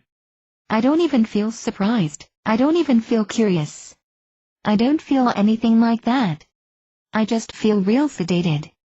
So sedated, in fact, that I found it too hard to continue and asked Barbara to end the session. I wasn't satisfied that I had recalled everything that had happened on Halloween night, but what I had seen was more than enough to deal with. This was the first time I had remembered being face to face with such beings, and the fear I experienced under hypnosis was heavy and real. It had been one thing to see flashing colored lights on a UFO up in the sky, but it was much more disturbing to recall how the gray alien beside my bed reached out his stiff arm and touched my neck. At least, however, this time both Casey and I remembered the instruments used by the aliens, which we hadn't seen in previous regressions. Up to this time we just had no idea what sort of devices were being used on our bodies, except for the teardrop-shaped metallic instrument Casey had recalled from his 1947 abduction. The regression sessions were very draining, on Barbara as well as us, so we left off further attempts until our next visit and returned home. Before we left, however, plans were made for Barbara to visit us in March, to attend a talk given by Bud Hopkins in Dallas. At that time we planned to undergo more hypnosis, and both Casey and I felt that we were really beginning to discover at least part of what was happening to us. We were also anxious for Barbara to work with David and Megan, and we even hoped that James would agree to hypnosis, although he found it difficult to deal with his frightening experiences. March 1989. In the week before Barbara's arrival, there was one more unsettling incident. One Monday morning while changing the bedclothes, I found several splotches and smears of blood. A smallish smear was on my pillowcase, and there was blood on my right thigh, although I couldn't find a puncture or cut. But most of the blood was on Casey's side of the bed. There the spots ranged from tiny flicks of blood, some smeared and some not, to large areas about the size of a fingerprint. We looked all over Casey's body, trying to find an injury to account for the blood, but we found nothing. And then, A few days before Barbara was scheduled to come, James and David came over, telling us about a series of nightmares James had been having. They started on Saturday night and recurred on Sunday. During both nights, James said he woke repeatedly, sometimes after only half an hour's sleep, frightened by the same nightmare. He saw himself spread out on a table with tubes coming out of his arms and body. A large screen-like mirror was above him, and in it he could see what looked like a thick plastic blue washer in the middle of his forehead, with a hole in the center of it.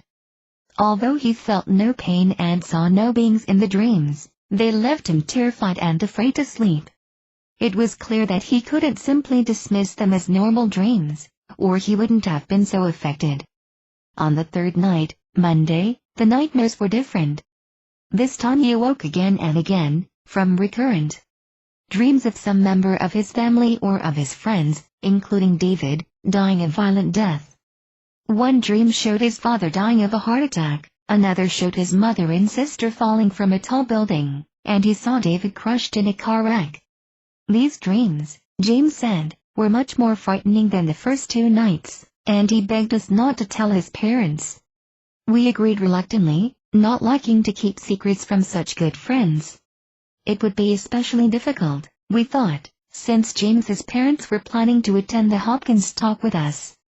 They were anxious to learn anything they could about these experiences since their son was being so often affected, and a second motive was to look for the woman we'd seen the previous summer, the one who looked like the interdimensional woman who'd visited James repeatedly at the farm.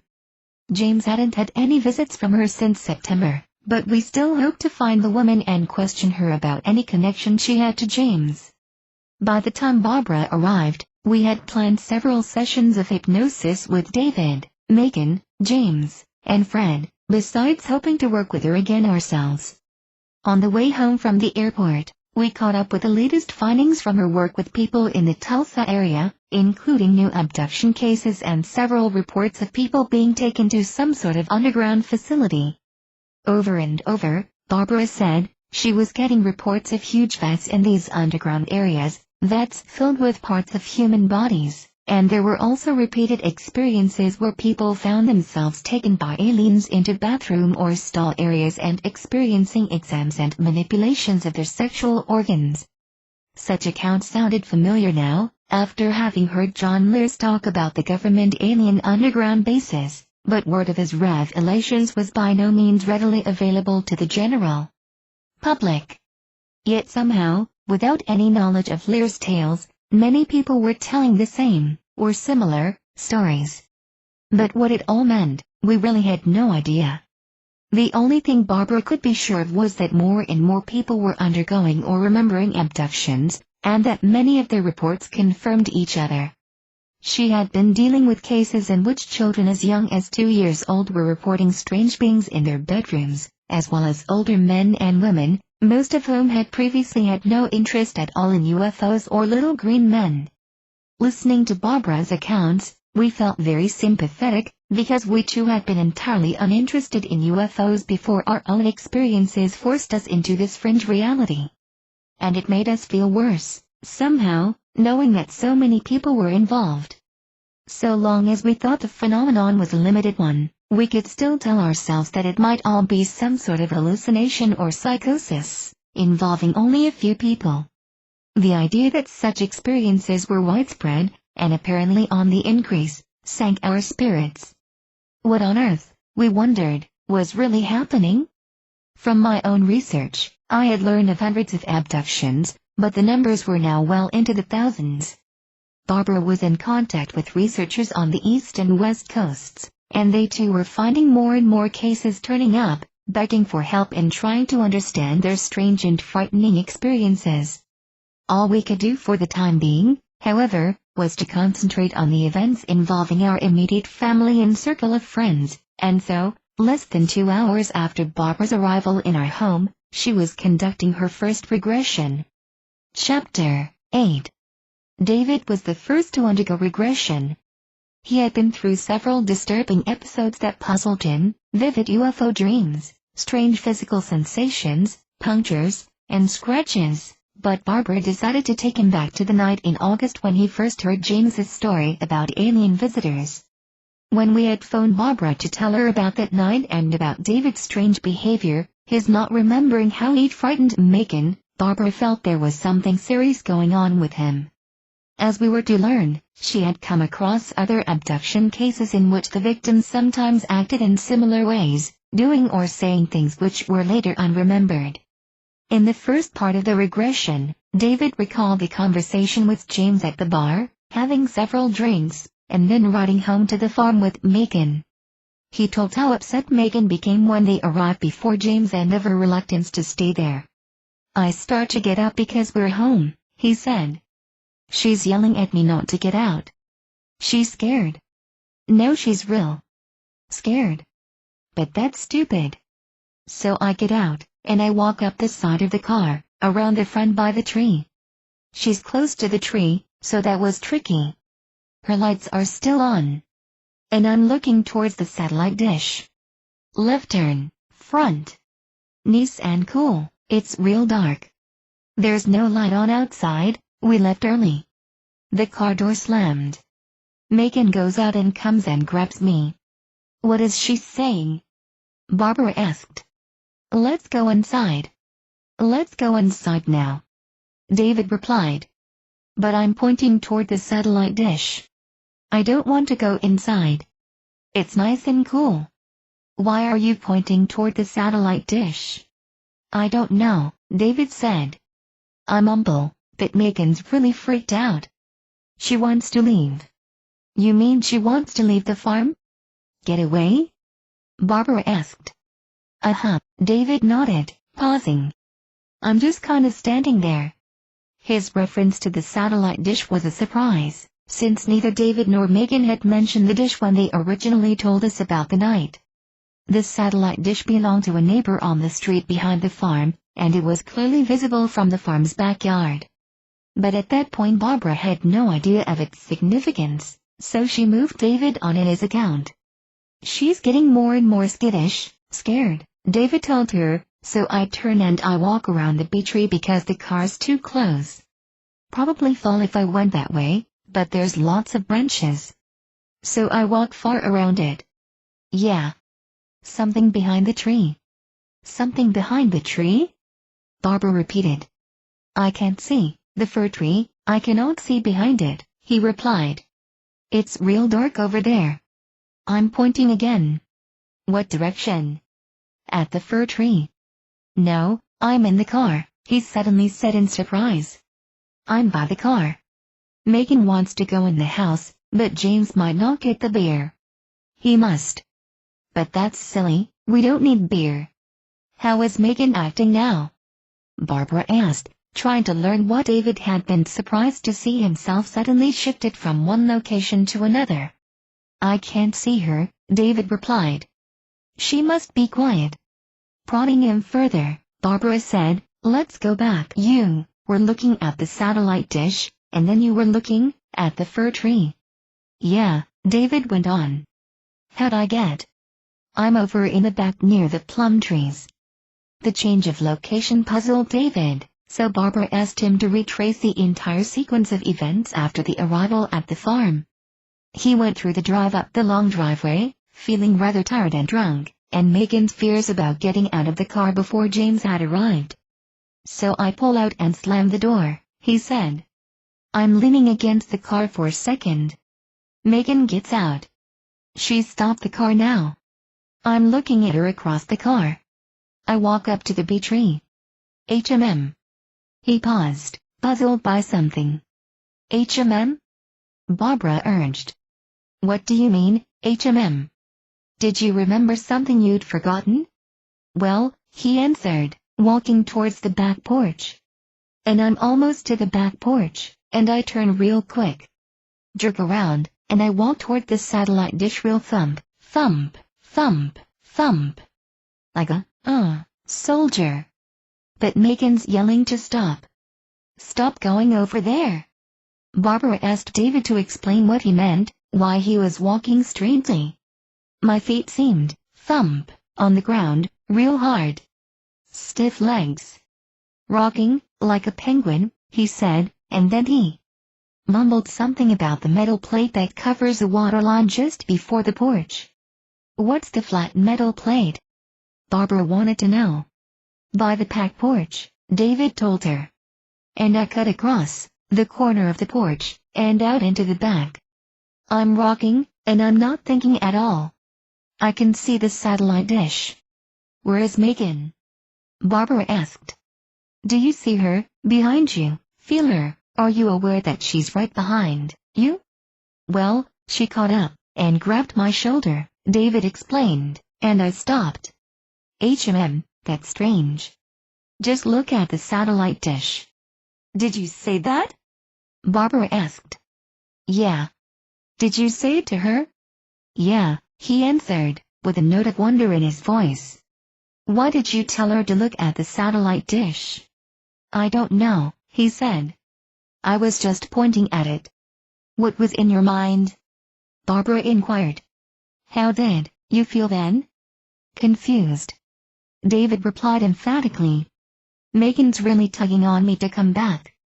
She's yelling, screeching. And I'm pointing at the satellite dish. So I stop. She's upset. She wants to go back to the car? So I follow her. Kind of slow, hard to walk here. Now I want some beer. She can't get it, so I have to go, because I'm old enough.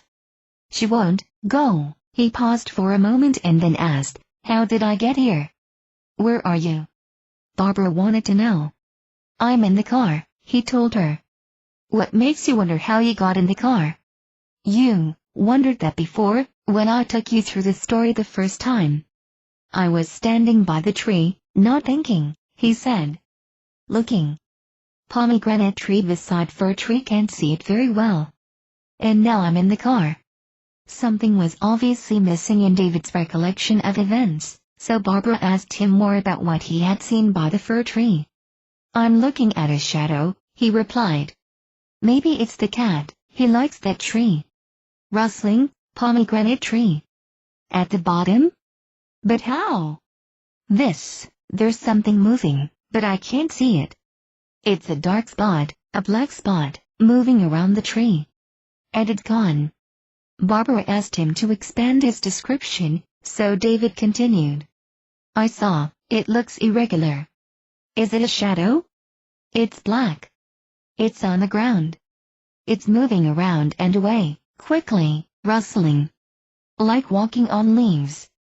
And it's very faint with a whisper, SNWWW, SNWWW, a snake sound, real faint. But it's gone quick, quick. Around the tree. His speech, throughout the regression, slurred and stumbled a bit, as if he still felt the effects of the alcohol he drank at the bar that night. Since nothing identifiable had come from David's description, Barbara asked him instead about the satellite dish. Now that you're in a deep state of hypnosis, she said, what was taking your focus over to the satellite dish? Why were you looking over there? I always look over there, he replied, because it's white, and it stands out at night.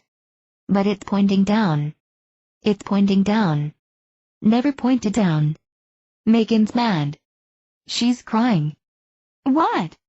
SHHHH. Oh, I see, upside down.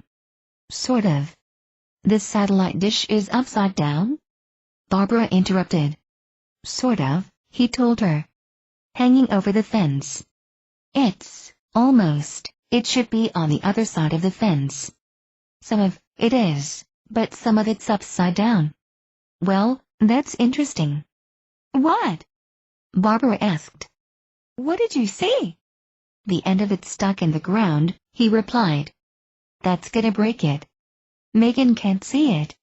It's got a pipe coming out from the center of it, with a box on the end, or something. No. Yeah. It didn't have that box before, but the box is pushing into the ground. And one end of it on the fence. And it's just kind of sitting there. And it used to have a cone. It should have a white cone, but it's got a zinc box. It shouldn't work that way, it should fall. Unless it's tied down. It's not stable. Maybe that's what the box is for. No, it should fall. I want to go look at it. It's dark underneath it. The back is bright, but the bottom is real dark. Puzzled by David's obsession with the dish, Barbara asked, "Have you ever seen anything like it before?" "Looks like a satellite dish," David told her again. "It's got an upturned brim, curly." And then he said he was walking back, after Megan grabbed him and turned him around. "She's hysterical," David said. "She's hysterical now?" Barbara asked. "Like crying?" "Uh-huh," he replied. "I'm confused." "Why are you confused?" "I don't know anything that's going on," he exclaimed. "Just tell me the thoughts that are coming into your mind," Barbara urged him. "Now I'm just following Megan," he said. "That's the only thing I could do. Because I can't know anything." "What do you mean?" Barbara asked. "My brain's not working," he said. "I'm just tramping behind her to the car." Ah. But I want to go look at that." "I heard a noise." "What did the noise sound like?" "A rope, pulled real fast," he replied. Kind of like a top. But soft, so it was muted. And that's when I see the thing. The black. It's just blackness, on the ground. Very quick. Something hit me, before." "Where?" Barbara inquired. "Shocked me," he answered. "In the back. In my hip, at the bottom of my spine, but it's all over, just zzzzz. How do you feel after that?" "I'm bouncing, mechanically, towards the satellite dish, I think," he said. "Take yourself back to when you felt that shock," Barbara told him. "It's big," he replied. "It hurt, all over, the shock. Tingles real loud. All over my bones it's tingling, shaking. I just turned. Nothing touches me, I don't think. Just all of a sudden I felt a shock. I turned, quick. A little to the left. I started marching. Now I'm looking at the satellite dish." "Did anything happen to Megan?" Barbara wanted to know. "Do you think she felt that shock too?" "I can't see her," he said. "I'm walking off. I'm just walking until she starts screaming." "Are you marching?" "Yeah, stiff. Robots. Toy soldiers. That's totally stiff. Jarred. Jolts every time I step. Like a thud on each foot. But I can hear Megan, so I sort of ease up, slow down, relax." "What about the satellite dish?" Barbara asked, returning his focus to the sequence of events. "It's upside down," David repeated. "It's very strange. And the box is square. I can't understand it at all. I want to go look at it." "Did you go look?" "No," he answered. "Megan made me forget about it. Because I turned around a little, I couldn't see it anymore. Just forgot about it. Just walking away now. And I bang a little into the post, not bad. Walking around the car, and then shhhwwww. What happens when you're there?" "I'm walking around the tree, and I hear a noise. Like a top, a spinning top. It starts high-pitched and goes lower, and goes away pretty fast. So I look towards it. I can't see very well." "Describe it to me again," Barbara instructed. "It's like a blot on the ground," he said. "A black towel? Or garbage bag? Kind of odd-shaped. It's flat. It is on the ground.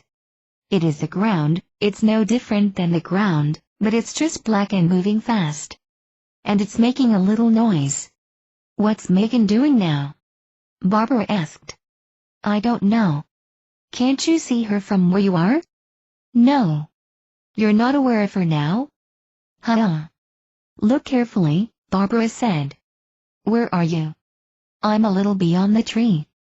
"Well, where's Megan?" "I don't know," he insisted.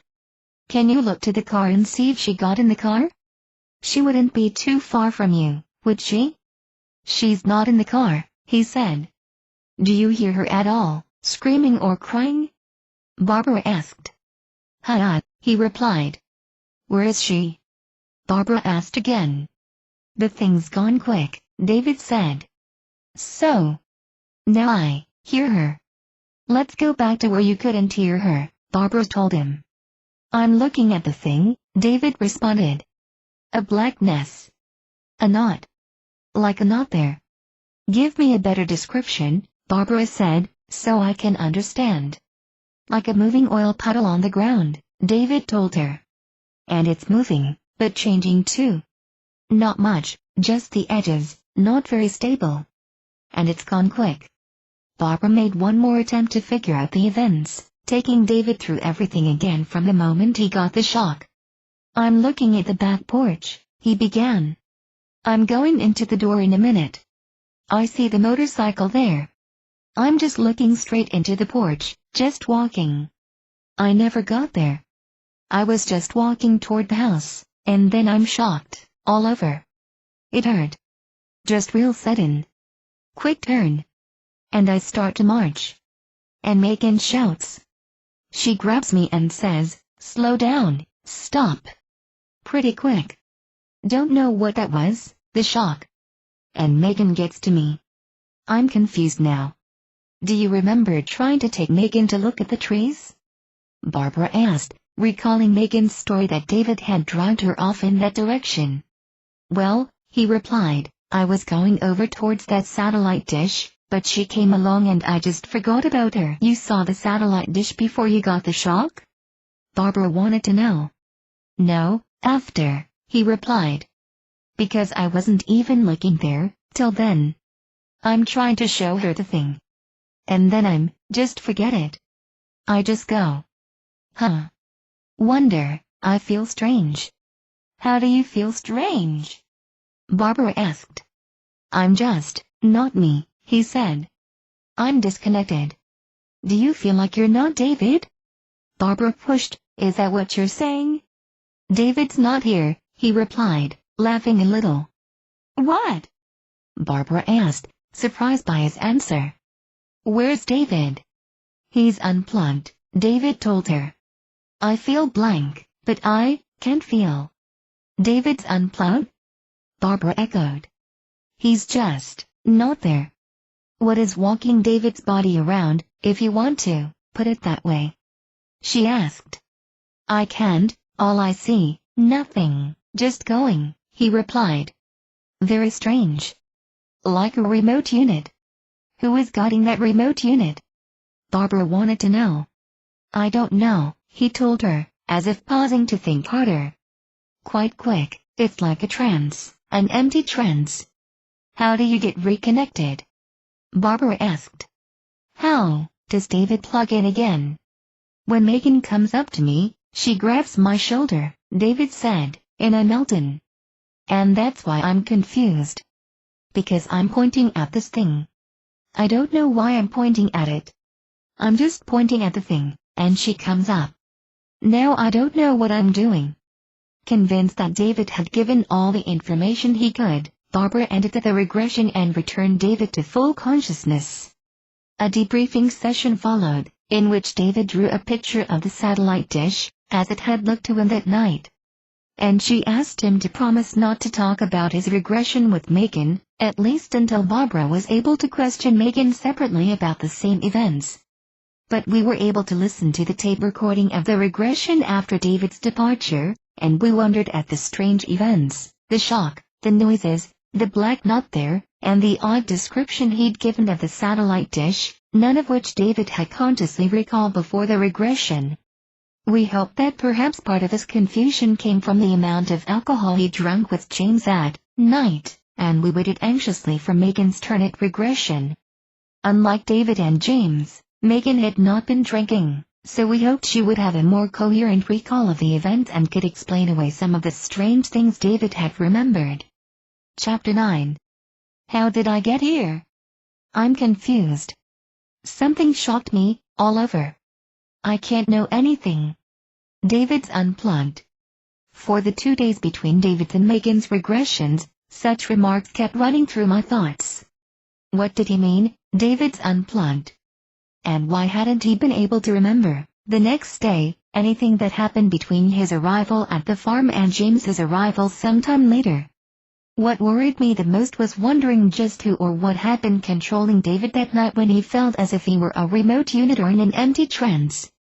Barbara had been right, we realized, when she said that something important had happened to the two young people, and we looked forward with a great anticipation to Megan's revelations when she and Barbara disappeared into the back room for regression. 2 hours later, they came back into the living room, and the look on Barbara's face told us that she had indeed learned much more about the events of that August evening. David had kept his promise not to discuss his memories with Megan before the regression, but now they both insisted on knowing everything the other had said. At the time of David's regression, Barbara's video camera was broken and an audio recorder was used instead. But we were able to borrow a camcorder in the meantime, which she used thereafter. So we settled back to watch a replay of the video Barbara had made. At first, Megan's recollections matched David's. She went over the conversation at the bar, David's description of the woman James had seen and his immediate denial that he'd given such a description, and then the drive home. During this first foray through her memory, Megan recalled only the details she told us originally, but Barbara patiently guided her back through the whole thing, occasionally deepening the trance and reminding Megan to sharpen her focus whenever necessary. In her first retelling of the story, Megan experienced a skip in her memory, just after arriving at the farm. "And I don't know what happened right then," she said. "It skips. We're standing over towards where the driveway curves. And David starts pointing at the trees, one of them's an evergreen. And he points at it, then he started to pull me over there first, grabbed my arm and started walking over there.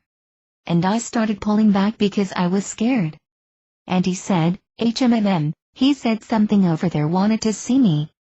And I started getting very, very upset. My arms were flying all over, and I was pulling back and crying and screaming. And I couldn't figure it out. Because it wasn't David, it wasn't like David. Then we started going up toward the house. We got over to the other end of the shed, and we walked through it, and just as we got onto the other side, where the bees are, he pointed over toward that little line of plum trees. And he pointed towards those and tried to take me over there. And I started pulling back again, and telling him no because there was something over there. What was he saying to get you over there? Barbara asked. He was pulling on my arm and saying we had to go over there. I was pulling back and I was crying and saying, no, we can't go over there. And so David just something happened, he looked different. You could see the change, kind of a shift. She described David's desire to go for a beer and his insistence on taking the wheel, and then James's headlights coming up the long driveway. So far, her story was essentially the same as it had been the morning after the incident, when James went with them into the house. David insisted he hadn't done any of the things Megan described, and he didn't even remember arriving at the farm.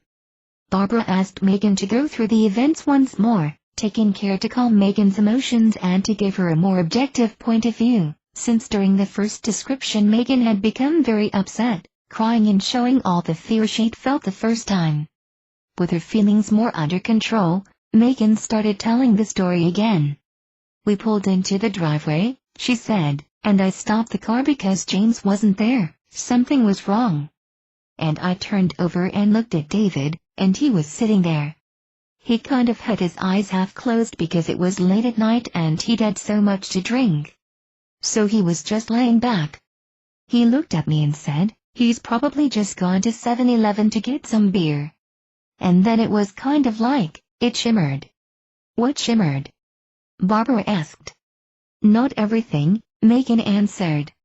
Just like when it's hot and you can see the shimmery coming up from the ground, the heat waves. They were in between us. They were just there. They didn't really come from anything, they were just there. All of a sudden. Did you feel any temperature change at that time? Barbara wanted to know, trying to figure out what Megan was describing. No, Megan replied. They were really on David. And they were surrounding. No, they weren't surrounding. It was like there was a quarter circle of it. It stopped at the boundaries of the farm and the road. And David was just on the other side of it. It went through the car. It was like a shimmery sheet between us. And then it was kind of all on him. Was there a color to the shimmer? Barbara asked. I can't see a color, Megan said. Just a heat wave was like what it was, just shimmery. And then it was on him. And then he was different. His eyes and his whole being was different. How did you feel about this change? Barbara inquired. It scared me, Megan admitted. Did you like what you were sitting next to? No, Megan replied, but I knew he was still there, but he was hidden. They'd covered him up, he was still there, but he was surrounded. But he was still there, it was doing it. I was scared because I left David. David was, I didn't want him to get hurt. What's happening? Barbara asked, trying to move the regression forward. Something's wait, Megan hesitated in confusion. I don't know if this is. David is sitting there. We had just stopped, and David just did this thing, shimmery it just stopped shimmering. That's when he started talking, but David was just still sitting there. It was like it wasn't actually there. David was there, but this other was on top of him. And David just sat there, but it was on top of him. It opened the door. David just sat there? It was something else. And it looked like David, like a hologram, but it opened the door and said he was gonna walk up to the house and I'd be sitting there by myself. But David was there, but I couldn't see him. It was like a hologram. It wasn't him. It was something else. David was sitting there the whole time. What did that hologram do? Barbara asked. What I told you, Megan responded. It walked around to me and tried to pull me to the tree. Something wanted to see me on the other side of the tree. That's what he said, something. Did the voice sound like David? Not really, Megan said. Like it was somebody else trying to sound like him, a recording would sound like it, but it's not. David was in the car. Was it walking like David? Barbara asked. Did it feel like David? I knew David was still in the car, but I couldn't see him. This got up, but I couldn't see David, but David was there. And what I saw moved, and got out of the car, and looked like David did, but it wasn't. David was in the car still. What was the feeling you were getting from this hologram? Barbara wanted to know. Not anger, Megan told her, but something. Like it had to hurry. Speed, anticipation. When you've got to do something really fast, you don't have much time, that's the feeling. You have to hurry, but have to do it right. But I don't know what, but trying quickly. Try to pull me toward the trees. I couldn't see anything different, but I knew I couldn't go over there. There was something wrong. And then I could feel a change, but I couldn't really see. And it pointed up at the sky and talked, looked at the moon and the stars and pointed up at the sky. Kind of went around and talked about how pretty the sky was. And then we turned around and started like we were going into the house. And as soon as we got under the roof of the shed, I wanted to stay by the car. It tried to pull me to the line of trees on the other side, on the back side of the house. How much force was it using to pull you? Barbara asked. Not any more than David could have used, but not physically hurting me. Was it talking to you then? Just, something wants to see you over there. He said, you've got to go. It tried to pull. Where did David go? It tried to pull me, but where did David go? Where's David?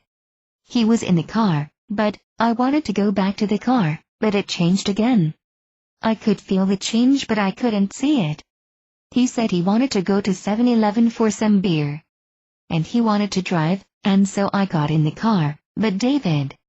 I got in the car, and he wanted to drive, and he grabbed the keys. And I climbed over into the passenger seat where David was, but David wasn't there. He'd been there the whole time, but now he wasn't. He was there when I pulled back to the car, and then when it tried to pull me over to the trees he wasn't there anymore, not in the car. But it was just a minute or two. It got in the car, and started the car, and then I looked over and I could see James's headlights coming up the drive. And it was like David was back again, but it was still there. David was in the driver's seat, but it was there too. And then it was gone when James got there. And it was David, but he didn't remember anything, because he wasn't there. He was just sitting there before, but he was gone for a minute or two. Watching the video, we could see how concerned Megan became when she realized David was missing. And then I remembered that David had said, during his regression, that for a few moments he had no idea what had become of Megan. Apparently neither of them could account for the other's whereabouts during that time, and we listened anxiously as Barbara questioned Megan about the disappearance. "Remember that part when you noticed he wasn't there in the car?" Barbara asked. "Go back there." "Yeah," Megan nodded. "I pulled over to the car because this was when we started going back into the house. When it stopped trying to pull me toward the trees. And right when it got back to the little shed, David was in the car then, and I was pulling towards the car. And then it tried to pull me toward those other trees. And that's when David was gone." "Look around now," Barbara told her. "You're aware that David isn't in the car." You become alarmed. "Where is he? See if you can see anything in that area." "They were trying to separate us for something," Megan replied. "They couldn't let me see. That's why they didn't take him out when it was trying to pull me to the trees, because I kept looking back. But they didn't have time. They had to stop. That's why they changed." "Who was this they?" we wondered, and then on the video Barbara asked, "They didn't have time." "I couldn't see them, but I know they're there." "How many are you feeling now?" Barbara asked. "Aside from the one that I was with, there were 3. They were waiting to take David out of the car, but they couldn't while I was looking. They didn't want me to see them. They were behind something, I don't know what. Because there's nothing there. They were behind something, though, because I couldn't see them. They couldn't let me see them pulling David out of the car because I wasn't supposed to know. That's why it was trying to get me over there behind the trees so I couldn't see." "You mean you were being distracted by that one?" Barbara offered. "Right," Megan said. "That's why it was trying to hurry, so it could get David out. But I don't know what for. That's why I wanted to go back to the car." "Where was David when he wasn't in the car?" Barbara pressed. "Can you see the 3 that were with him?" "He was behind the thing," Megan told her. "It wasn't there, but you couldn't see behind it." "The thing?" Barbara echoed. "What are you talking about?" "It was something." "You couldn't," Megan hesitated, "they were behind it but you couldn't see that it was there." "It projected something, but they just had him for a second because then James started coming up and they had to put him back in the car." "Can you remember what they looked like?" Barbara asked. "I didn't see them," Megan said. "They did it when I was looking at James's car. They stayed behind." She paused for a moment and then exclaimed, "They moved it. They moved the thing. I didn't know they could do that." "Where was the thing?" Barbara asked. "Where was it, being projected?" "It was kind of like it was a screen," Megan explained. "And it projected what was supposed to be behind it on that screen, so it looked like there wasn't anything there. They were just on the other side. Like a thin metal thing. It was just a square except it bowed a little bit. But you couldn't see any equipment, it just looked like a thin, metal sheet, and it had a stand thing on it so it wouldn't fall. It kind of curved a bit. It was a square metal thing, but it could project what was supposed to be on the other side.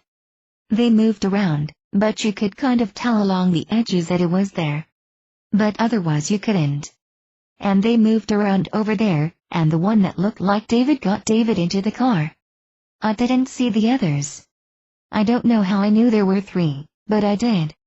"What was your feeling about these guys?" Barbara wanted to know.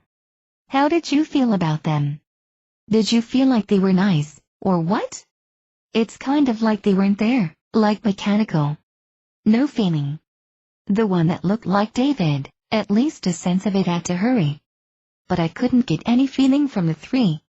Did they come back again? Barbara asked. Not that night, Megan replied. I don't know when they've been, but they didn't come back that night. Did you feel like these energies, whatever they were, did they seem familiar to you? Had you met them before? The one that tried to distract me seemed like it knew me or something, Megan admitted. The others were just not important. Barbara continued the regression a while longer, but Megan had nothing further to add about the events of that night. After she was out of the hypnotic trance, Megan drew a picture of the screen device, and we were surprised to see how closely her drawing matched that of David's satellite dish. By now, of course, we realized that whatever he had seen had certainly not been the neighbor's dish. Given his description of the dish, curly edges, square, with a pipe supporting it on the ground, and his description of the black thing on the ground, a knot there with unstable, changing movements along the edges, it seemed that David had seen something unusual and had tried to make sense of it in terms of the familiar satellite dish. But could it have been the same machine, the invisibility screen, that Megan described? Just to make certain that the neighbor's dish had not been the object, I phoned a few days later and asked the neighbor if anything had happened to move the dish during the previous August. She assured me that the satellite dish had never moved from its original location, and that there had been nothing like a pipe and zinc box attached to it at any time. Whatever had been in the yard that night, it was nothing we could identify. And that wasn't the only puzzle we had to consider. How could we make sense of the hologram Megan described, the double of David? Had his image actually been duplicated in some way?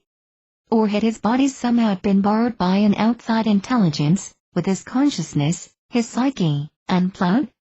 We had strong relationships with both David and Megan, and we felt certain that they weren't deliberately lying to us about their memories. Neither of them had consciously recalled these events, and David had not told Megan about his regression before she underwent hers. Yet their strange stories confirmed each other's accounts, and we were left with many worrying questions. What had happened to them during that time when they lost sight of each other? And who on earth was responsible for the entire incident? Neither recalled anything like a UFO, nor had they described aliens. Megan insisted she didn't know what the beings really looked like, so it was possible that they had been human. But who had been at the farm that night, and why? Chapter 10. For several months, James had talked about visiting Barbara, but on the only weekend he'd actually planned to go, he had been frightened by memories of seeing a human mutilation, enough to change his mind. Now, with Barbara's presence and his parents' support, James decided to go through a regression. It was a real act of courage, we all realized, considering his decidedly unobtrusive and private nature. Telling his parents, whom he loved and wanted to protect, about the alien encounters was the hardest thing he'd ever done, I believe, and I silently congratulated his strength of will when he asked Barbara to help him with hypnotic regression. A few months before, it was all he could do to talk about his experiences even with us, and by this time I knew that part of his reluctance was fear of being thought crazy. For too long, that had been the only explanation he could accept. Such things just weren't real, and he worried that others would naturally make that assumption too. Casey and I hoped that reclaiming his lost memories would help him as it had helped us, by relieving the isolation and the faceless fears abductees develop. Barbara and James began his regression one evening after dinner, with his mother, Sandy, waiting for the results with us. From the first, she had been emotionally supportive of James, which surprised me. Until, that is, I learned that other members of her family had had their own strange stories to tell in the past, including her father and sister. Most intriguing was her story of a night long ago when her sister encountered a small floating ball of light, about the size of a basketball. We immediately remembered James and the basketball-sized light that had come into his room and told him he couldn't understand any more than the interdimensional woman had already told him. When the regression was over, we listened to the tape of the session together. Barbara asked James to choose which experience he wanted to look at, and he went back to the series of nightmares he'd had just prior to Barbara's visit here. He knew, at the time of the terrible dreams, that they were more than just dreams, but it was hard for him to accept that they revealed a real event until he'd gone through the whole thing under hypnosis. "I'm lying down on my back," James said, beginning to relive the experience. "I see my head, about here, there's no hair. Hurt. Lots and lots of holes in my head. Holes around my head, in a line. Makes your heart speed. How do you feel about this?" Barbara asked. "Are you scared?" "Yes." "Can you see if there are any other presences in the room?" "Where are you?" she questioned. "Is there a color to the room?" "Mostly white," James told her. "Shadow-like?" "Different. Colored lights. Red, yellow. It's like 5 lights. 5 flash." "I saw a hand reach out to the lights." "What are those lights?" Barbara asked. "Do they have any purpose?" "A hand touched the lights, 5 lights," he replied. "Something hurt my aim." "What part of the arm hurts?" "My wrist. Wires in my wrist, through the wrist, like threads." "Do you know what their purpose is?" Barbara prodded him. "No." "How many are in your wrist?" "1, James said, "just one in the wrist." "It hurts, the wire." "Is this the dream you wanted to look at?" Barbara interrupted. "The dream that happened a few nights ago?" "Yes," James affirmed. "Have you seen those wires before?" "Yes," he admitted, "a long, long time ago. I'm lying down, with my arms and legs spread out." "Is this room unusual in any way?" Barbara asked. "Can you give me more description?" "It's busy," James told her. "Lots and lots of things going on. Lots of things moving." But when Barbara tried to question him for more details, James mumbled unclearly that he couldn't move his head or see out of his left eye. He became disturbed by his immobility, and Barbara calmed him down. "Relax," she told him, "there's a reason why you can't move. I understand it, it's okay. Just feel good about it. With the eye you can see through, tell me what else you see in the room. Are you aware of any presence in the room other than yourself? Other than that hand that went up to the light?" "Just the hand that touched the light," James answered. "It hurts, my head hurts, my left ear." Barbara, sensing James's discomfort, asked him to move ahead to the next time he was able to move and be free of pain. "Where are you now?" she asked. "It's different," James said. "It's dark here." "What do you feel like this room might be related to?" "Healing," he replied. "Is it like a recovery room?" Barbara suggested. "Yes." "You feel much better now, don't you?" she soothed him. "What are your other feelings? Can you think about where you are, or are you just drugged from this experience?" "Clear," he mumbled. "Curious. Something as my hand, right hand. I'm walking." "Are you wearing anything?" Barbara wanted to know. "No," he answered. "What does it look like around you?" "It's big. Lots of things. The things walk around." "It's big." "What kind of things?" "Lots of bodies." "Are they human bodies?" Barbara asked. "There's something else," James told her. "Not very tall. They're short, about as short as chest high." "Are there any distinguishing features about this big place you're walking through?" "It's like a bowl." "There's nothing on top," he said. "It's like the inside of a bowl." "Have you been there before?" Barbara queried. "I think so," James answered. "I'm not scared." "But his voice was barely audible, and Barbara saw that he was not at ease. "Can you tell me why it's difficult for you to talk about it?" she asked. "It's hard to latch on, to see something," he finally replied. "There's something opening, a little taller, and something pulls me, my hand, says something." "How do you receive this? Do you hear him audibly speaking to you?" "Not with words," James tried to explain. "It says something. I can't tell, I don't know. It seems he's sorry. Poor James, poor James. Like he's apologizing to you? Barbara asked. Yes, for hurting me. He's nice. He's more gentle with me. Do you feel he's a male? Barbara continued. You said that they're not wearing clothes. Do you see any distinguishing sexual parts that would make you think he's a man? No, James responded, he just looks like a man. We're stopped. I'm at the wall. What's happening now? Barbara asked. He said he's sorry? You get the impression he's apologizing for hurting you? Yes. He says to walk through the hole. Tell me what happens now, Barbara instructed, and as we listened we were surprised by James's reply. I'm in bed, he announced. It's hot. Barbara questioned him again, going back through descriptions of the bowl-like room, the colored lights, and the area where James saw hundreds of beings at work, moving from counter to counter in a crowded space. But James was ready for the regression to be over, so she soon brought him out of the trance and then questioned him a while longer in the debriefing session. Describing the initial scene, James told her about the wire in his wrist. It's like when the hand touched the lights, he said, the wire just came down out of the ceiling, straight down, and got me. It was thin, thinner than piano wire, and it shone. It looked like metal. There were other wires, I could see the tops of them, but I couldn't see or feel where they were touching me.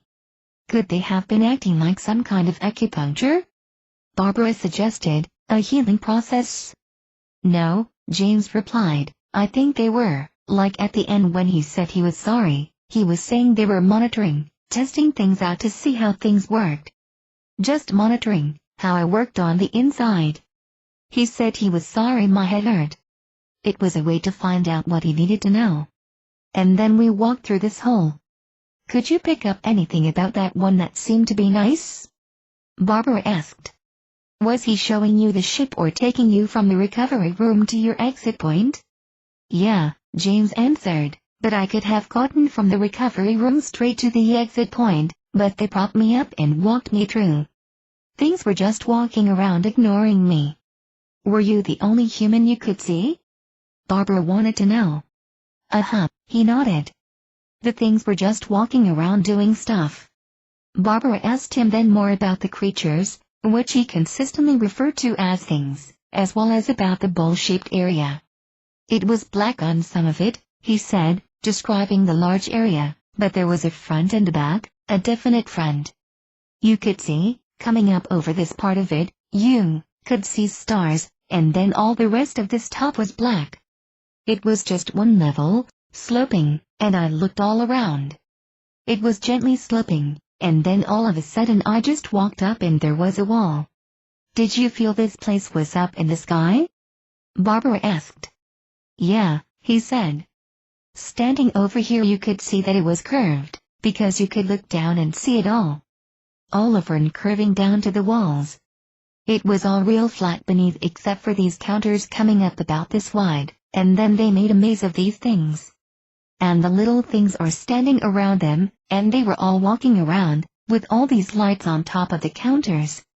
They were different colors, flashing, and they were looking at them, not touching them or anything, just standing over there. As he described the place, he pointed to various parts of a sketch he was making. It was just a maze, he said. It didn't look like there was any kind of order to it. Just lights.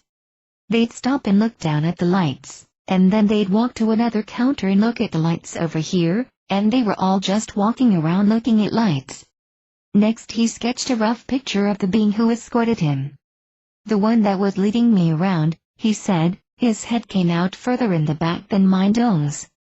They all looked pretty much identical. The head was flat in front. They were colored kind of muddy brown, or gray mud color. When he finished the drawing and the description, Barbara asked one more question, remembering something else she'd heard earlier about James's experience. And then it seemed that you were walked through a little bit and taken to that opening, where you were transported back down to your bed, she reiterated. Was that the night you found blood? Yeah, James recalled, that was the first night. It was in the middle of the sheet. When the being apologized to you, Barbara finished up, how did you feel about him? I believed him, James said quietly.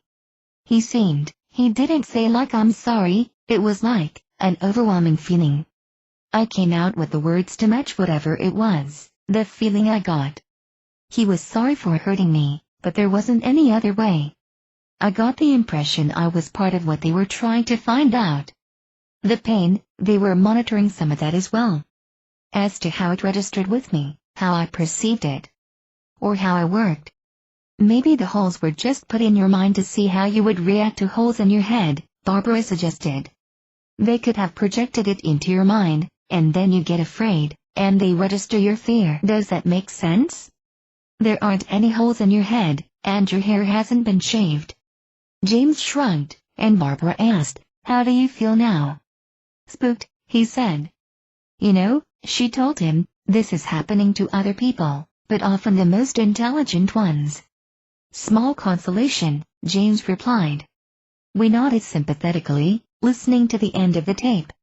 We had been going through the experiences for almost a year, and so far we had learned nothing that offered any consolation at all. That night, exhausted after working through 2 regressions, Barbara slept as soundly as we did, yet the next morning both she and I had new marks on our bodies.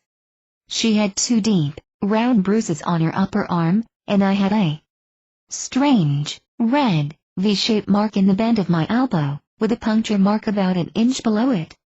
The V-shaped mark quickly faded, but the puncture scabbed and disappeared more slowly in the next few days. On Friday, my best friend Bonnie came by to meet Barbara and was soon being interrogated about her own strange experiences. Barbara was very interested in one particular occasion, about 11 years earlier, when Bonnie and her husband had been on vacation in South Carolina.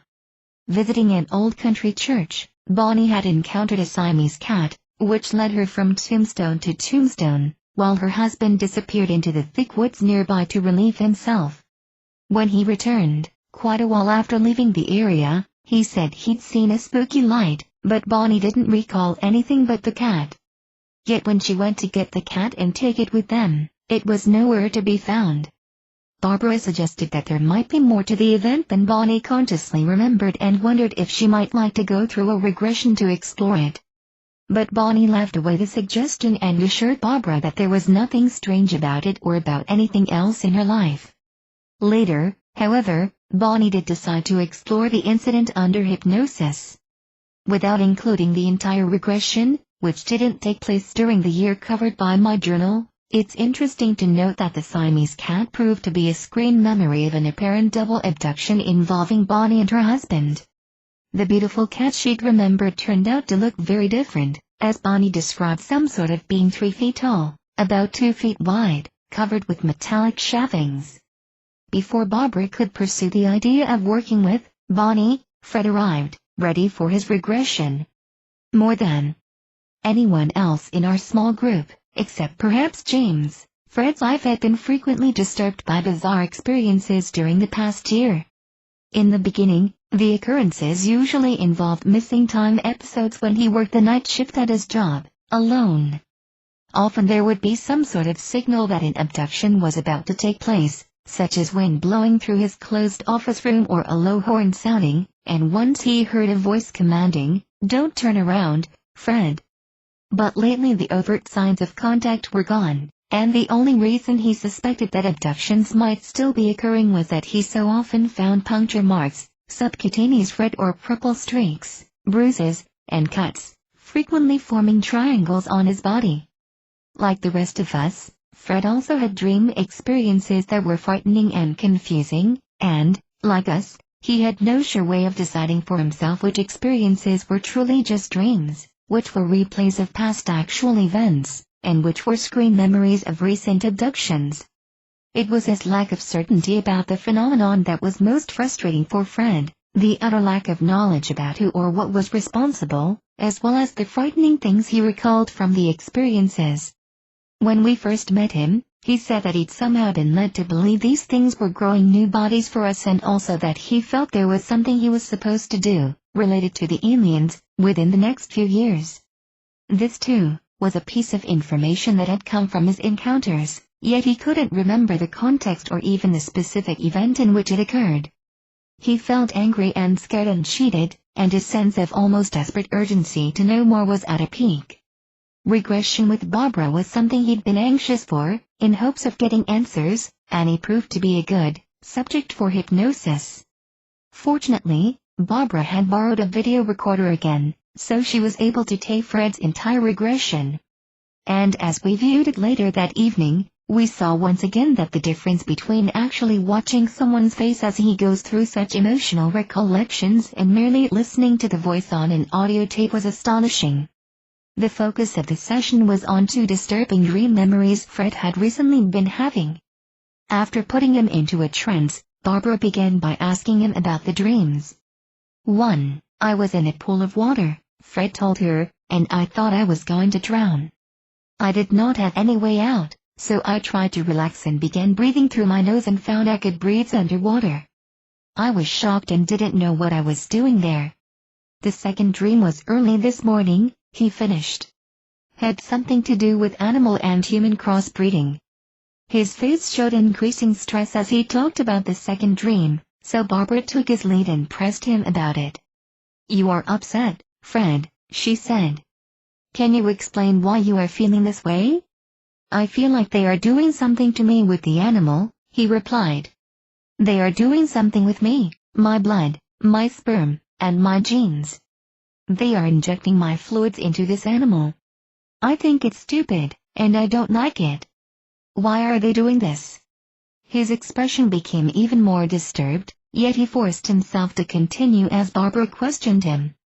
I think I was lying down, and they were doing something to the animal, he told her.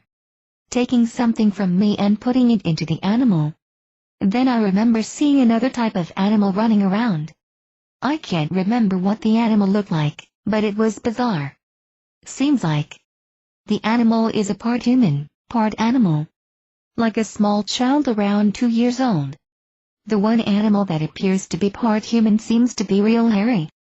I remember feeling angry, he said, mentally watching as the aliens injected fluids into the apparently female animal. I am trying to sit up in a state of anger. I must be sitting down or lying down. They have the animal next to me. The thing appears to be flat, not like a walking animal. You expressed trying to sit up and protest in anger, Barbara commented. Let's go back, right before that time, and see what happened to cause this anger. Instead of answering, however, Fred suddenly began to shake all over in wrenching spasms. We watched apprehensively as the spasms continued for long, silent minutes, and then at last he was sobbing and moaning in distress, his face still contorted from the tension. I watched with great concern, wondering why Barbara hadn't intervened to relieve the stress. With previous subjects she had always calmed them whenever their fears upset them, and I asked her why she hadn't helped Fred. He had to have the release of getting it all out, Barbara explained, stopping the video momentarily. All of that emotion you just saw has been inside Fred for a long time, building up and getting worse. But now that he's been back through it and let go of it, he'll feel much more at ease with himself. Later, watching Fred's evolution through subsequent episodes, I saw that Barbara had been correct, for he never again was at such a point of intensity after the regression. The video started up again, with Barbara soothing Fred and bringing him back to his account. When he was ready to go on, she asked, What are your impressions, Fred? Look now and tell me what you see. I just see light, a lot of light, he began. It's last night. And I can see them coming into my bedroom, but I want to block it out. Fred began shaking again, silently straining against the violent spasms, but through gritted teeth he kept talking. I see flashes of faces coming towards me, he shuddered. Seems like whoever it is holding a big tube. It has a blue base. I can see 3 inches of the tube, but I can't see all of it. Is the animal feeling upset like you are? Barbara asked. The animal is sedated. It's about 2 feet away. I'm on one and it's on another table. What are you on?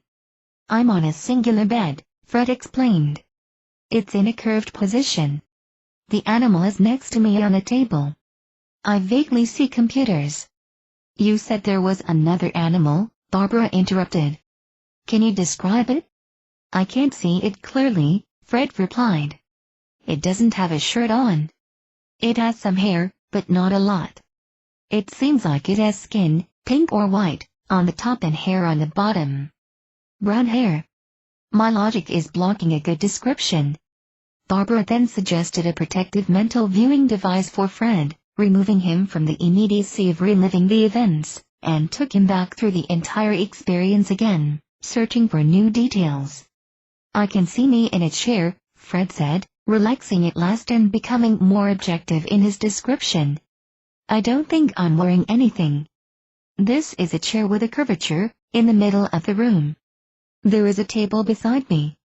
There are computers around the walls, and medical equipment. The room is yellow in color, and I can only see part of the room. Can you move your head? Barbara suggested. A little bit, he responded, but I can't move my arms or legs. What do you see now? Two little men are bringing in another tray, sliding in a little table, and it's got medical equipment on it. What do the men look like? Grays, Fred said. So they brought in the tray, Barbara repeated, and, what happens next? It's a stand-up table. There are two grays, one on each end. They roll it in, and it stands a little lower than the height of the table. The animal isn't on the table as yet. Once again, Fred began to shake and shudder, but this time Barbara calmed him back down until he was more easily able to continue. They are levitating this animal, he told her, and now there are two grays on each side, and she is spread-eagled on her back. There is one now that is sticking the needle device up her groin or vaginal area. Or whatever it is. It has hooves, like a cow. I'm not seeing the body too clearly. He pulls the needle out and looks at what they have collected in the tube. You mean they extracted, fluid from the animal? Barbara asked. Yes, they were extracting fluid from the animal. Fred, what were they doing with you? His face visibly changed, sagging and smoothing out as if he were suddenly sedated. I'm strapped down, he mumbled. What parts of your body are secured? My upper arms and chest. My legs are strapped. Are you wearing clothes? No. Are you embarrassed? No, I'm too frightened to care. Has anything been done to relieve your fright? Barbara asked. I haven't been in there that long, Fred answered. Now they bring the animal in, but they don't talk to me. They don't do anything to relieve my fright. Have you been in this place before? I think so. It's all right, you may continue. I remember, last night, he said suddenly, they did something to me in my bed. There were two of them. They touched me with something on my forehead. It looked like a circular object, and when it opened it splits down the center, and it might form a triangle shape. It looked like a gold-type metal. After they do this, I can't move, and I feel like I'm sort of being dematerialized. I'm not aware of standing up, Fred continued. I don't have any clothes on, and there are three grays standing around me wearing red uniforms. There are two of them in front of me. Now one moves out of the way. The other one takes me by the hand and guides me to the curved chair. I know to sit down. Are you resisting? Barbara suggested. What is your mood? No, he replied. It's as if I don't have a mood. Continue, please, she said. They are sticking something into my penis. He's holding something like a tube with a slender metal object on the end. He gets it and pushes it in. I try to raise my head to see what he is doing. Do you feel pain? Barbara questioned. Discomfort? Or sexually aroused? No, Fred shook his head. He keeps sticking this thing in me. How many times? Just once, it's still in there. Now I lay my head back down, it's still in there. He's doing something with the tube. What are the others doing? Barbara wanted to know. One is standing over by the computer. It looks like a computer with a light on top of it. He's doing something there while the other one is behind me. They aren't saying anything to me. He's pulling the tube out, and it's like a suction device. I feel no pain, no feelings. But it's like it's happened before. Can you see the contents of the tube? It may be sperm, Fred guessed, I don't know. Seems like there is a nude woman. I see a corridor, and she's in another room. There is a circular room with a long corridor going into the room. Now they have her on a table, and they are rolling her into this room. Is she human? Barbara asked. I can't see her clearly, Fred replied, but she is human. They leave her on the table. On the opposite side of the room. She is now about 15 to 20 feet from me. The table is near the doorway that opens into the corridor. Is she moving? Barbara wanted to know.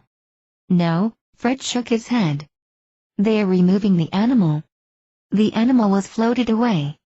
I'm just there. They have taken the tube out and taken the tube and contents over to one of the computers. Before they remove the animal, they put part of the fluid into the animal. The rest is taken to the computer. What can you tell me about the woman? Barbara asked, directing his focus back to the subject. She's been opened up and has a vertical incision from the top of her chest straight down to her groin area, Fred replied. They have moved her close to me, about 5 feet from me. The one that had my stuff in the tube, over by the computer, is going over to her. He's putting his hand inside her. Did his hand enter her body through the incision, Barbara interrupted, or vaginally? Through the incision, Fred said. His hand entered through the chest opening and was directed down towards the reproductive area. He stopped talking and his brow furrowed deeply as he concentrated on the mental picture. God, he whispered at last, what's he doing? Give me a description, Barbara prompted. He is doing something with her insides. He's got his hand stuck in the lower portion of her body, and his other hand is up under her hips. He lifts her hips up so he can do some kind of manipulation with the reproductive region. Her legs are up in the air. Some kind of clamps around her ankles are used to secure her legs to keep them raised. She is spread-eagled, and even though her legs are up, she is still being supported on the table. It looks like he's got a long, tube-like instrument going in through her vagina. Is she still cut open? Barbara asked. Yes, he nodded. Now another one is approaching with an object with a light or laser on it. What he is doing to the skin, as he pulls it together, it's just sealing it up as if there wasn't any cut.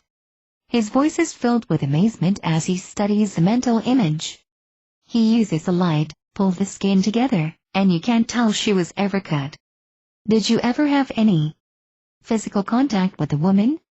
No, this was strictly surgical.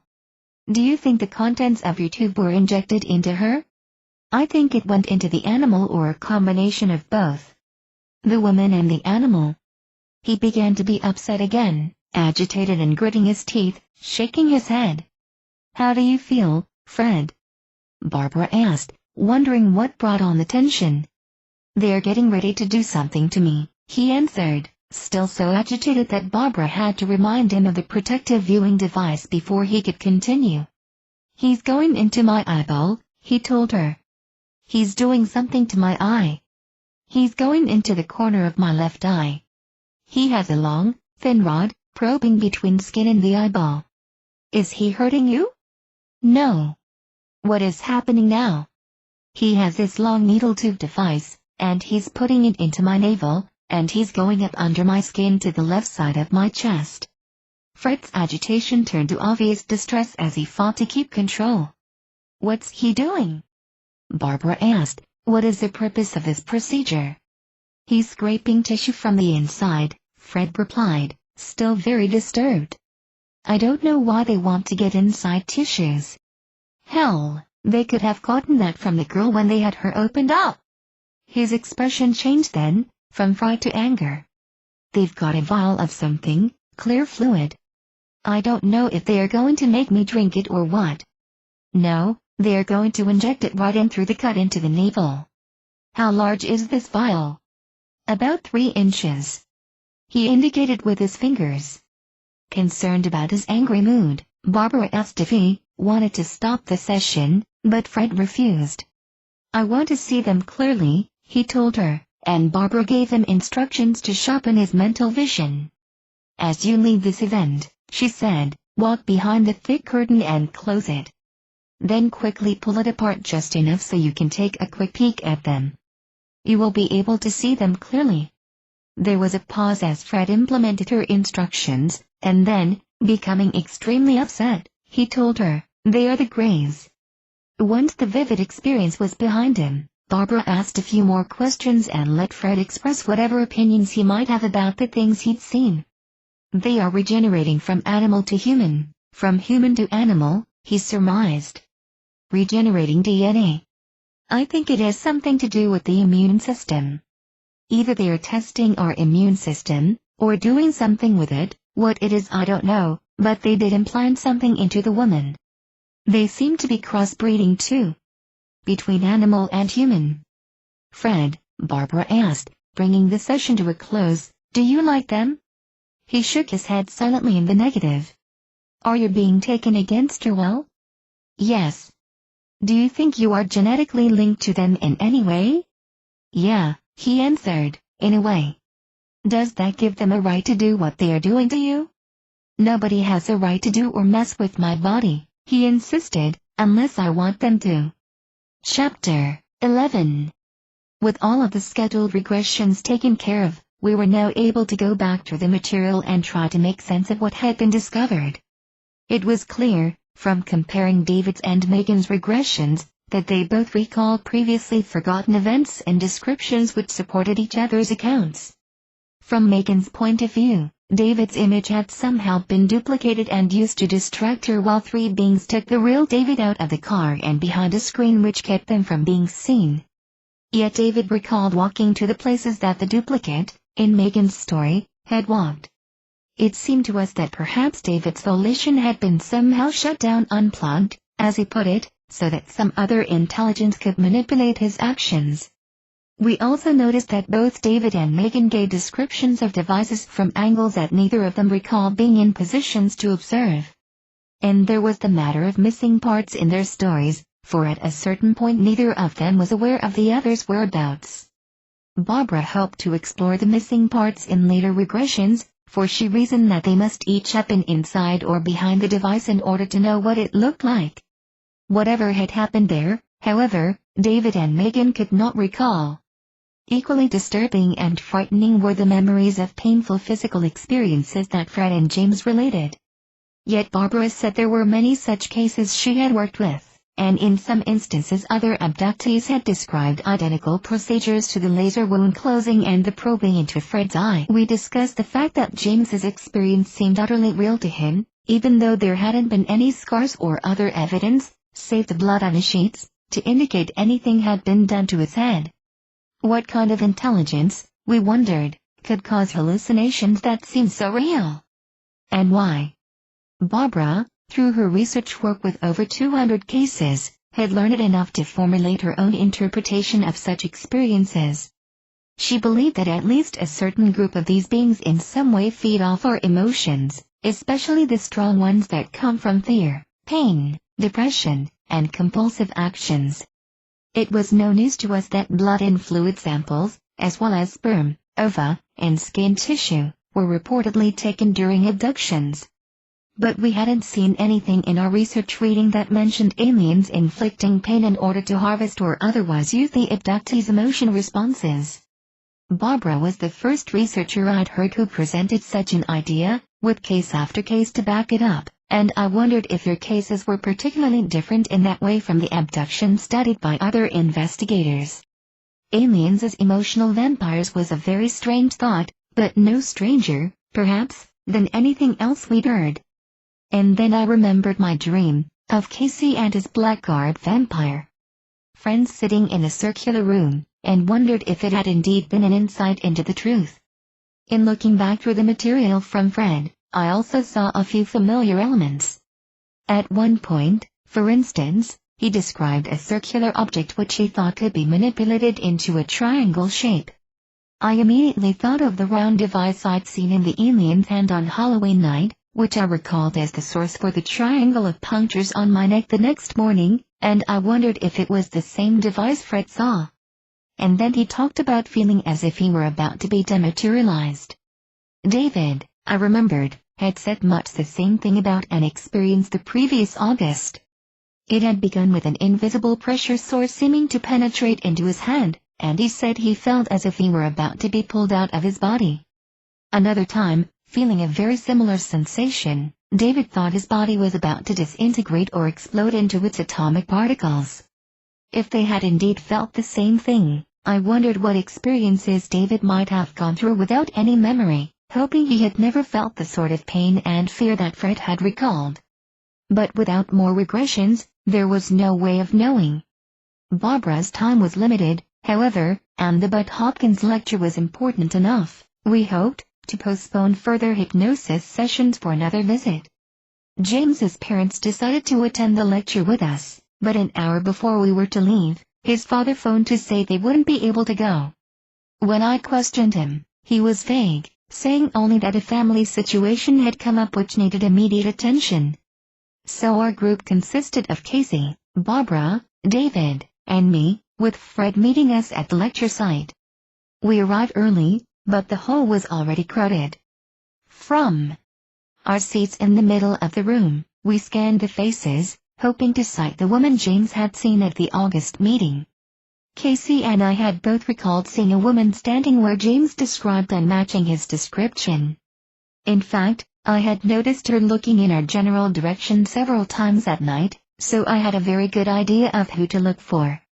Of course, we had watched for her at all the other meetings since Lear's August lecture, without success, but Hopkins was the first widely known guest since Lear, so we assumed there was a chance she'd show up. The hall filled up with so many people that we couldn't keep track, and then the lecture began.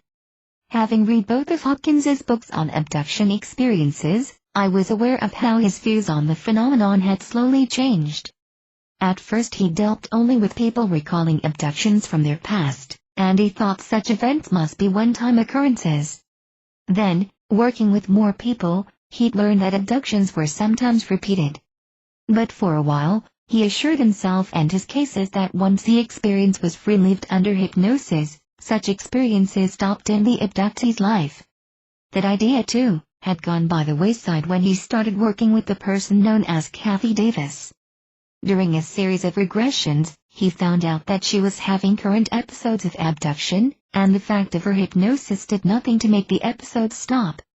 His ideas had changed as the material coming from the abductees had indicated, so I wondered what new ideas or discoveries he might have now. About halfway into the lecture, we found out that indeed his views had somewhat changed. Moreover, many of the things he said fitted very well with what we had learned through the regressions of the past days. After going through the evolution of the abduction phenomenon, Hopkins related fascinating details from several of his own cases. But it was his conclusions that struck home to those of us who sat listening with very personal interest. I'll tell you 2 things I've learned that are new and disturbing, having to do with the purpose behind UFO abductions, he said, digressing for a moment to dismiss the idea of benevolent space brothers as well as the horror of creatures devouring us, flesh and blood, for nourishment. One of the things that has been very disturbing emerges in 3 cases, he continued, which suggests that in an abduction experience a person is being deliberately subjected to pain. And they're being subjected to pain very much like we might do in an experiment with a laboratory animal. A pretty grim idea. Immediately I thought of Barbara's theory of alien emotional vampires, and of James's regression, the pain he felt and his remarks about the alien's apology. He was sorry for hurting me, James recalled, but there wasn't any other way. I got the impression I was part of what they were trying to find out. The pain was, they were monitoring some of that as well. As to how it registered with me, how I perceived it. It seemed clear that Hopkins had heard the same story from other cases, to make such a specific statement. Here, then, was some sort of confirmation that James's story could be true, and the realization made me feel weak, almost nauseated. The same thudding sensation affected me every time I learned of any news supporting information, reminding me how desperately I wish the whole phenomenon were mere delusion. Hopkins had more to say, though. A second thing that seems to be extremely important and new, to me, he went on, is the sense that they seem to be very interested in human sexuality, and I don't mean just the reproductive mechanisms and ova and sperm, but actually the whole physical range of sexuality itself. They seem to be very curious about it, and they seem to want to sense intuitively or however, telepathically, what sexuality feels like, as well as how the plumbing works, so to speak. Here again, I thought of James. When he had been approached at his parents' house by aliens who wanted him to mate with one of their females, he'd been able to refuse, at least as far as he has remembered. And at the time of the event, I wondered why, if the aliens needed his sperm, they didn't simply take it mechanically as I'd read about in several cases. It didn't really make sense to attempt impregnating one of the aliens, since abductees often reported seeing fetuses growing in artificial wombs or nurseries. And Casey, too, had been made to have sex with an alien female. The alien interest in sex, according to Barbara, also involved cases where abductees found themselves irrationally and sexually obsessed with some highly unlikely person. This had happened to 3 people I knew, so I didn't doubt that in Barbara's wide range of contact she'd found other cases. She thought that such obsessions were deliberately manipulated to stir up strong emotions, which in turn were taken by the alien intelligence in control. I also knew of one book on the abductions of 5 women in which the investigator concluded that homosexuality was an important factor, a curiosity, to the abductors. Pleasure and pain, I heard Hopkins remark, they're interested in those 2 aspects. There were other of his remarks that also seemed relevant to our group's experiences. He said, for instance, that there were credible cases in which normal-looking humans were encountered cooperating with the aliens, and I thought about the very human-looking woman who had appeared so many times in James's bedroom. He also described reports of various alien types, including the reptilian being with long, thin, webbed hands replete with claws or talons such as Casey had seen. And when he began talking about the aliens' genetic experiments, his comments echoed Fred's own conclusions under hypnosis. We know that they seem to need genetic material, Hopkins said, that they're taking sperm, ova. We know they're doing these reproductive experiments in an attempt at hybridization. Too many cases have come to light, too many similar descriptions, for this to be eliminated as a possibility. It is very central. I had to agree. The alien female who had sex with Casey had looked like a mixture, a hybrid with both human and alien features. Fred saw his sperm put into the woman and also into the strange animal and rationally concluded that crossbreeding was the reason. But Fred hadn't stopped with the idea of crossbreeding. He also surmised that the aliens were interested in regenerating DNA, and that the work has something to do with the immune system. And Hopkins, in his final remarks, hit upon the same subject. More and more I am convinced, he concluded, that they have evolved in some way or another past a certain point, so that they seem to need to come back again and revivify their own species, and not only in the physical sense of taking our genetic material. He came back to the emotion factor too, saying, they seem to want to feel telepathically what humans go through emotionally. When he described the baby presentation abductions and the aliens' interest in the parent-child relationship, they look at us as being varied and rich and interesting, he told the audience, because they're not. We are a resource for them, physically, emotionally, and spiritually. The phrasing was clean and concise, depicting us as an abundant resource for a race that is pitiably lacking in such qualities. But, recalling the fear, the strong emotional costs to the abductee, remembering the frightened emotion of Megan's regression and the shattering spasms and pain that had torn through Fred, I wondered if Barbara's term, emotional vampires, was not a more accurate way to put it. During intermission, I looked around the crowded room again, scanning for the face of the woman we'd seen at the Lear lecture, and this time I saw her. At least I thought it was she, so I pointed out the woman to Casey for his opinion. He also thought she might be the one, as did David, but without James's verification we couldn't be sure. I bitterly regretted his and his parents' absence and wondered again what had changed their minds at the last moment. If James had been here, we could have approached the woman and questioned her, but I was too afraid of making a mistake to risk it then myself. Still, I reasoned that if she was here tonight, she would likely show up at later meetings.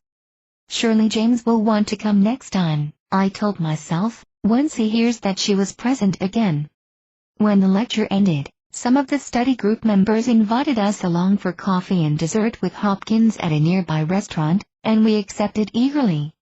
By the time we arrived, more than a dozen people were already seated at a long table, but there were several vacant seats across from Hopkins.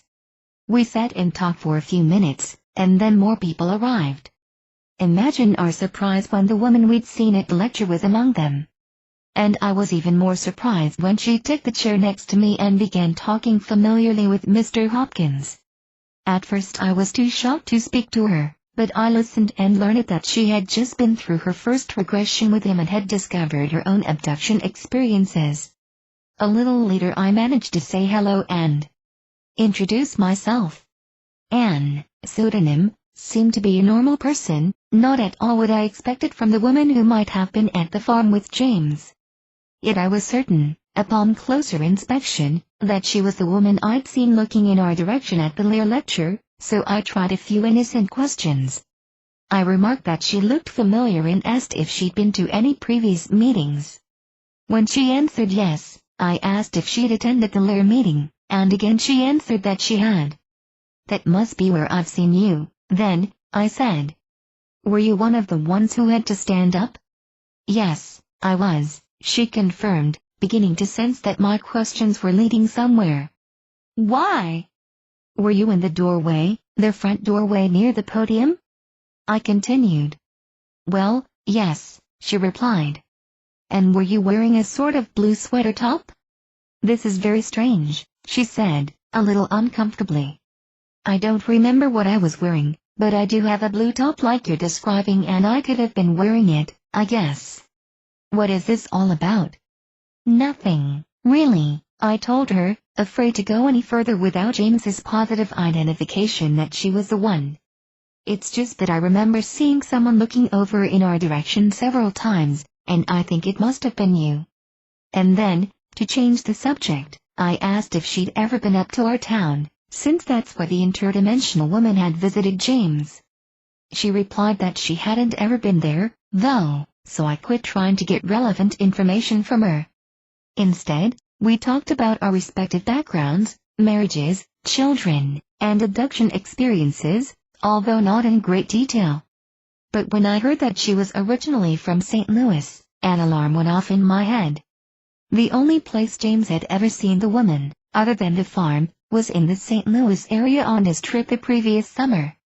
James and his entire family had come from there, and it seemed like a very big coincidence that this woman also was a St. Louis native.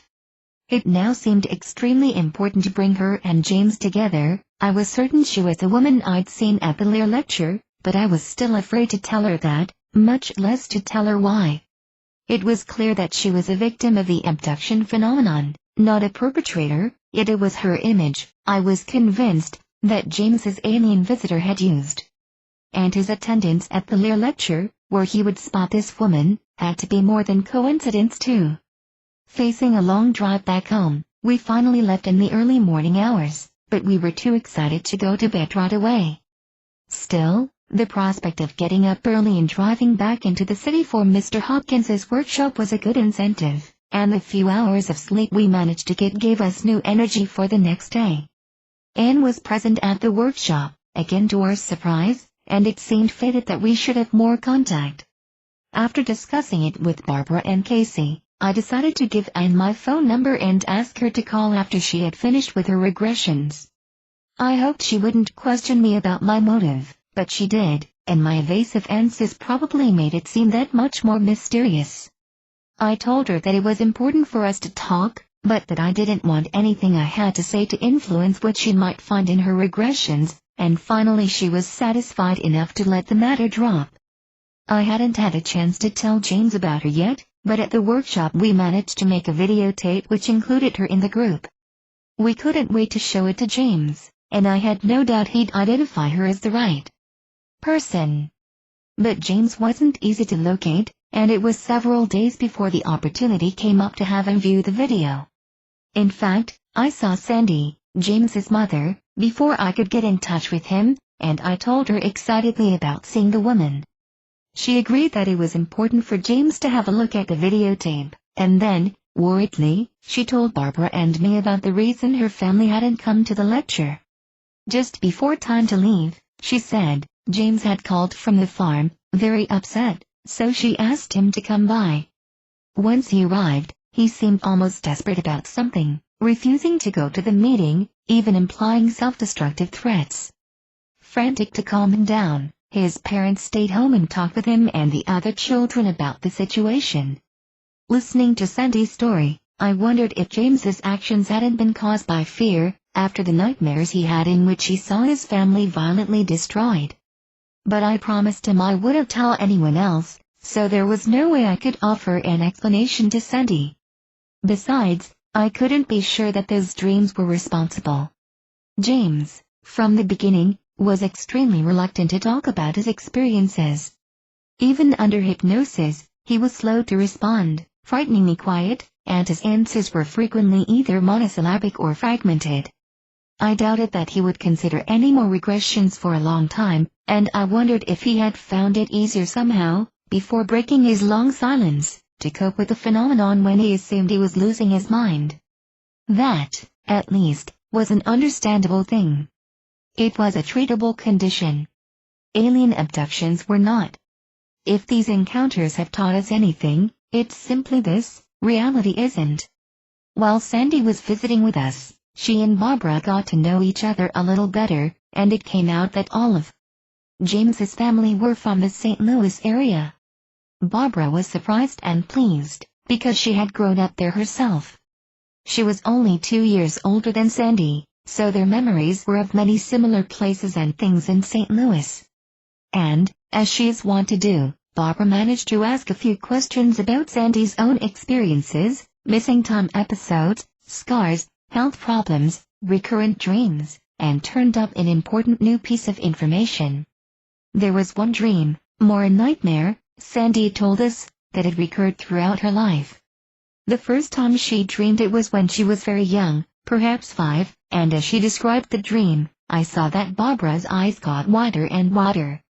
It was always the same dream. Sandy is standing very close to a dull gray surface, her face only inches away. The gray thing is an enormous sphere, so huge that in comparison Sandy is only a tiny dot. Something is drawing her into the sphere, but she is fighting against the urge, for she knows that if she ever enters the sphere, she will never come back. This dream had first occurred when Sandy was seriously ill and there was a question of her surviving the illness. She finished telling us about the dream, and Barbara's expression was very strange. "You are the first person I've ever met," she told Sandy, "who has seen the sphere." "You've seen it too?" Sandy asked in surprise. "Yes, in St. Louis," Barbara replied, "when I was about 5 years old." "What is it, do you know?" Sandy wondered. "Well, no, I'm not sure," Barbara answered evasively and changed the subject. But it was clear that she knew more than she was willing to say. When we were alone, however, on our way to take her to the airport, I immediately asked her about the gray sphere. "I've never told anyone about this," she said. That's why I couldn't believe it when Sandy started describing the thing. Our experiences must have been very similar. "Why didn't you want to tell her about it, then?" I asked. "I didn't want to frighten her," Barbara explained. "When I was taken to the sphere, I was told that it was a repository for souls, where human souls are somehow recycled. If that's the same thing Sandy saw, I guess she wouldn't have come out of that sphere alive." I agreed that there was no need to worry Sandy with this information, but we both hoped that at some future time she would decide to undergo regression. There were several unusual experiences Sandy had remembered, all indicative of alien encounters, but that would have to wait for a later visit.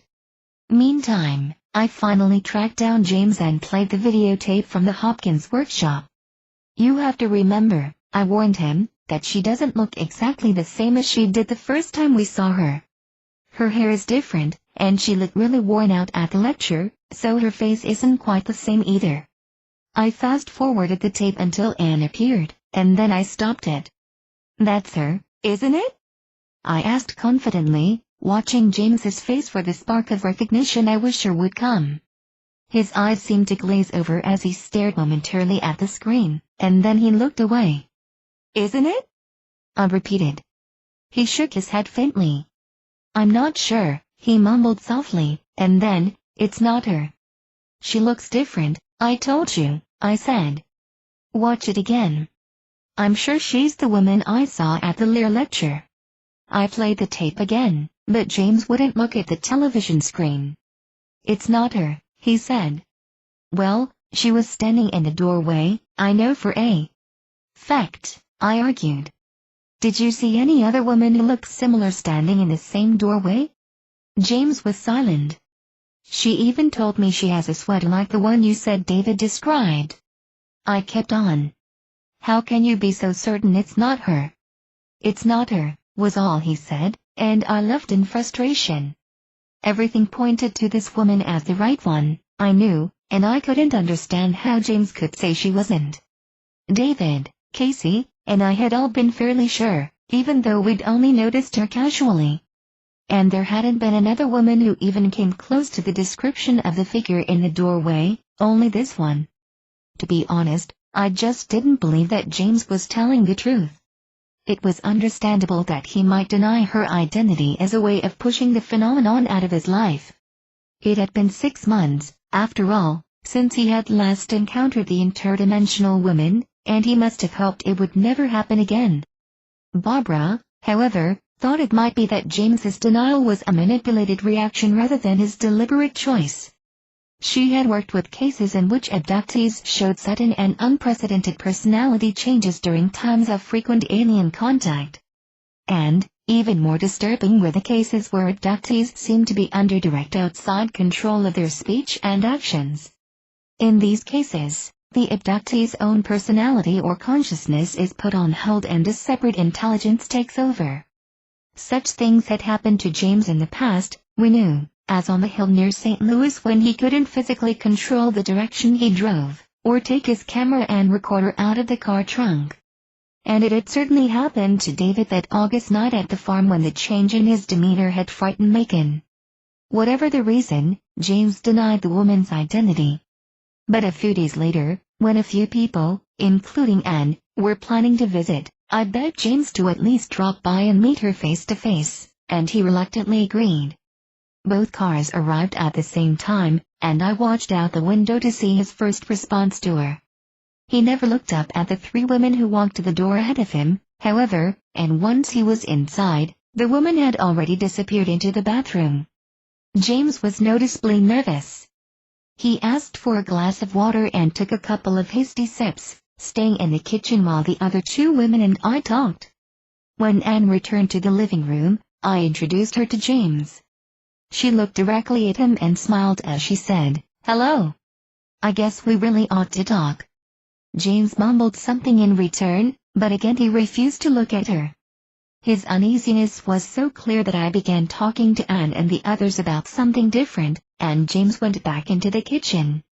A moment later I followed him and asked if he still thought she wasn't the right one. "It's not her," he said, shaking his head emphatically. "I can't stay, I have to go somewhere." And before I could respond he hurried past the women and out the door. It didn't make sense. If Anne really didn't look like the interdimensional woman, James should have been very relieved. He should have relaxed, yet he was extremely uncomfortable the whole time and seemed almost in a panic by the time he left. As it turned out, James didn't come back to our home for a long time after that day. In the fall and winter, we'd had frequent contact, so his prolonged absence was noticeable, and regretted. A few days after Barbara left, David got a strange phone call at the farm. From his description of the sounds on the other end, the call was very much like the one I got on May 2, 1988, while Casey was under hypnosis. At first, he said, he could hear only a distant static, and then an unrecognizable voice made a series of screeching and hacking cough sounds. David said he was sure the noise wasn't electronically produced, but he had no idea what it was. As March drew to a close, things seemed relatively calm, and except for a few new small punctures, we noticed nothing out of the ordinary. On the night of the 30th, we decided rather late to drive out north of town and look at the stars. The weather wasn't too chilly, and the sky was clear, so we meandered through a sparsely populated area where low hills blocked the lights of town, giving us a much clearer sky for gazing. After a short while, however, we drove back home and went to bed. The next morning, Casey got up for work but let me sleep in late. I woke up momentarily to tell him goodbye, and when I fell back asleep I had a very strange dream. The setting was a familiar large house, divided into various sizes of suites, and I had several times in the past had memorable dreams that occurred in this same structure. But in this dream, the house had been expanded, with a new motel-like row of rooms connected to the original building by a long, spacious hallway. The manager, a short, stocky man in a tight-fitting blue suit, guided me down the hallway, but I stopped to go into a restroom along the way. I sat down on the toilet and then saw that the manager had followed me into the room. I was flustered, wondering why he didn't know enough to stay out of the ladies' room, and then I saw we weren't alone. Beside the toilet was a small alcove with a seat and a tiny white table, and sitting there were two women. I was startled, but the women made no move to leave or even to speak to me. They talked to each other very softly, their hands close together, in a quiet chirping sound, and I thought they seemed Oriental, wearing long black wigs. I was ready to get up from the toilet, so I asked the manager to leave the room. Before he could move, however, the door swung open violently and a tall, thin man stepped through, glaring at me. I was terrified, unable to move, and then the tall man suddenly bent his body in half, unnaturally, bringing his head down to the level of my feet. He peered up at me, saying nothing, but I saw that he'd stuck two of his fingers into the fiery jets burning in a gas space heater. "Get him out! Get him out!" I screamed at the manager, but the man stayed bent down, heating his two fingers. Suddenly I knew that he was going to plunge those burning fingers into my brain, through my temple, and I went crazy with fear. His hand left the heater as he moved up to grab my head, but I cried out, "I want to wake up now."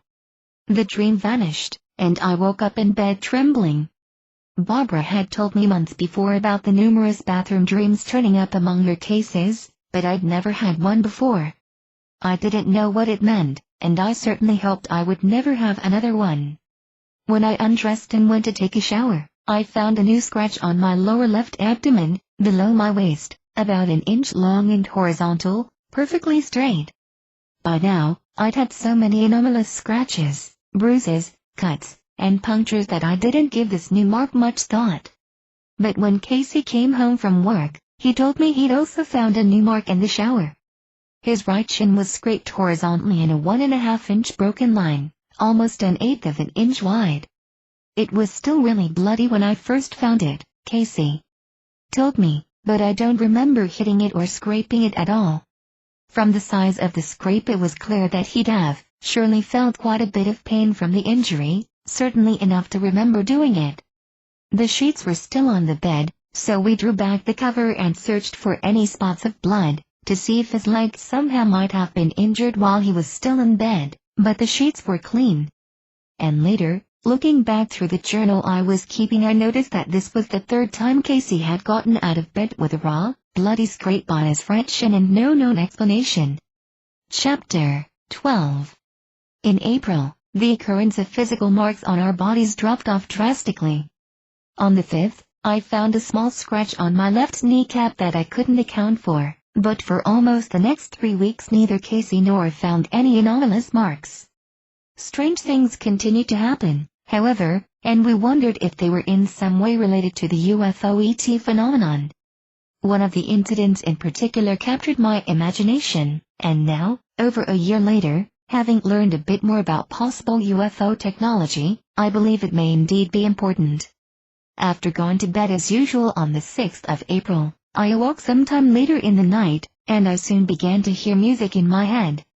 I wondered momentarily if I were generating the music myself, but it was so unfamiliar and such a surprise that I didn't think so. Besides, the music had a very concrete quality about it, as clearly heard as music coming through perfectly balanced headphones would be. It was possible, then, that something might be sending the sounds into my thoughts either by accident or design. I do know that I was not asleep, as I tested my reality several times, opening my eyes, sitting up and moving around. I heard the music very clearly, for a sustained period of time. It was like synthesized music, light and airy and beautiful, with a strange rhythm and quick succession of notes. As I listened in amazement to this music, I began to see a rectangular shape, like a piece of paper, on which the notes traced out ephemeral designs in various colors. The rectangular image and the note designs, like the music itself, I experienced internally rather than through sensory input, yet I saw them clearly. Then I began to hear other things.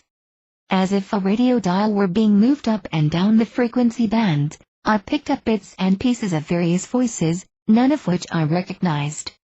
The words made no real sense, just snippets like, "Hey, brother," in one instance, and another voice that sounded like someone trying to talk in a computerized voice.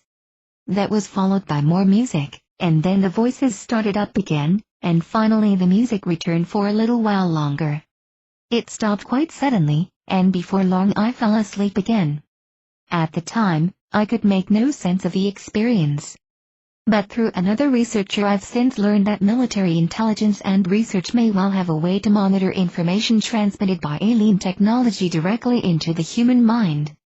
Alien communication with humans has traditionally been telepathic, and in the past few years there has been a steady increase in the number of people claiming to receive telepathic or channeled information from beings who identify themselves as ETs. If this is the case, then I can think of at least one situation which might explain the music and voices I heard that night.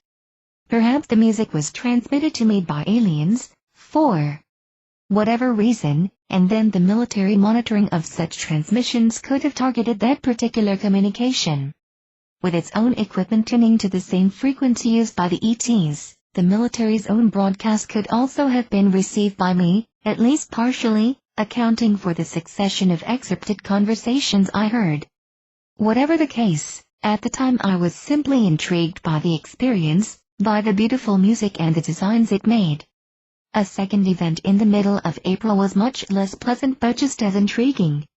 Friends arrived from England to visit us for a few days, with their 13-year-old son Tim, pseudonym. It was Dan and Kay's, pseudonym's, first visit to Texas, so we showed them the most interesting places around. We also told them a little about our ongoing involvement with alien intruders, being careful to avoid such talk whenever Tim was present. On the third night of their visit, Tim asked if he could sleep with the overhead light on in my stained glass workroom, where we made his bed each night. When Kay asked him why, he was reluctant to answer any more specifically than that he had felt frightened the night before. We turned on a small lamp, said good night, and closed the door. Our home is rather small, with all 3 bedrooms connected by a single small hallway, and Kay and Dan were sleeping in the corner room, with Tim to their north and our own bedroom to the east. The next morning, Sunday, was hectic. Our friends planned to leave later in the day, so another friend dropped by early to visit with them. While they all sat in the living room talking, I went into the kitchen to clean up, and then I headed down the hall to make my bed.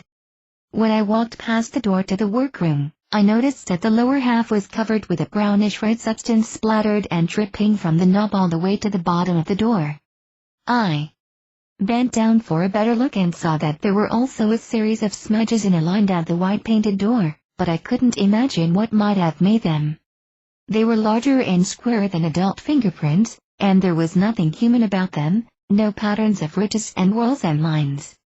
Instead, each smudge had wide, erratic globs of the substance in uneven horizontal rows. To this day, I am amazed at what I did next. Instead of calling attention to the door, my mind quickly raced through the possible explanations. That someone might have spilled a drink was the first thought, but I knew that we hadn't served anything resembling this substance.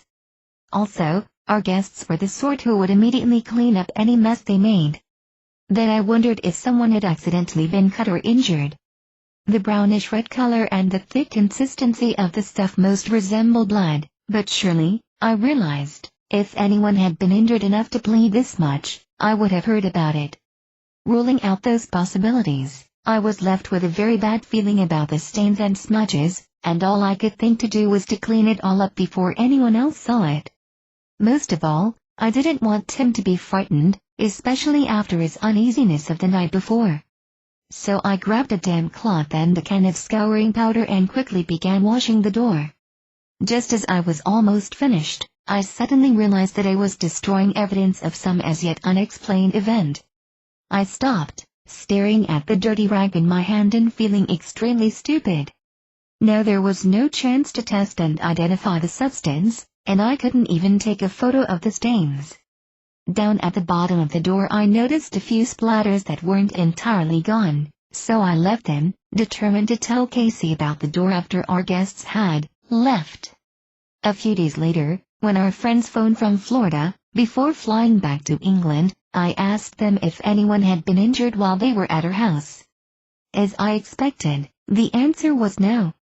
With the possibilities of injury and spilled drinks ruled out, I was determined to find out exactly what had dripped down the door. I contacted a pathology lab and a forensics lab, hoping someone could test the residue on the rag, but I was told that the presence of the scouring powder and the minute quantity of the reddish substance still left on the rag would make testing a worthless effort. So the stains on the door still remain unexplained. They may have had nothing to do with our ET episodes, but they are part of a whole group of strange events, seemingly meaningless occurrences, that are as puzzling as the UFOs. Twice in 1989, for instance, one of our dogs was inexplicably moved from an enclosed area during the night. In the first case, our 13-year-old dog Asha, who was mostly deaf and completely blind, was put in the far backyard behind a locked gate for the night, while our younger dog Honey slept in the garage to keep her barking from disturbing the neighbors. The garage door was closed securely, although not locked. When Casey went into the garage the next morning, the garage door was ajar and Asha was in the small storeroom on Honey's bed. Casey went out back and saw that the gate was still latched, so he couldn't understand how Asha could have appeared in the garage. On another occasion, we were awakened by Honey barking in the backyard one Saturday morning, after she had been locked in the garage the night before, and once again the gate was still shut. When Barbara came back and made to do more regressions, a series of odd events took place, involving the bathroom light. Whenever guests are sleeping in the house, we leave the front bathroom light on. But on the first 2 mornings of her visit, when I awoke I noticed that the bathroom light was turned out. I assumed Barbara had gone to the bathroom during the night and flicked out the light behind her, so I didn't mention it until the 3rd morning. I asked her about the light, and Barbara assured me that she had not turned the light off any of the previous nights. In fact, when she had gotten up once to go to the bathroom and found the light off, she assumed one of us had turned it out after she'd gone to bed. So that night we all 3 stood together in the bathroom, turned on the light, and agreed to leave it on until morning. We said goodnight and went into our bedrooms, closing both doors. Casey and I brushed and undressed for bed, and I inserted my earplugs as usual, since I'd become a very light sleeper through the past stressful months. We turned out the bedroom light, and then a few minutes later Casey raised up and called out, "Good night, Barbara." "Why did you say that?" I asked him, knowing that Barbara couldn't hear him in the guest bedroom. "She just yelled good night to me," he explained, "and we went to sleep shortly after that." I was the first one up the next morning, and when I opened the bedroom door, I saw that the bathroom light was out once again. Knocking loudly on Barbara's door, I roused her long enough to ask if she turned out the light, but she said no. Casey was up by now, and he also denied touching the light switch or even getting out of bed during the night, and I knew that I hadn't either. A few minutes later, Barbara emerged from the bedroom. She said that after we all went to bed the night before, she'd gone back to the bathroom for a moment, and that the light was turned out then. So she called out from the hallway, "The light's out," hoping one of us would open the door and explain. Casey had misunderstood her, thinking she had simply said good night again, so he didn't bother to get up. The light, apparently, had been turned off only minutes after we left the bathroom, and we had no idea what was doing it, or why. We had little time to dwell on the mystery of the light, however, with people coming out daily for regressions. Barbara had also scheduled another session with David, hoping to find out what had left the multiple scratches and welts on his leg the previous November. She put him under and directed him back to look at a significant experience he had that month. David instead began talking about an earlier event, one that took place the night of October 31st. The scratches hadn't turned up until November 8th, but Barbara followed his choice to examine the October event since it seemed to be important to him. David had told us about that night right after it happened, and I had noted it in my journal. What he consciously remembered was waking up around 2 a.m. with a headache and going to the bathroom for aspirin. He noticed that all the lights in the farmhouse were turned on, except in the 2 bedrooms, and that the radio was playing in the living room. James had been away when David and Megan went to bed, but David now saw that James was asleep in his own room by the bathroom, so he figured that James had been careless and forgotten to turn everything out when he went to bed. David also remembered waking up again at some point, being unable to move in any way. He said he had seen some strange things with his eyes closed, a scene of a tan world, with tan sky, ground, and buildings. And a night scene when he was looking at some tall, thin structure covered with dark fur. After that, he couldn't remember going back to sleep, but he woke up the next morning feeling extremely drained. Megan also said she felt very tired, as if she hadn't gotten any rest, although she didn't remember waking up. That was all David had recalled, but under hypnosis he remembered much more. After describing getting out of bed, going to the bathroom, and seeing all the lights on, David told Barbara that he was feeling pain at the base of his neck, but eventually he lay back down. Barbara took steps to deepen the trance and his ability to recall events, and then she moved him back slightly in time to a point before he woke up. He described himself lying down on his back, unable to open his eyes but aware of a bright light in the room. "Can you tell where this light is coming from?" Barbara asked. "I think it's from behind my head," David answered. "My head is tilted back. That's why it feels like it's behind me." "Your head is tilted back, then? How far back?" Barbara asked. "You mean, you're not on a pillow?"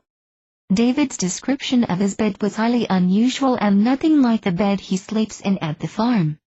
"There's something underneath my shoulders," he explained, "supporting underneath my shoulders, so my head's tilted back. My arms are kind of off to the side, hanging. My head is hurting, because my head is resting on my head. Or it's tilted back and resting on something hard, kind of on the back part of my head. And there's pressure on it." "Are you wearing clothes?" Barbara asked. "I don't know," he replied. "I don't have any socks on, because I can feel something. It feels like metal, almost smooth. Like in a doctor's office." "Are you aware of any presences other than yourself?" "I can't hear anything," David said, "but it's not like I'm in a room and there's no noise. It's just real distorted, shielded, or like underwater. I can hear something, barely. Just a kind of high-pitched whirring, like vents, or aspiration. And then every couple of seconds there's a though-and sound." He laughed lightly. "I can't do it right," he apologized. "What kind of temperature do you feel?" Barbara probed. "It's cool. This thing under my shoulders is kind of soft but rigid, like a piece of plastic foam or something. It's not metallic. My feet are cold on this hard surface. I can feel my heels resting on it. My head is on it. Where my arms are touching it, it seems real sharp." "Is it a solid plane?"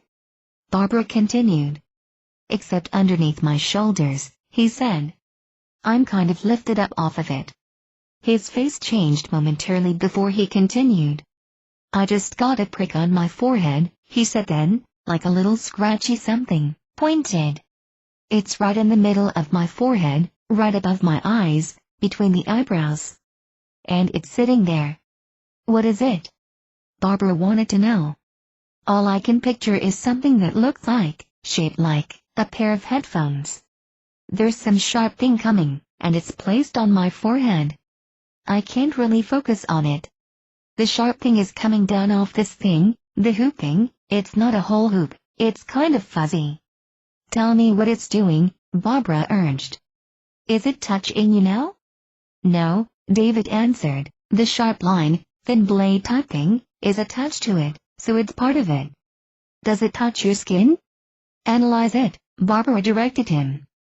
It's gone, he told her. Just pull down. I can see some motion. Something's behind my head. Everything's very out of focus.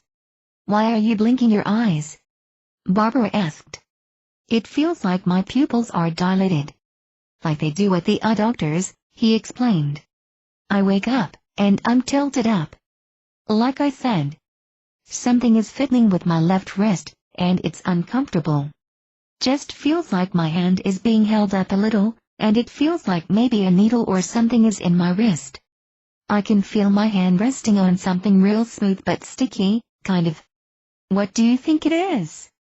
Feels like a snake skin or an eel skin, like a belt, he said. It's dropped. It stopped doing whatever, but my forearm over there feels kind of tingly or like it's been novocained, kind of burning, tingling, and it pretty much stops at my elbow. It's tingling from the elbow down? Barbara echoed. Yeah, David told her, and I don't like that. It didn't hurt so much, but it was uncomfortable. Do you know what's taking place when you're feeling that feeling? Well, something pricked me for a few seconds, I guess. And then that started. Feels like getting a shot, or something. The needle would have penetrated specifically what area? Barbara wanted to know. Right on the inside of my wrist, kind of off a little bit to the left of the center, he described. How long did that needle or whatever remain in your wrist? Not long, maybe 5 seconds, less than 10 seconds. The prick was kind of uncomfortable. It's just weird. How long does that remain that way? Barbara asked. It's just going on and on. And then there's that pointy thing on my head. It's attached to a band. It was placed on my head, like a pair of headphones. Looked like a thin metal band that's bent in that shape, some kind of strange pad on the ends of it. And then from the middle comes out this wiry-looking thing that bends down to a real sharp point. And it kind of feels electrical or charged. And that's on there for, it's still there. It doesn't hurt.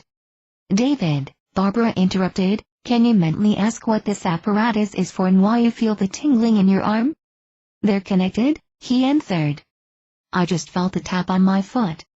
Flat, like the back of a spoon or something like that. Just tap against the bottom of my foot. It was kind of hard. What else is going on with your feet? Nothing. But my arm, that shot in my arm is for this thing up here to work, he told her, gesturing toward his head. Ooh. What? Barbara inquired. Well, he began, I don't know. It's like the pads on the side are recording something. This whole thing is attached to something else. And then the pointy thing in the middle. It's like one is taking something out, and the other is putting something in. I don't know how I'd know that, he admitted, puzzled. What are you experiencing as this thing is recording? Let's see, David hesitated. I think I'm focusing on this pointed thing, and it's kind of angering me, and then, that's when I get tapped on the foot. That kind of distracts me, because I try to bend my head up. But I can't. Yeah. Okay, I see that. I was getting intent on this pointed thing, and then it wasn't working right. Or it was interfering, so then I was tapped on the foot, but I couldn't see what was going on down there. Then, he finished, my mind was kind of blank. Barbara asked David to look more carefully at the entire situation, encouraging his ability to see the details with a clearer vision. I can feel a burning, David told her, or a hot spot on my left knee, right on the inside of it. It's real intense. He described the source of the sensation as coming from an instrument like a screwdriver, sort of. What's happening? Barbara asked. I feel like there's something in my left knee, or it just feels swollen. Some kind of little tube running off the inside of my knee, off to something long, and it's thicker. It's like, now wait, it feels like it's sucking something out, but my knee feels kind of like my arm still does. He described the tube as clear and thin, very thin, like fishing line, and it was his impression that something was being taken out of him rather than put in. As he went back through the entire situation, David once again reached the point where the headphone apparatus was removed from his head. What was taking these things off and putting them on you? Barbara queried.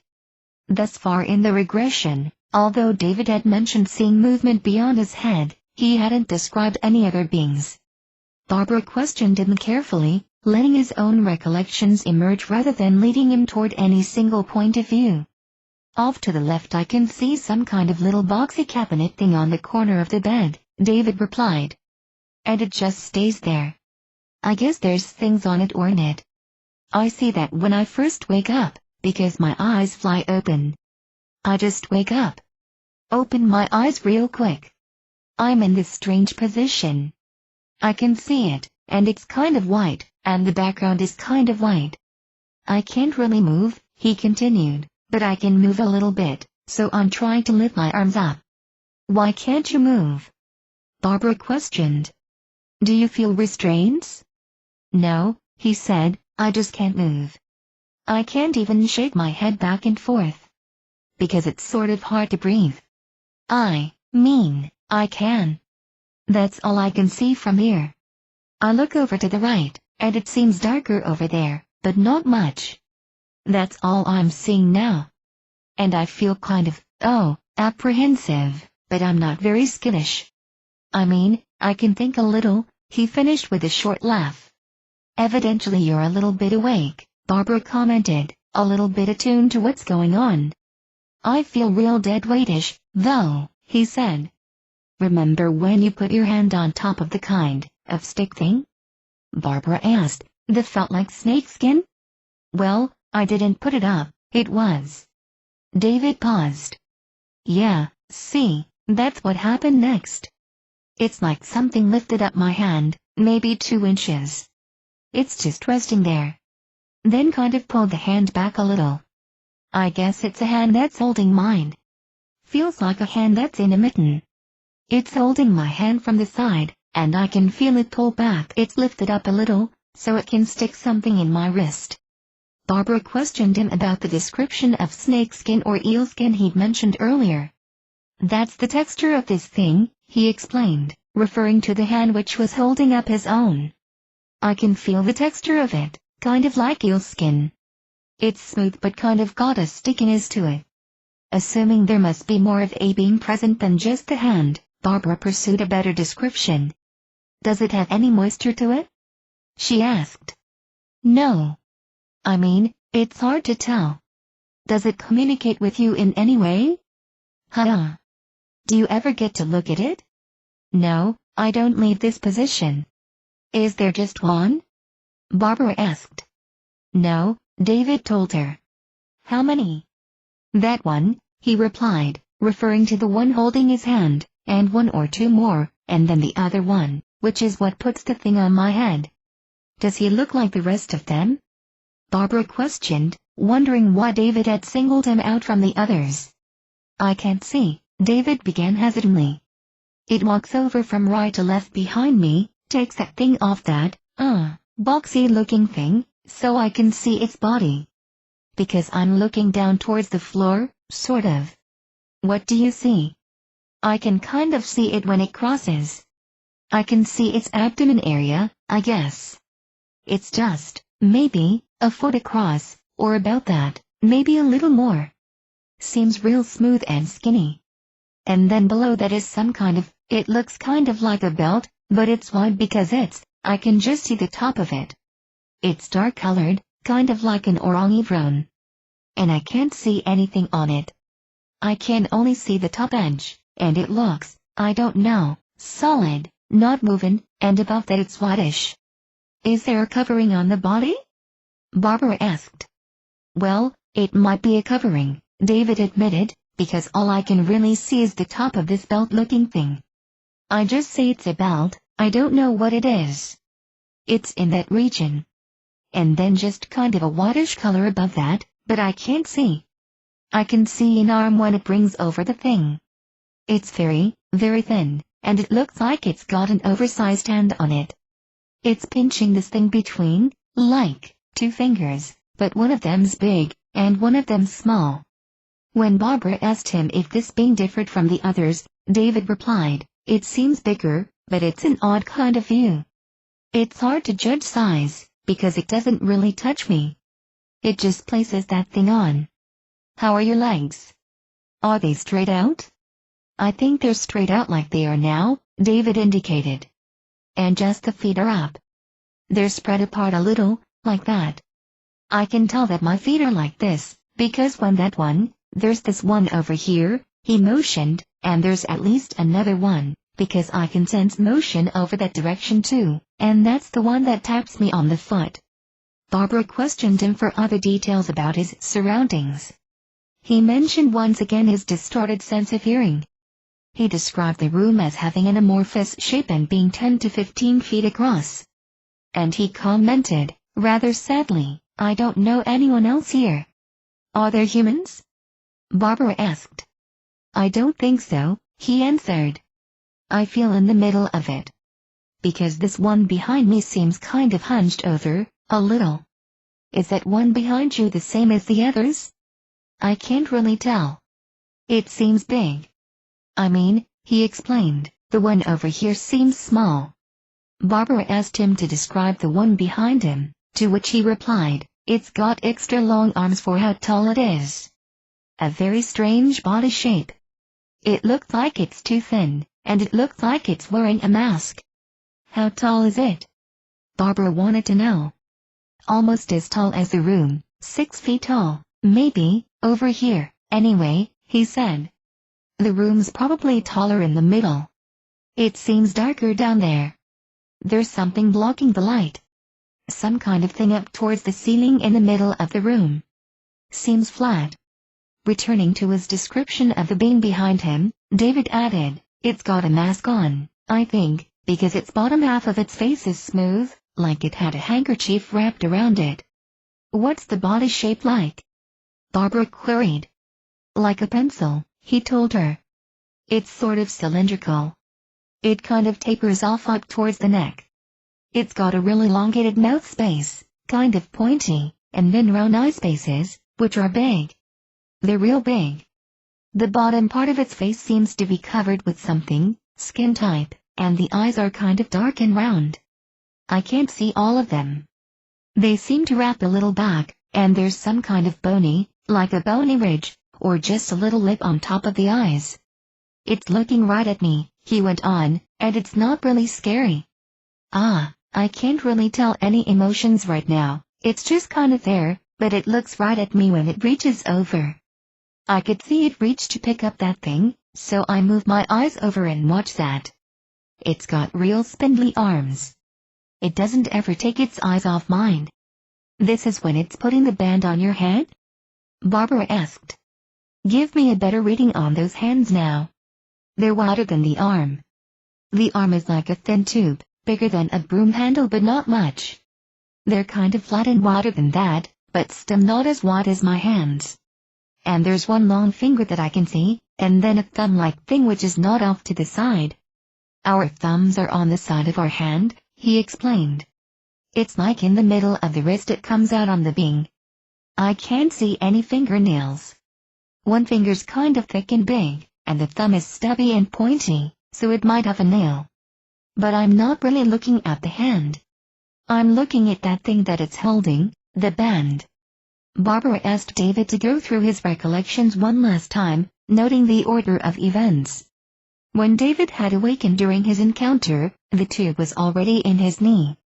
He then felt the burning sensation of the thin wire inserted into his wrist, and finally the headphone apparatus was placed on his head. As the band was being positioned, David looked directly into the face of the being behind him, but his attention was distracted by the sharp, bent wire on the headphone which came down to his forehead. At that point, he felt a sharp tap on the bottom of his foot and momentarily forgot what was going on. His last memory in that place was of the headphone being removed, and then he was aware of a pricking sensation in his abdomen and found himself in his own bed at the farm. Although Barbara questioned him about how he got from the farm to the other room and back again, David couldn't remember anything helpful. So after a few questions about his feelings, Barbara brought him out of the regression and waited while he drew sketches of the strange bed and also of the being he'd seen behind him. It bore no resemblance to the usual image of the Greys, nor was it especially reptilian. Instead, more closely than anything else, the creature David drew looked like a tall, pale white praying mantis. As I stared at the drawing, a vivid, frightening image from my childhood came back to me. I recalled being in a strange dark place, standing beside a tall creature whose hand rested on my shoulder. I remember looking up at what seemed to be a giant grasshopper and insisting, "You're not my mother. You're not my mother." This scene haunted my nightmares for several years when I was very young, and it crushed me to think of the fear my own son must have felt as he lay helpless before such a being. Chapter 13. Thus ended the first year of our involvement with this intriguing, terrible world that drew us into and beyond reality's fringe. But the strangeness continued on, the familiar scratches and punctures showed up again and again, and there were new kinds of odd events, all of which combined to fragment our old, comfortable perception of reality. Going on with our usual occupations had grown easier, though, and we managed to keep our wits and our humor, no longer so afraid of the phenomenon as we once were. Hardly a day passed without one of us talking to another member of our small support group, reporting the latest episode of strangeness to someone we trusted to be sympathetic. And although much of what we continued to experience was common to most cases of alien intrusion, each of us still had our own unique scenarios. Once, when most of us were going through a time of very little ET activity, Fred reported a high frequency of physical marks and possible alien presences. As often as 3 or 4 times a week, he called to tell us of yet another set of punctures, or of long, wide swaths of purple bruising across his back, or of poltergeist-like occurrences in his apartment. Even for those of us with our own eerie episodes, it was hard to believe that Fred really could be having so many intrusive events. At one point, I remarked, "Fred, there must be an entire ship full of aliens looking after you. I just don't see how it's possible for all of those marks to come from ETs. Surely you must be inflicting some of them accidentally yourself. Nobody can have encounters so often." Aliens must have been listening to this conversation and laughing, because the next morning I found new marks on my body, the first I'd had in quite a while. On the side of my knee was a red scrape area about half an inch long, and below it 3 more smaller scrapes formed a triangle. Although I didn't realize it at the time, this was the beginning of a 12-day period in which I would receive a total of 12 new physical marks that I couldn't explain. Besides a number of bruises, single punctures, and scratches, I also found the triangle described above, a group of 4 punctures arranged in an arch, and a small triangle composed of 4 punctures with a 5th puncture at the triangle's apex. By the end of the 12 days, I no longer doubted that Fred's frequent scars were as inexplicable to him as mine were to me. The theory that such scratches and bruises result from natural, unnoticed accidents was disproven to me then. Now with over 4 years' experiences to evaluate, I am certain that the physical marks come from a source other than the victim. During this time, we have scanned our bodies twice a day, morning and evening, noting every bump and cut we inflict upon ourselves and comparing them with the marks we find. The unexplained marks have repetitious patterns, while the accidental ones are more random. Similar or identical odd marks have turned up on more than one person, in situations where there was no contact between them. And we've also seen that during periods of little or no alien intrusion the number of physical marks found on the abductee's body is greatly reduced or altogether eliminated, which shouldn't be the case if the marks were all the products of mere clumsiness. There was also a time in 1989 when several people, both in and out of the support group, heard voices when no one was actually present. In 2 instances, people heard their names being called repeatedly, and a third acquaintance heard a man's voice shouting, "Stop!" while she was in her car. During this same period, some of us also began to see things that weren't there. Sandy glanced out the front window and saw 2 men standing in her driveway one day, but when she went back for a second look only moments later, there was no one in the yard or on the street. And there were other cases where people kept seeing something move in their peripheral vision field, something that was often described as dark and the size of a rabbit or a large rat. No such animal, of course, was ever actually found. The incidents genuinely didn't seem merely to come from poor eyesight or vision problems, and, like the hearing of voices in the summer of 1989, the invisible rabbits were a transitory phenomenon. It was also during this time that my brother and his family made their first visit back home in over a decade. They stayed at my parents' home, located on a private lake in a rural area, where their 2 teenage sons took full advantage of the fishing. One night, when my brother was fishing with them until almost 1:30 a.m., the lake suddenly became completely calm. Paul said it was so still and mirror-like that when he flipped a cigarette butt into the water, there was absolutely no ripple. Even the insects had stopped buzzing. Paul told the boys to pack up their gear, since the fish had stopped biting, but as they stood up to leave, the oldest boy, Richard, pseudonym, pointed up to the sky and asked, "What kind of plane is that?" Having been in the Air Force, Paul was familiar with most types of aircraft, but he couldn't identify the formation of lights that were flying low in the sky above them. All of the lights were orange-yellow, and a single light led an amorphous group of several others. The lights covered a relatively large patch of sky, so Paul assumed that the craft must have been flying quite low, yet there was no sound. The 3 of them watched the lights for a few moments and then left the lake. As far as any of them remembered, nothing else happened. But 2 days later at a family reunion, I noticed that the older boy, Richard, had several V-shaped scratches on his chest. I asked him how he had gotten them. "I don't know," he shrugged. "I didn't know they were there until I took off my shirt a while ago."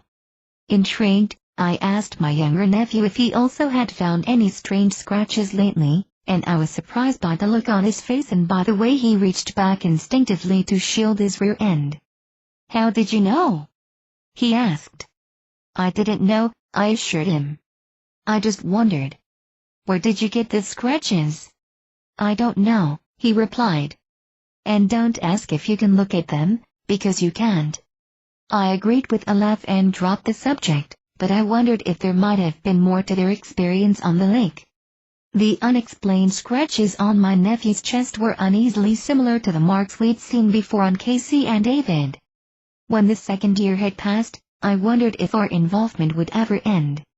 It seemed unlikely, as my contact with UFO researchers who studied abduction cases showed the phenomenon was spreading. And so was the media interest in UFOs and ETs, to judge by the increased number of reports in newspapers and, most noticeably, on television. In 1988, after we became aware of the phenomenon's presence in our lives, we began to pay attention to the media's references to UFOs and aliens. It first struck me when I saw the Canon camera commercial televised during the Summer Olympics coverage, where an alien who looks very much like a typical gray uses the camera in his spacecraft. And then other advertisements began playing on the alien theme, from Tropicana Twister to Levi's Dockers and Tide detergent. Through 1988 and 1989, UFO sightings and abduction stories turned up in greater and greater numbers on the television talk shows, and the tabloid news programs such as Inside Edition, Hard Copy, and Current Affair aired reports on sightings and encounters around the country. Even children's television had its share of ETs.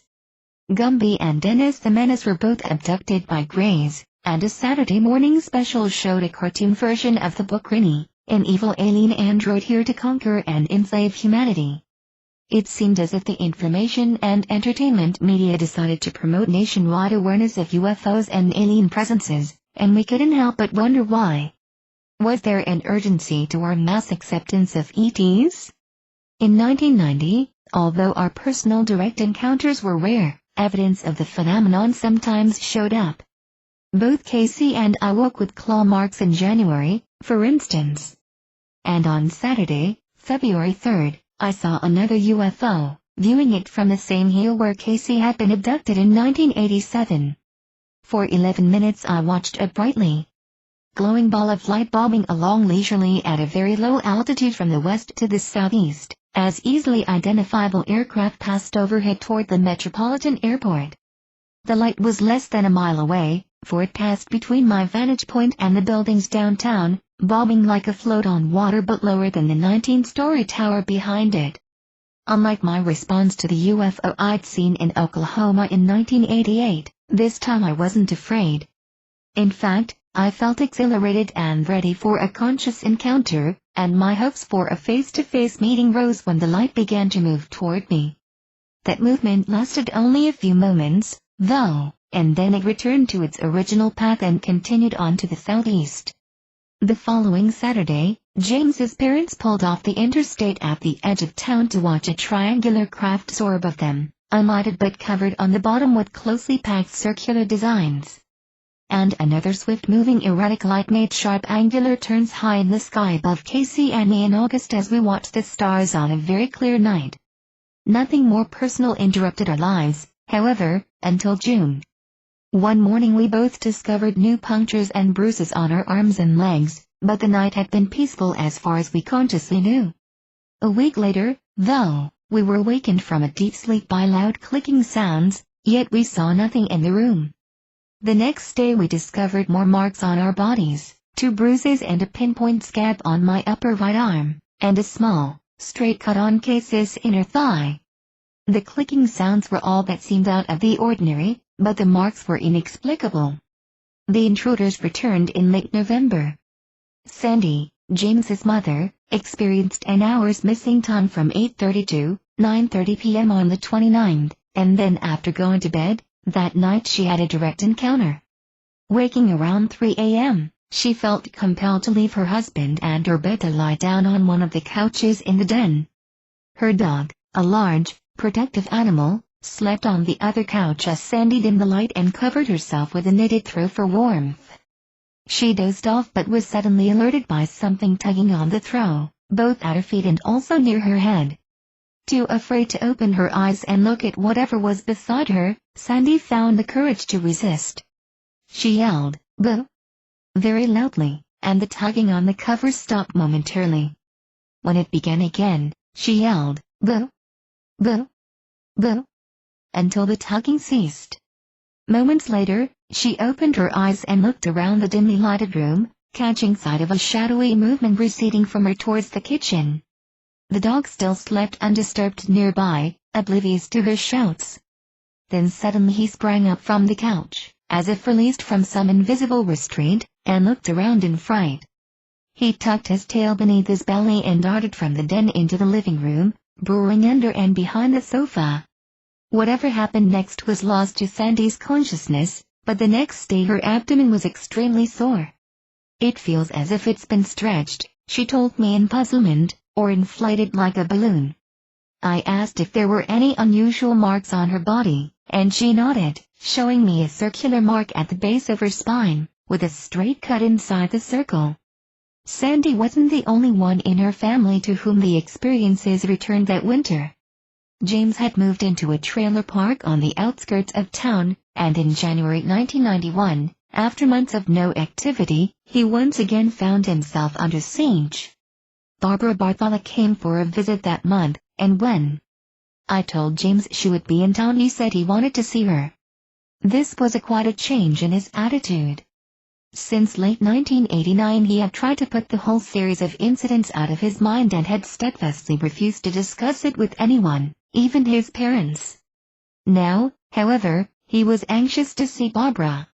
When he arrived at her home, the two of them talked privately for over half an hour, and then he agreed to tell me about his recent experiences. It began with his awakening after midnight on January 3rd, jumping out of bed and throwing on his clothes, feeling a sense of great urgency. But he had no idea what had awakened him or what the emergency might be.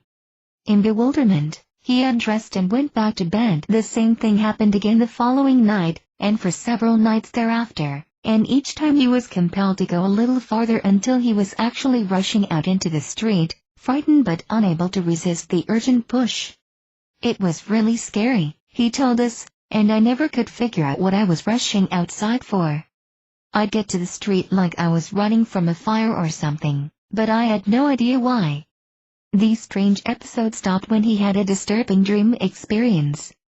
I was out in the street, he said, and I saw this group of beings coming toward me real fast, maybe 9 or 10 of them. They shoved me down on the ground, and I tried to get away, but I couldn't. Then one of them took out this long tube and forced it into my mouth. It went down my throat and into my stomach. I was gagging and choking, and when they pulled it up it left an awful taste in my mouth, real bitter. Then another being came up and made those first ones leave me alone. But last night, James continued, I had another dream, and it scared me more than that one did. This time I was outside again, and I saw a beautiful blonde woman facing me. She was really pretty and looked totally human. And she was acting sort of sexy and alluring to me. She held out her arms like she wanted to hug me, so I went to her. I thought she was going to kiss me, but when we got really close together, it all changed. She wasn't pretty anymore, and she damn sure didn't look human. It was ugly, whatever it was. What did she look like? Barbara asked. Terrible, James replied, real dark and bumpy, like there were warts all over the body. And slimy. Do you remember what happened next? Yeah. I was going to kiss her, and then I saw it was this warty-looking creature and I got scared. And instead of kissing me, all of a sudden it shoved another one of those long tubes down my throat. I don't remember anything after that. How did you feel the next morning? Barbara asked. Not too good, James admitted. My throat was sore, and I had that awful, bitter taste in my mouth, like bile. He turned around slightly and pulled his collar away from his neck. I found these marks this morning, he said, and we saw 3 parallel scratches running across the side of his neck. It may all indeed have been a dream, but the marks were real. And it made me wonder if the dream Casey had had a few nights earlier might have been more than the usual nighttime fantasies.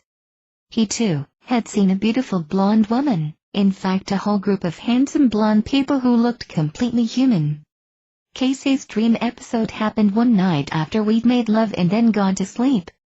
In the dream, he got up, also after making love, to go to the bathroom, when he had the distinct feeling that someone was watching him.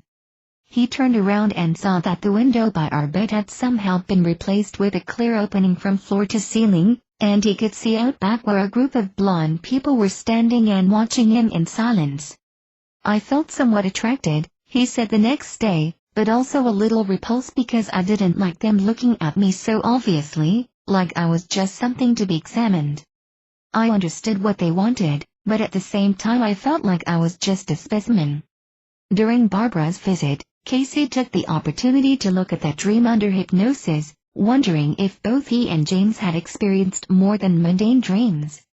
In the trance, he was able to recall more details, and when Barbara asked him what he thought it might have meant, Casey's reply was very telling. I think those blonde people were watching me and reminding me that it's time to go, it's getting very close to time to go, he said. What seems to be going on is that these beings who've been with me so long have let me see they're still here. I see them in a clear light, not dimly, and I'm welcome, and they are familiar. It's getting very close to the time to actually do something, to leave here, this place, and to begin something new. I'm taking Carla with me, she's part of it all, he continued. But we'll leave behind everything comfortable and familiar. There's a lot of other involved. Part of me likes them, but another part dreads their coming. We'll have to change forms. I was beckoned by them. They were familiar to me. Very real. And, as it turned out, Casey's interpretation was at least partly accurate, because 4 months later he was offered a new job, which he accepted, that required us to move to another state. While Barbara was with us in January, I also took advantage of her visit to undergo another regression, even though I had no recent puzzling experience to explore. It seemed useful to check for any hidden awareness I might have had that could shed light on Casey's dream of the blonde people. That was our intended goal for the regression, but once I was in the relaxed trance state, my mind surprisingly skipped back instead to the encounter I'd had in 1980 with the 4 shadow beings at the farm who claimed to be my ancestors. When we began working with Barbara in 1988, I had tried to find out more about that strange experience, but the regression hadn't uncovered any more than I'd always consciously remembered. This time, however, my subconscious was ready to let the hidden memories surface. I've already recounted that event in Chapter 1, at least the part I remembered, but I had never been able to fill in the entire 40 minutes that the episode occupied. With Barbara's help, this time I learned much more. The first new information concerned something these beings did to me while I was still out in the yard and saw them standing beneath a large tree. I was already under some sort of influence or control, aware of a shimmering, heavy quality to my body and my surroundings. "Things look funny," I told Barbara as she led me through the experience again. "The grass is shimmering, and I hear something." "Welcome." "Do you hear the words spoken?" she asked. "No," I replied, coming from my head. "Welcome. We're glad you're here." Somebody's got a hand up. It's like they're greeting me. It's hard to move. I think I stopped because it's so strange. Somehow I look up, and there's one with his hand raised, and then there's 3 and they look like cut-out paper dolls. I'm seeing things. The male says they love me, real warm. My description continued, as I told of my persistent skepticism while talking telepathically with the 4 gray, shadowy figures. I ask who they are, and I think they say I belong there with them. He said something about ancestors.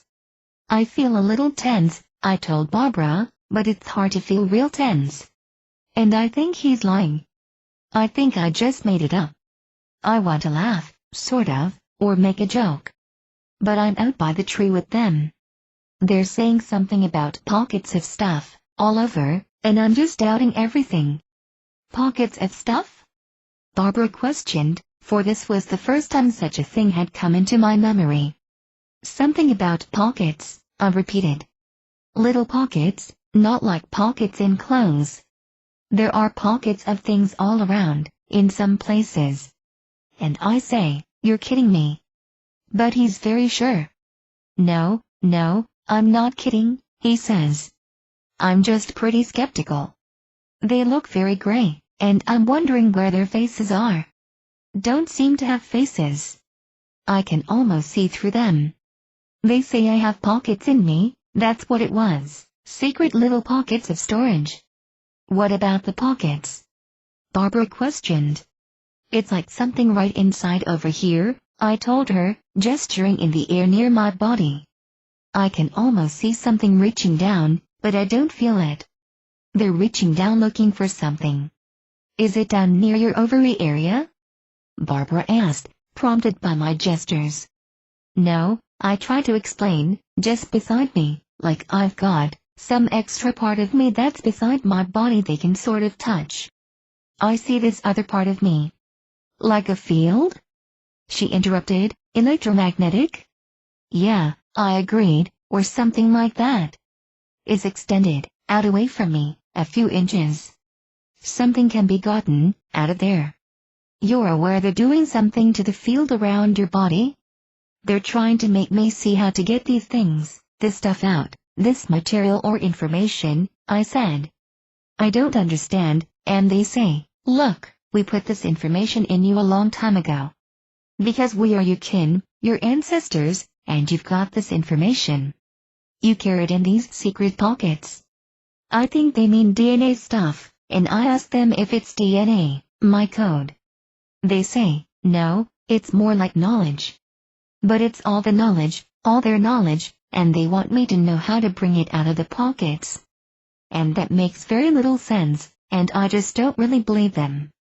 They say, "You know everything that we've put there, if you can just get it." I think they said, tap it open, and that's frustrating. I tell them I have to go in and make dinner. Can I go in now? But they still want to talk about something else. Why don't I already have those knowledges open? Why don't I already know everything, then? And they say, you can open it up when it's necessary. From this part of the experience, I then described going into the farmhouse and cooking the pot roast, just as I'd always recalled. And once again, new information emerged from the regression. When I first pick up the meat, I said, the two men are standing in the door of the kitchen near the stove, and the women are behind me. I pick up the meat, I don't remember getting it out of the refrigerator. But now I have it. And that's where the women are. The women are in my field, they're in here with me. That's why I can't see them. So we pick up the meat, and I watch my hands. I'm just amazed that I do this thing. Like I'm sitting back watching what I'm doing, but I'm not doing it. There's a very spiritual feeling, like, my God, this gift of meat. And it's so moving. I almost want to cry. I did begin to cry, in fact, and Barbara questioned me about this surprising surge of emotion. Why do you feel this? She asked. Because something died for that, I replied, unable to control the tears. It's so important. I feel like I've got to pray or give something back. And it's very serious. I wonder if they want me to give something back to them, and then I cry. I know about doing the food and what it means. I know it, and I do it, and sometimes they talk to me over there, and sometimes they don't. They watch me do this, and I watch me do this because we're doing it together. Everything's on the stove after I've done it all, and I'm real satisfied. They felt very serious, but now the women are not in me anymore, and I feel sort of cut off. I previously hadn't remembered the two females merging into my field and experiencing the cooking process with me. But I did recall the realization that they were no longer in the room when the cooking was completed.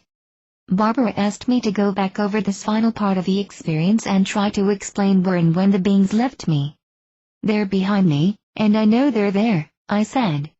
I can almost see them now. Their hands are up here behind me, and they're making a noise, or something's making a noise like bees, like a hum that comes and goes in many sounds. That sort of bothers me. I asked them what that sound was. They said they were just talking to me, to this other pocket of my mind, and that it was okay, they were just instructing me. I wonder what they would be instructing me. And it isn't important that I know it right now, so it doesn't matter. I'm standing in front of the stove, and the humming gets louder. And now when I look up, the men are gone. I turn around, and the room is empty. It's sort of sad, and I just sit down. Persisting, Barbara had me go through this part again, so I repeated, I want to know why they're making that noise, and they won't tell me. And then I don't know where I am. And then the next thing I can see is I'm completely alone there. I don't know where they are, and I don't know when they went away, and I sit down. Something's hurting right here, I said, pointing to the middle of my forehead, a pressure. Feel the pressure, Barbara told me, and see its cause. I think that they came through my head, I answered, from behind the head down at the base, is what I feel. It tingles and feels pushed on, real strong. I'm aware of it now, that something when I wasn't there pushed from inside my head up at that point. What do you mean, when you weren't there? There was something that's missing, I tried to explain. I wasn't there. I remember them making that sound, and it got loud, and then, I don't know. Just nothing, nothing. I'm really alone. Look at the time gap, Barbara said. What do you see? I don't see, I insisted. I'm not there. Is there an environment? She asked. No. I'm not in a position. There's no noise now. I don't have a body, I don't have a feeling. It's just black. No matter how hard Barbara tried to help me figure out this blankness, I couldn't, other than to feel that I was truly out of my body for some indeterminate period of time. So she asked me once again about the pockets. Something's been put into us we don't know about, I replied. That is prepared for opening up in the future. They're in a field around the body. What would be put into this field? She asked again. It's a knowledge, sort of. Something is stored, it's a storage device. And we don't use it now, but something has to be opened up or set to open up. They were setting it. That's why they were rummaging around. But it wasn't ready yet to open up. They told me that these things would be opened up. They were getting me ready for using this stored thing, not yet, but getting me to know, showing me the secret. For a long time after this regression, I wondered what the future might hold for me, for all of us, and what use this stored information would someday serve. The predictions made to James by the interdimensional woman echoed in my mind. We would all be used for some future tasks, participants in a battle yet to come, and I remembered that she had given a time frame of 5 years or less from 1988. It was some consolation that the 4 ancestors had seemed so warm and loving toward me, but I was reluctant to trust them.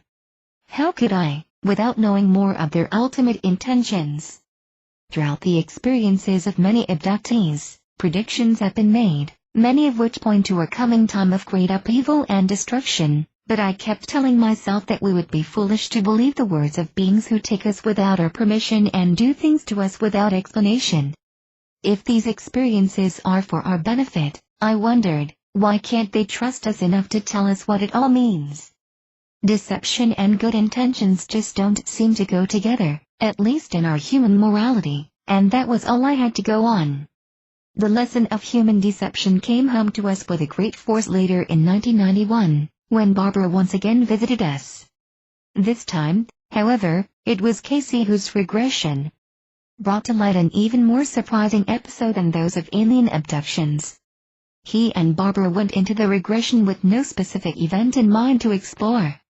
By now we had learned that asking the subconscious to choose what to look at was usually quite productive, rather than trying to force a certain event into recall.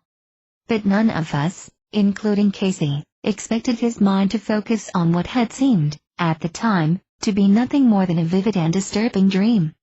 It had occurred back in the winter of 1988, and he had already tried shortly afterward to look at it under hypnosis with no results.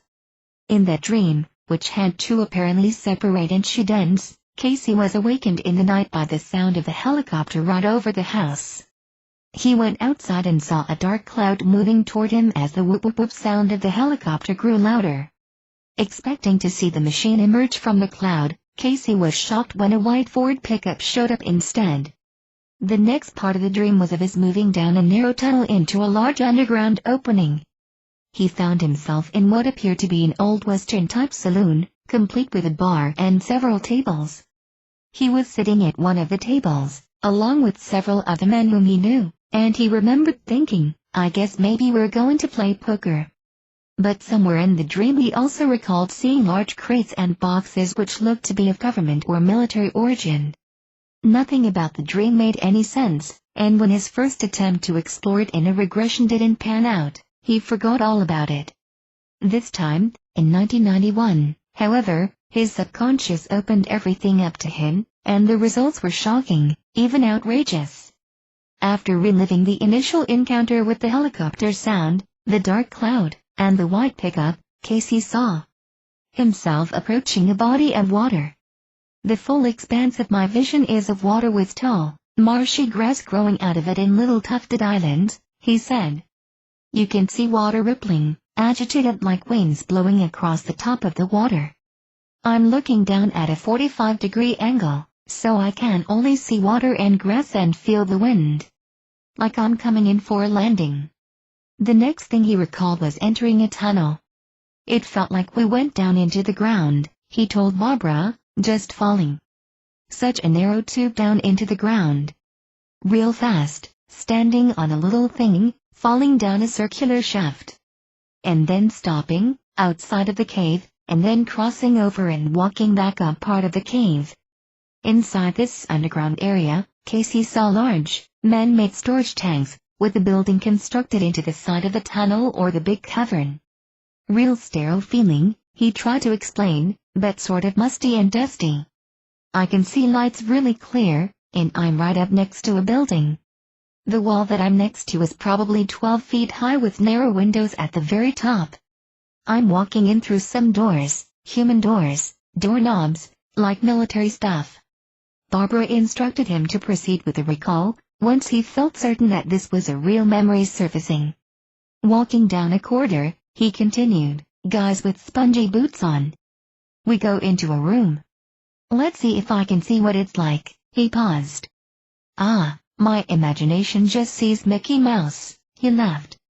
That's Mickey Mouse.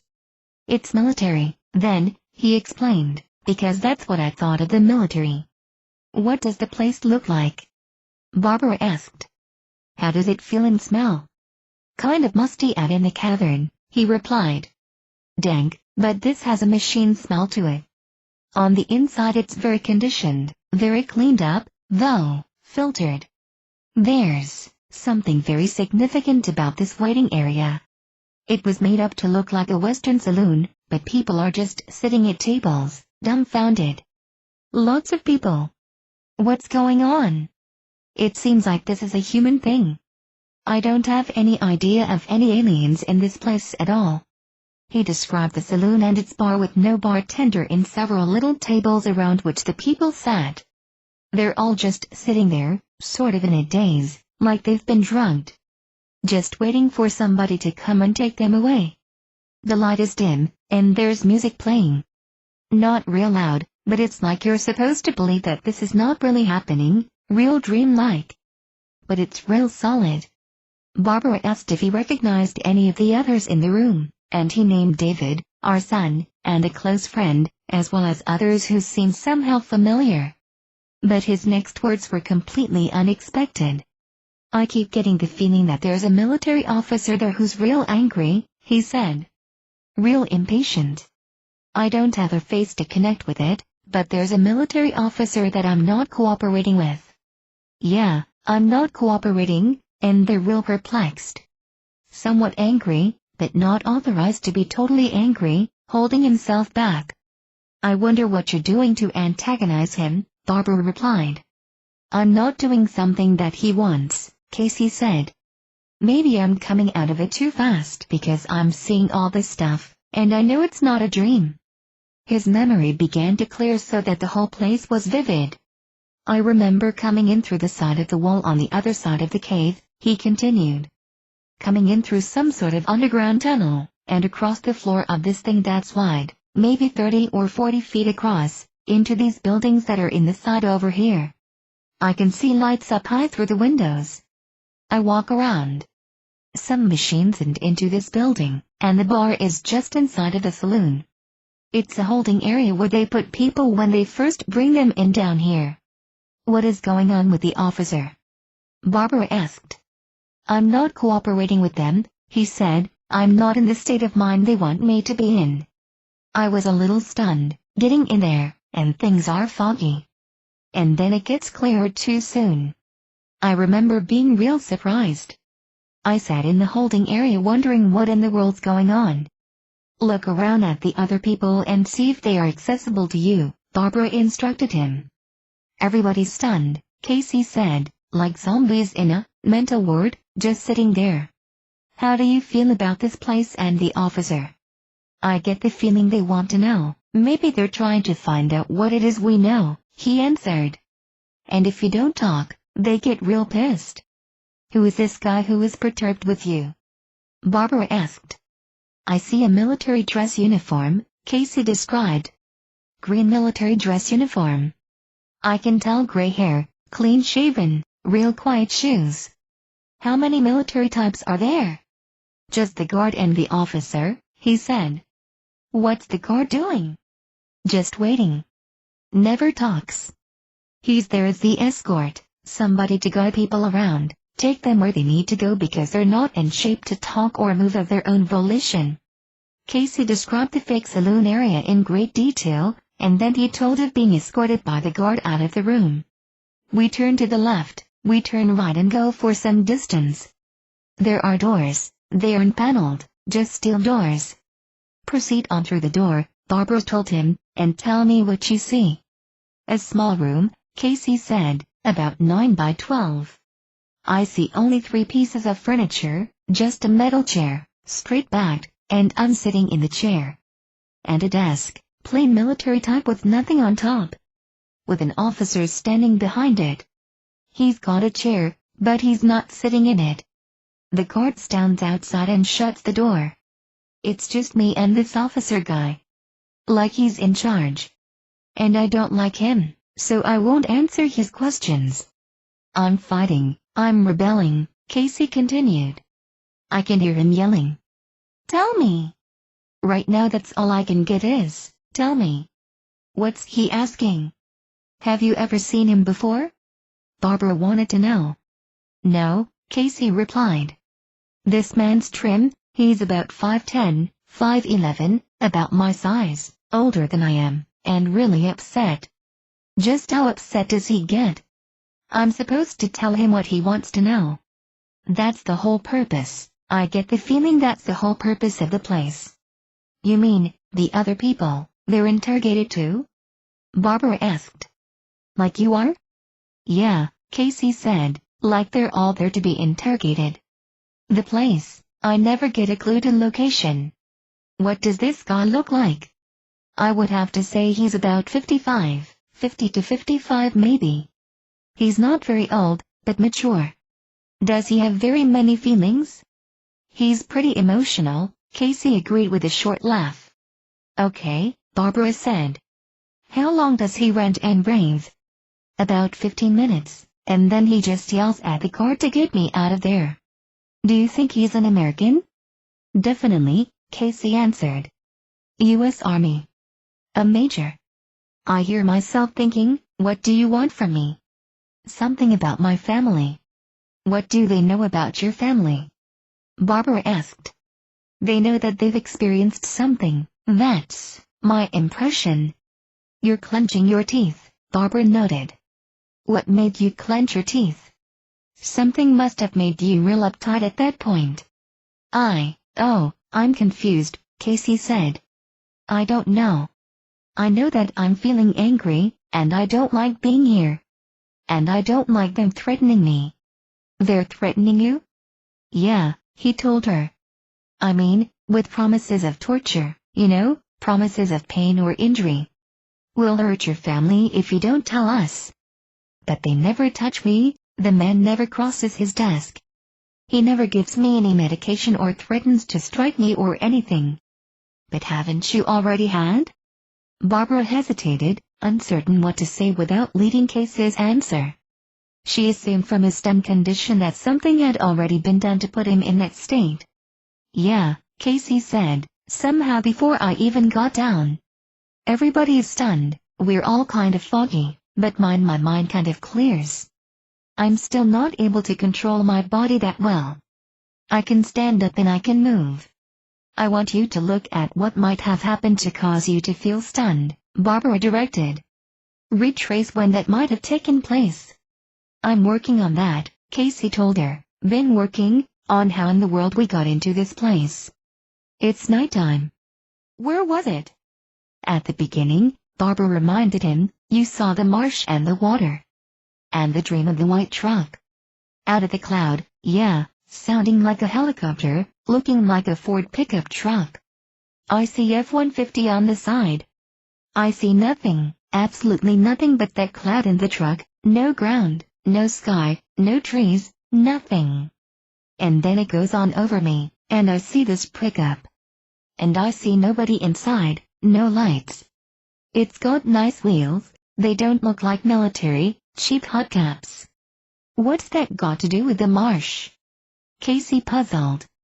I can see everything I've described to you very clearly. But there's got to be more information. The man wanted to know. Why would they capture us and take us down there? Why take those people that he's got down there? What do those people have in common? Barbara asked. Well, some are my friends, Casey said, and some look like they could be. As a matter of fact, they all look like they could be except for maybe a few. All of us that I know about in our group have had some sort of alien contact. That may be what he was talking about. What have I seen? What have they seen?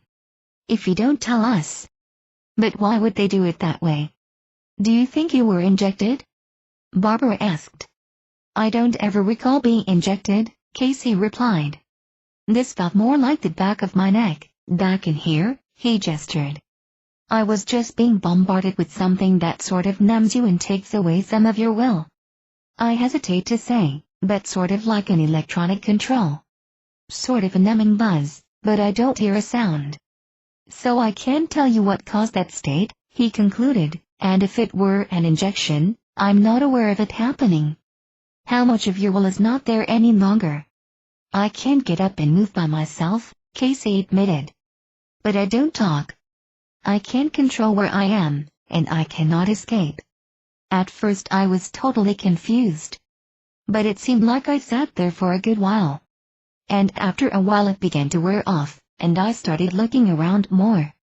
I remember wondering, trying to say out loud, what are we all doing here? Who's got a deck of cards? We need to play some cards. Casey laughed at the irony. But when I get to the officer, I can talk, but I don't talk. I want to know more about those threats, Barbara said. What are you experiencing now? Oh, just trying to think of what that man was asking me. He can't read my mind, he can't read my mind. Does he appear to be cruel? Barbara asked. Do you think he would follow through with those threats? Nope, Casey said. I think the military would, but I don't think he personally would. I know he would like for me to think that, but I don't. Okay, you're alone with the officer. Yeah, he's across the desk. He's standing up, and I can see the bottom of his full jacket. The black stripe on his arm, green jacket, some stuff up there. Don't see a name tag that I can recall. I see a spot for one, it's still dark black, but I don't see his name. It's hard to focus. The whole scrambling of my head. Has your mind been scrambled to the extent that they're trying to block the memory of this? Barbara asked. It's like they're trying to release it enough to let me talk, Casey said, but not enough to do anything else. And you're being interrogated? Like being debriefed, Casey agreed. And my impression is they want to know what I know about the aliens, what I've done with them, what I know of their plans, what I've done to participate in anything, what I know about my family and their participation, my friends. But I'm not talking to them, I don't recall telling them anything. I try not to say anything but slip back into this stupor to get away from him. And he's getting really upset. I can't recall anything after the man getting extremely exasperated. That's where you go blank? Yeah. Unable to take him any farther, Barbara asked Casey to go back and describe more of the underground areas. I'm being led toward this area that has the office building to the side, he said, office built into the side of this. We disappear off into the side of the mountain for the offices. And in the tunnel, on the sides of the tunnel were just big boxes. Some were boxes, some looked like diesel generators, large, very large, 20 feet high, maybe, almost that wide, with sort of a rounded top. Very long, 40 feet or more. Large equipment, dark room. The guard, he's pushing me. We have to go through all this stuff to get into the interrogation areas, like a back door. Like we go through a back door to get into the back of this place. This is not like the front door of this area. Do you feel that in this facility there are only Americans? Barbara wanted to know. Yeah, that's all I see. Troubled by his inability to see clearly any more of the place, Casey was ready to end the session. Upset by the idea of his being taken by military people and questioned against his will, he tried to reject the whole scenario. But he couldn't. It had all been recalled with great clarity. And, to both of us it was even more disturbing than the memories of our encounters with the unknown beings. We had often wondered just how much our government knew about the abduction phenomenon, and perhaps we'd hoped that those in positions of power had a better understanding of it all than we did. But if Casey's recollections were true, the government seemed to be as much in the dark as we were, maybe even more so. Otherwise, why would they, or whatever group this was, need to abduct their own people and interrogate them in this way. A curious footnote to this event occurred after we moved out of state. I received a letter from Sandy, and she told of taking a leisurely drive around the outskirts of town with her husband. Remember the trip over some water and entering the building through a back entrance? She wrote, referring to Casey's recollection. Well, the other day when we were driving on Eltop Road traveling south, we passed an underground federal facility and just beyond it I saw a small pond or lake or whatever you want to call it. It definitely is not large. Interesting, as I have never noticed it before. Very interesting indeed. Even though the federal facility was less than 2 miles from our old home, neither of us had ever seen the area behind it in the small lake Sandy described. We'll never know for certain just where Casey was taken for his interrogation, but the nearby underground site and the body of water seemed highly coincidental. Epilogue. In May 1991, Casey accepted a new job, and we prepared to move to another state.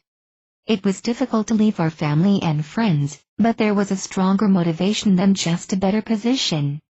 For over a year we had felt an urge to get away from the large metropolitan area where we'd made our home, troubled by the thought of a coming time of upheaval and perhaps widespread catastrophe as so many abductees had been told or shown. We didn't actually believe such a thing would happen. There were too many times in the past when one person or a small group of people were told of some imminent destruction, only to have the predictions prove false. Yet the urge to get away to a more rural environment grew stronger, and this new job offer would put us in a much less crowded place. So we arranged to sell our house and prepared to move. A couple of weeks before our departure, James called and asked if he could meet with Casey. We were surprised, having almost no contact with him since Barbara's visit in January, and Casey readily agreed. They met one evening at a small bar, and James was eager to talk. He told Casey that nothing more had happened to him since the bizarre dream episodes of the winter, which had left him with physical after effects of the bile taste, a sore throat, and the scratches on his neck. Recently, however, he'd undergone an entirely new experience which he wanted to relate. Although he saw no beings this time, he had been bombarded by messages coming from a chorus of voices. At first it was hard to hear anything clearly, but eventually he deciphered a warning of some sort. What follows is Casey's recollection of the things James told him, and James has since confirmed the correctness of Casey's recall. The warning was about an impending collective calamity, a sort of psychic thunderclap of great importance for the entire human race. We have been controlled, James was told, and we are still being controlled. And these controllers are planning a worldwide event which will be staged, orchestrated, but not an invasion. As James understood the message, the entire world will be shown the presence and reality of the controllers. No one will be able to deny the existence of the UFO phenomenon any longer. James reported that some people may think this is an invasion or a power play, but it won't be. They won't have to grab power because they already have the power and have had it all along. What is to come is an opportunity for humans to demonstrate their worthiness to continue to exist. All of us must do this, collectively. It may be our only chance to prove we have something worthwhile and lasting to give to the future. James thinks the message told of a specific challenge to be presented to the planet, which we must meet in order to survive. And we won't have a choice of whether to participate. We will participate, and we will have a chance to win. Could this message have been a fantasy? Perhaps. It would be nice to think so, to believe that the world will go on as it always has. Casey and I continue with the normal activities of work, caring for our family, visiting with friends, and making plans to build our home in the beautiful forested hills of our new location. We look forward to the grandchildren that David and Megan may someday give us, and to growing old together. But in light of the past few years' events, including all the global political changes and the New World Order which President Bush has been promoting with only the vaguest of definitions, it isn't that easy to dismiss the possibility that we truly are being warned of a reality to come. Fred and James, among our group of friends, have been told or shown a nearing time of upheaval and change through their contacts with these unknown beings. They've been told that the aliens are somehow preparing new bodies for us, and they aren't alone.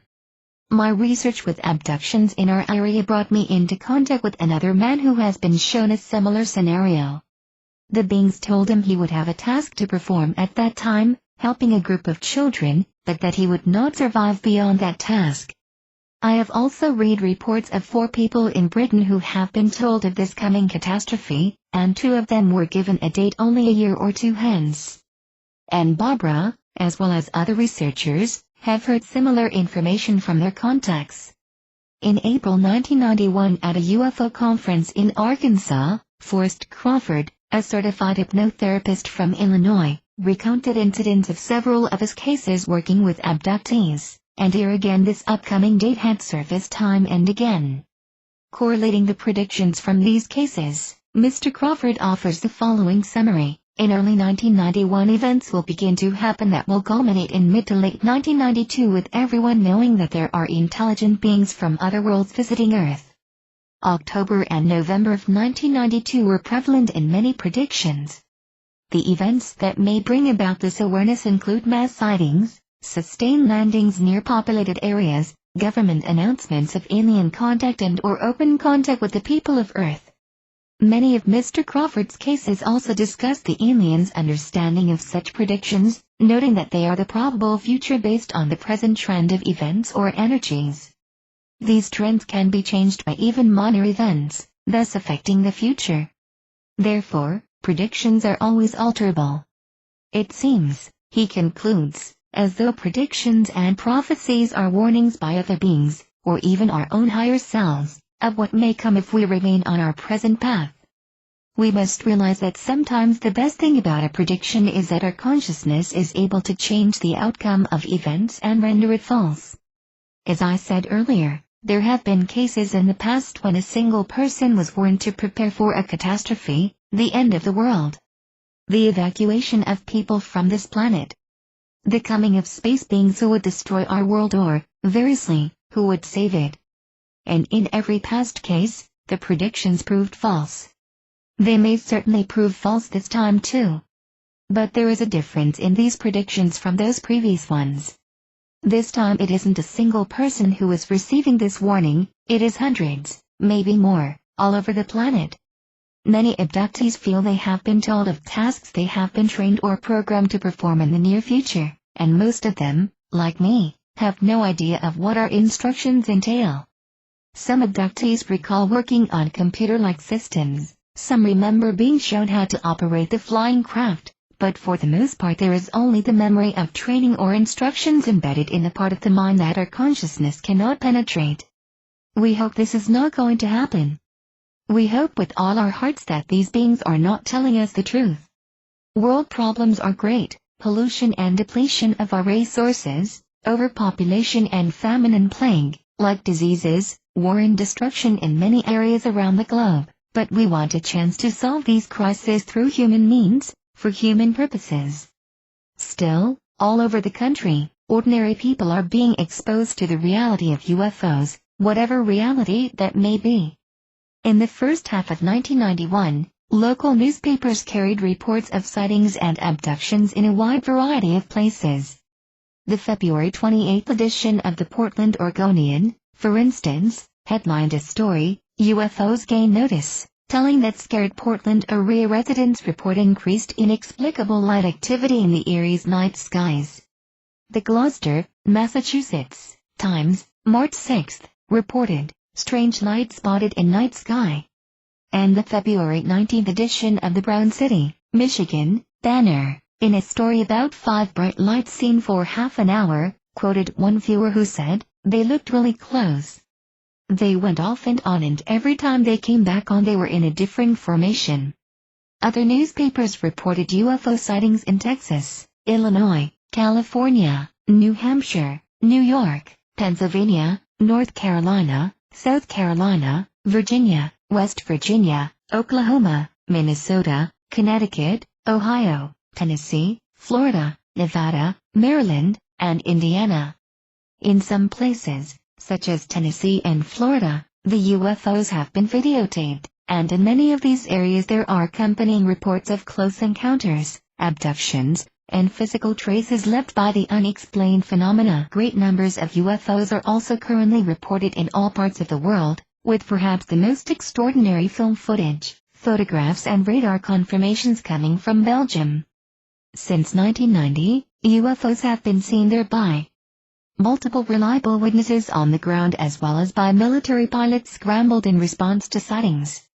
The Wall Street Journal carried the story with the headline "Belgian scientists seriously pursue a triangular UFO" in their October 10, 1990, edition. Another European phenomenon is the crop circle markings, which in 1990 and 1991 reached new levels of complexity and frequency in the British farmlands. Furthermore, news reports from Canada, Japan, Australia, New Zealand, and the United States indicate that the range of the circles is spreading globally. These circles and pictograms seem to have a connection to the UFOs sighted in the areas, but as yet no one knows the real cause or reason for the markings in the crops. Clearly, however, they are deliberate design and may be a form of communication we have yet to decipher. And more people are waking up to the fact that their lives have been punctuated by intrusive visitations of the unknown beings. Many of them who have kept their stories secret, as we did for so long, are now coming forward, ignoring the threat of ridicule because they know their experiences are real and they want an explanation. I want an explanation. If there is no one on this planet who has one, at least I want to know what the powers of the world are doing to find one. Competent researchers, using the Freedom of Information Act, have obtained official documents verifying the existence of secret government involvement with UFOs, but all we have really learned from this is that there are many more secrets still kept from the public. Perhaps, as some researchers have said, all the media attention to UFOs is part of an orchestrated effort to prepare the public for the truth. But while TV ads and comical accounts of 12-foot-tall ETs in Russia cajole us into thinking that UFOs aren't a serious problem, the real aliens are invading our lives in a very real, very threatening manner. They are here. They are doing strange things to our bodies and our minds. These actions may be for humanity's benefit or for the aliens' own self-serving ends. And if we don't learn the purpose of their intrusions, we will never be more than their helpless victims. Bibliography. Dr. Carla Turner earned her B.A. from California State University, her M.A. from the University of Nottingham in England, and her Ph.D. in Old English Studies from the University of North Texas. She taught in private secondary education for 2 years, and for over a decade was a university teaching fellow and instructor at a major Texas university. She is married, with 1 son. Since 1988, Dr. Turner has focused her energies on researching UFO phenomena and on working with other abductees. The end. Thank you for listening.